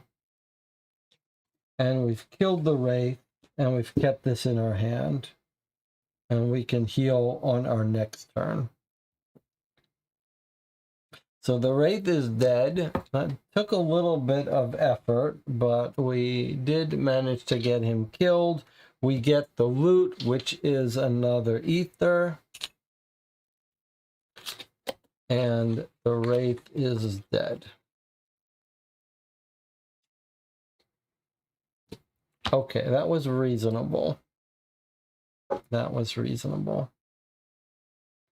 Now we are back on our dream world right here. And we have to keep going because we need to get ourselves to here. We are about to hit Delta phase right now. So, or next summer, so which is coming at now. So we move here. We trigger a fate. Draw and place 1 Dreamscape Slumber tile. If there's a free quirk slot in the Dreamscape, place this card there. The cubby hole is in the indicated quirk space. You can search this cubby hole. So you either suffer a distress or you restore an item. Okay, so a new Dream World tile comes out. There's only 1 left for us. There's only 1 new one that we haven't seen yet, and here it is. It's a new place for things to spawn, a new quirk card, and a teleportation spot. And some stairs. So you can see what's happening here. This dream world is getting bigger. At first there was only 2 cards where the Wraith came and where we fought the Wraith. Now it's getting more complicated. So we're putting this new thing here, which could be bad, could be good. This is what our dreamscape, our slumber world looks like, slumber map. But that doesn't put us in the slumber map yet. Now we have to draw a slumber card, but we know the next one up is actually the green delta phase. Okay, choose 1 option, but because of our power of optimization, we can actually choose two. That's an amazing card. We went to trouble to get that out on our last mission with the Dreammonger. So now we can cure all of our distress. We've got two, so it seems right. And all of our sealed cards. So probably we should have... It would have been nice to seal that other card. Reshuffle our influence deck. It got shuffled pretty recently. And I don't think we want to change masks. So I think what we'll do is we'll cure our two distress.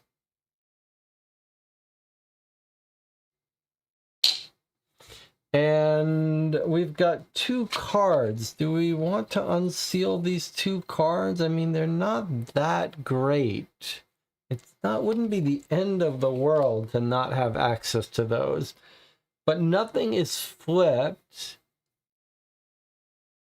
And shuffling... I'm not sure shuffling is worth it. I think we'll just unseal these two cards.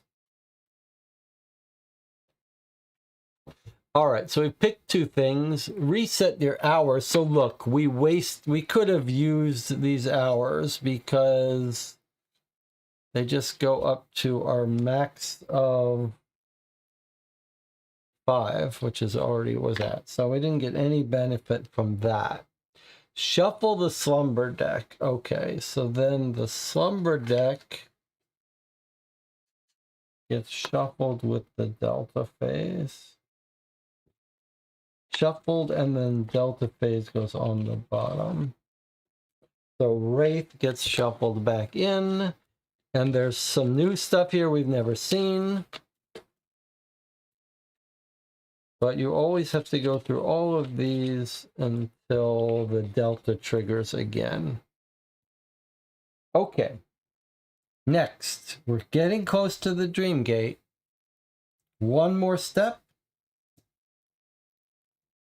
Here we go, another fate.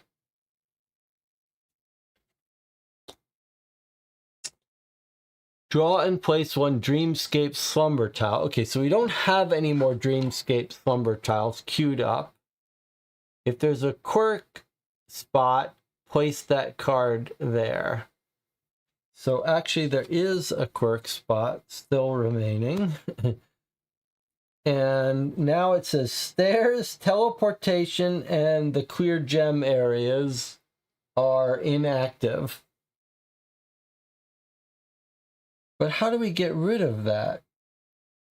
How do we get rid of either of these?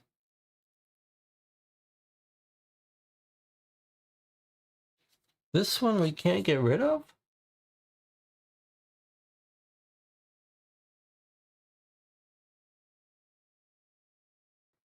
Scaffolding, noise, rubble. When did it actually begin? There's no way to get rid of this?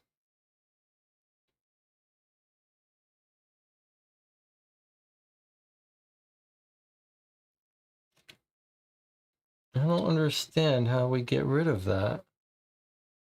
I mean, surely we got to be able to get rid of that. Maybe we have to find some special power to get rid of it. All right, now we draw a slumber card. It will reset after a dream. I see, it will reset after a dream. Okay, so this could be a wraith, and we have to do the wraith again. It could be something new. I think it is new, or it could be a battle. Okay, so we've got another slumber battle now.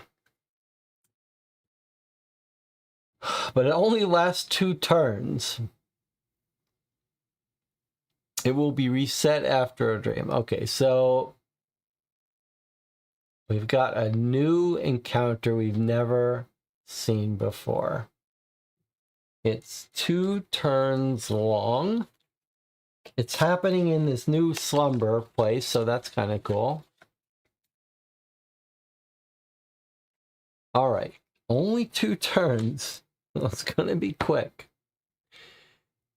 All right, now it's a crying shadow and a creature shapeshifter. So what is a creature shapeshifter? I think it's one of these. Is the penguin the creature shapeshifter? Not that it matters in the slightest, but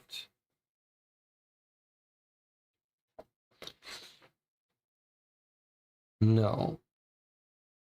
Not that it matters in the slightest, but but he's one of these. So okay, so we're gonna say this is the creature shapeshifter that we're fighting. It's the birds. Okay, yes, okay. All right, now let's understand how this works. He's gonna spawn. Where is he gonna spawn? We've got 2 turns, and it's a diamond. So if there's a diamond spawn spot, he would have to go there. As there isn't, we could choose where to put him. I mean, we could put him close or far away, I suppose. But what is this movement thing?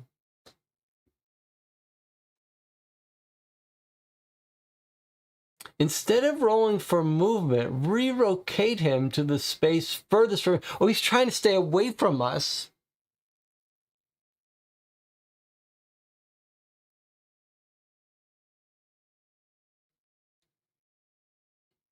I did reshuffle the turn deck.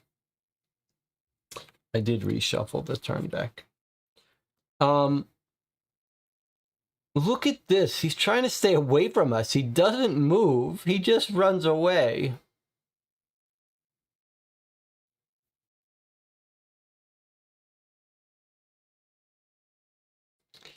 Let's see. We can get to him and kill him. We gain an ether.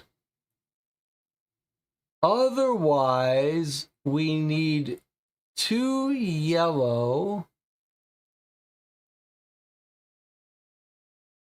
in a range of 5. 2 cunning in a range of 5 to put a token on him.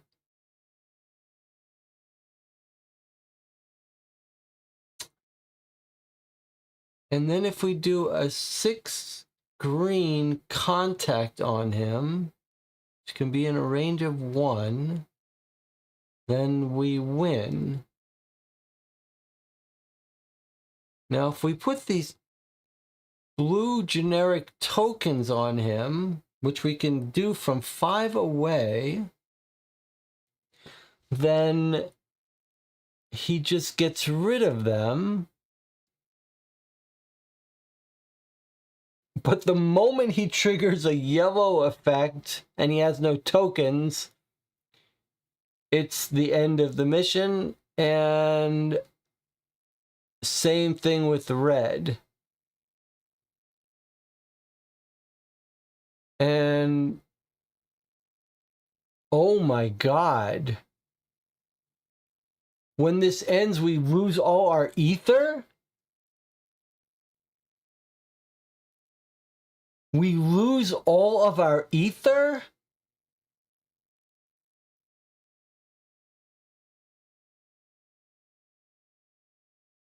Surely not.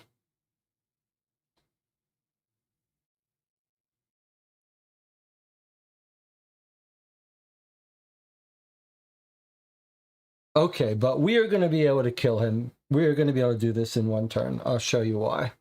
But that is horrible. Okay, so, but let me show you something. We'll put him right next to us here, let's say. And we'll start here. Just to show you. So if we start here and he starts here, we have enough items to do 6 green.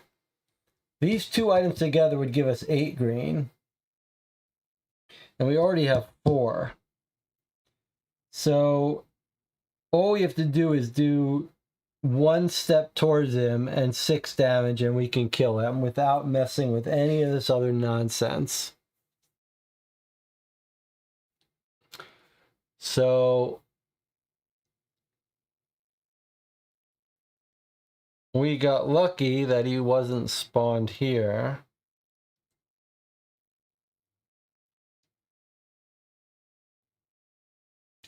So I guess we're going to be able to get rid of him in one. But boy, that is just deadly. Now, what is he's doing the red at the end of his turn. So at the end of his turn, the first thing he'll do is jump far away from us, and then he'll end the game if we don't put a blue on him. We could put a blue on him, but we really can't afford to do any of that. We just need to kill him on our first turn. So that's what we'll do. So let's draw our first hand. 1, 2, 3, 4.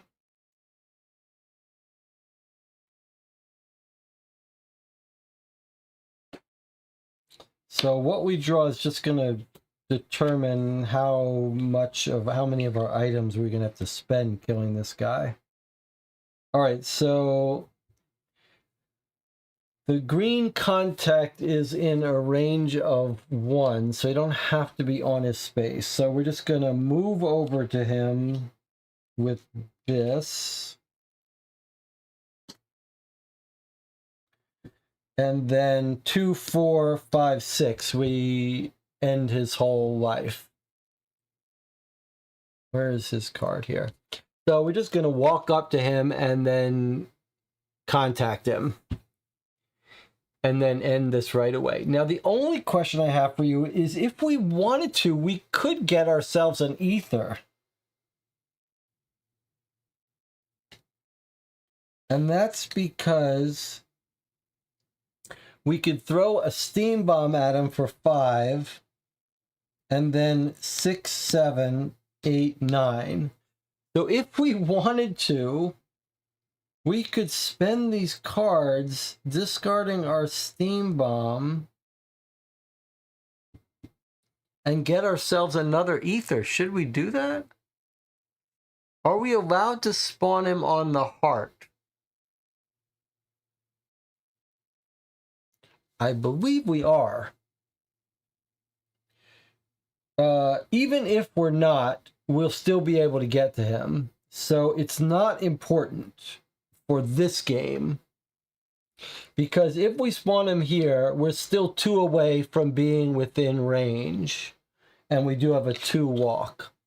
So whether we spawn him here or here, we'll be able to kill him. But let me check that rule, because I believe the rule is you must put it here if it's a heart, but if it's not, you can put it anywhere. So let's just read that rule to make sure.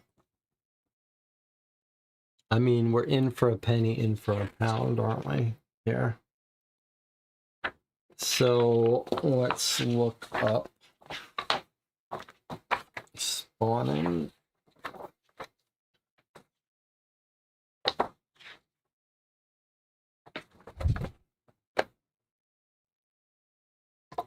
Okay, entity spawn. Spawned entities always appear in spaces bearing the spawn icon. If several spawn icons are available, you can choose between them. When spawning several entities, if there's more than one spawn space available, allocate them as evenly as possible.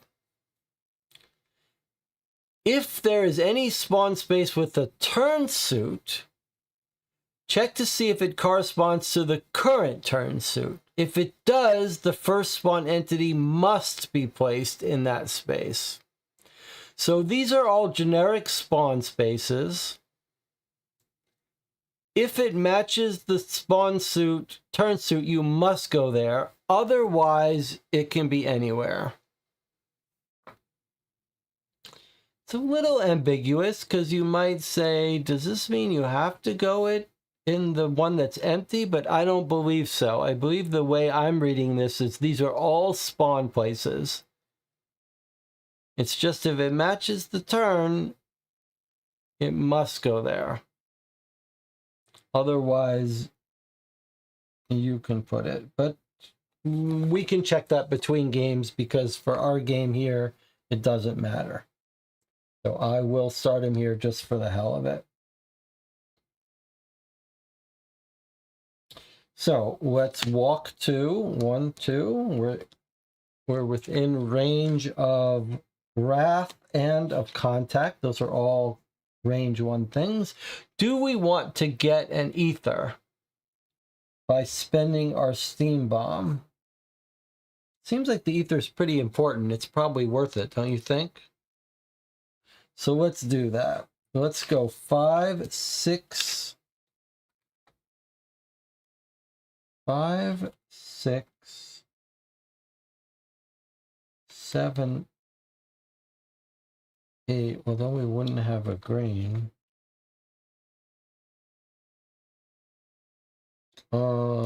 Is it because of 2, 4, 5, 6?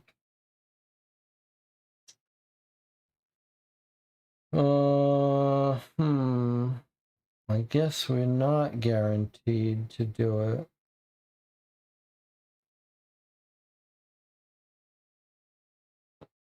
Unless we use an item instead of just killing him outright.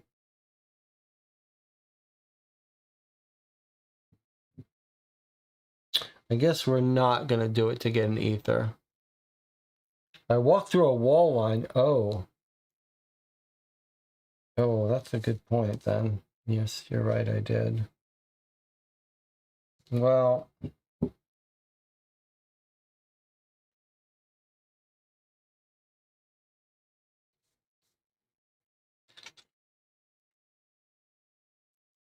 okay, so we are not going to throw the steam bomb at him and get ourselves an ether. Instead, I think we can spawn him here. But just on the off chance we can't, I'm going to spend 3 walk to go 1, 2, 3. And then 2, 4, 5, 6 to do the 6 contact at a range of 1 to end in a victory. But now, to drag says, okay, looks like you guys are right. They can spawn anywhere. Maybe it just means if it matches the turn, you should. Yeah, if it matches the turn, you must do it there. But if it doesn't match the turn, you're free. Okay, so if we don't need to spend that extra 1, then we could, if we wanted to, try to get ourselves an ether.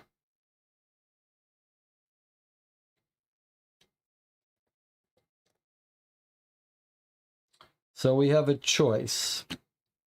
We're definitely going to kill him. Or contact him.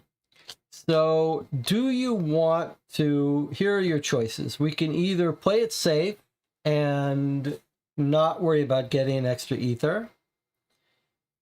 We could use 5 plus 2, that gives us 7, and then roll the die to try to get the 8th. Or we could use one of our items to guarantee that we get that ether, but it would use up an item. So what do you think?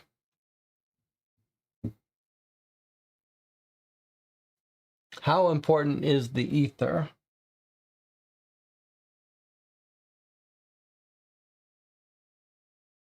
Jonathan, you got a thought?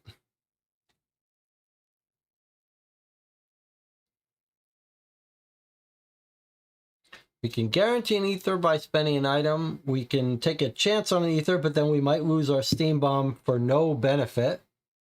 Or we can just hold on to the steam bomb and the slap and not worry about getting that ether.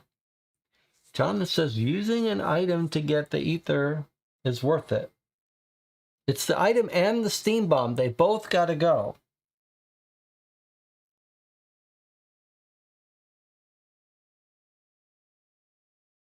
I think, yeah, the item, I mean, even if we went 4, we only need 6, huh? So if we did 4, 5, 6, it's still not 2, 4, 5. Yeah, we still...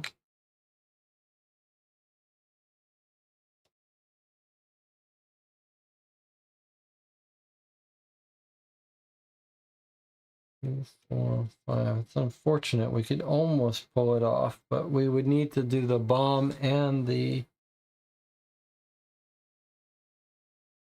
I'm not sure it's worth both for 1 ether.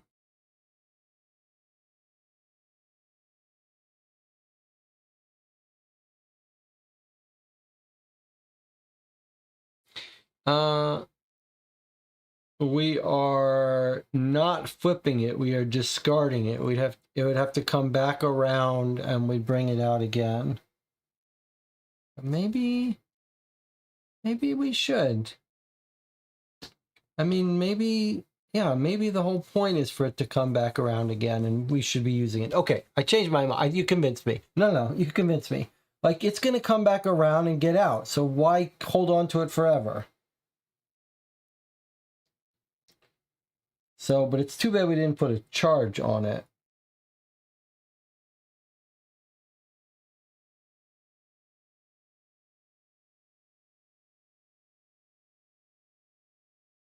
Oh, by the way, this we should have lost. Not lost, but discarded.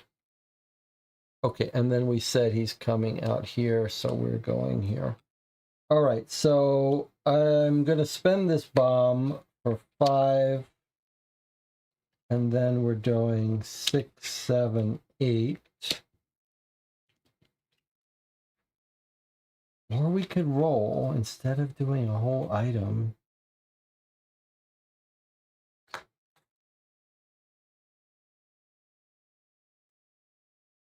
Five.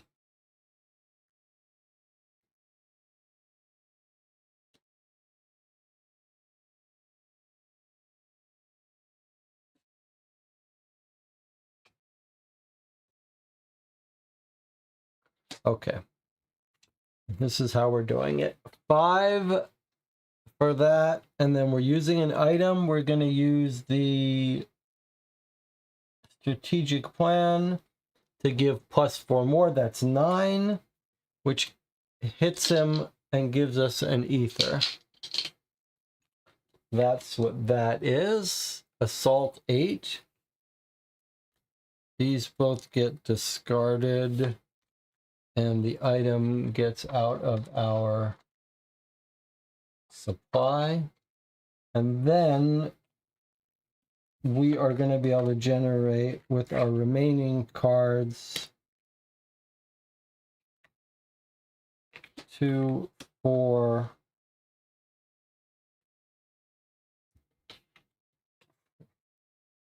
6. We're going to keep a slap on us so that we can re-roll 2, 4, 5, 6. There's our 6 that we're paying to get our victory. This stays in our hand. All right, well, we have succeeded on our first turn dealing with this crying shadow. Nothing happens. We just get our victory. Oh, we get our victory. It doesn't say we get loot. There's the Wraith. The Wraith says you gain loot. So I don't think we gain loot.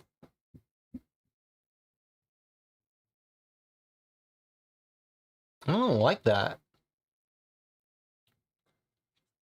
I don't like that. All right, then this goes at the bottom. It seems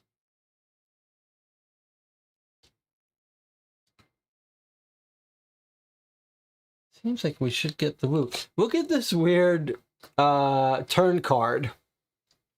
The loot is you resolve 234M secret card. All right, but apparently we don't get loot for fighting that crazy shadow. I don't like that. All right, and then on our next turn, we can walk ourselves down to the Dream Gate. And that's where we're going to end today's 5-hour session. Ready to start the next dream in the next session. Kind of crazy. I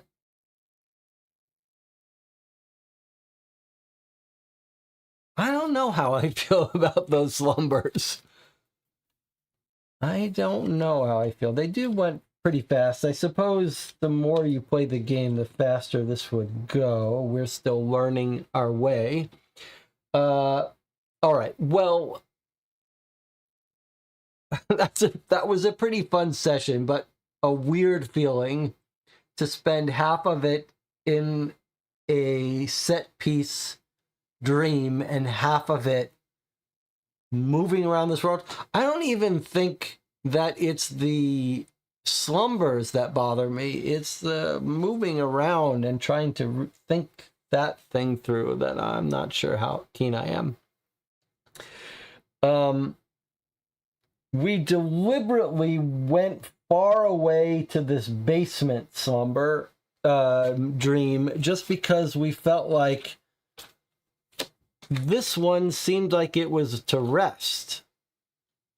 So instead of doing that, we went to some elaborate trip to go into the basement. So that's what we've headed for, the basement. A 12-turn basement.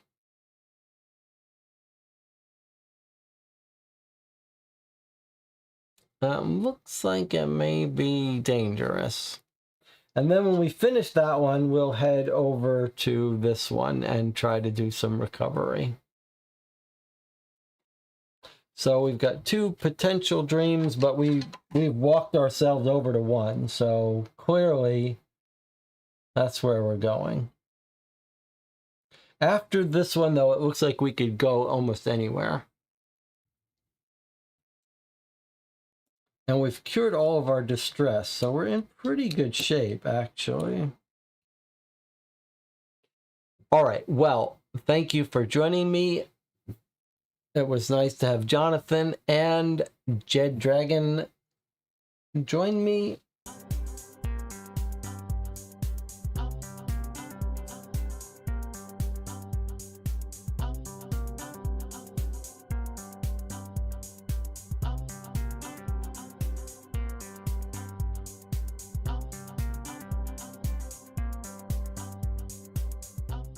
Are we back? Looks like we had some internet issues. I can't quite tell if we are back online. As I was wrapping up, very interesting timing. Can someone let me know? Let's see if this chat. Unable to connect. What if I do this? All right.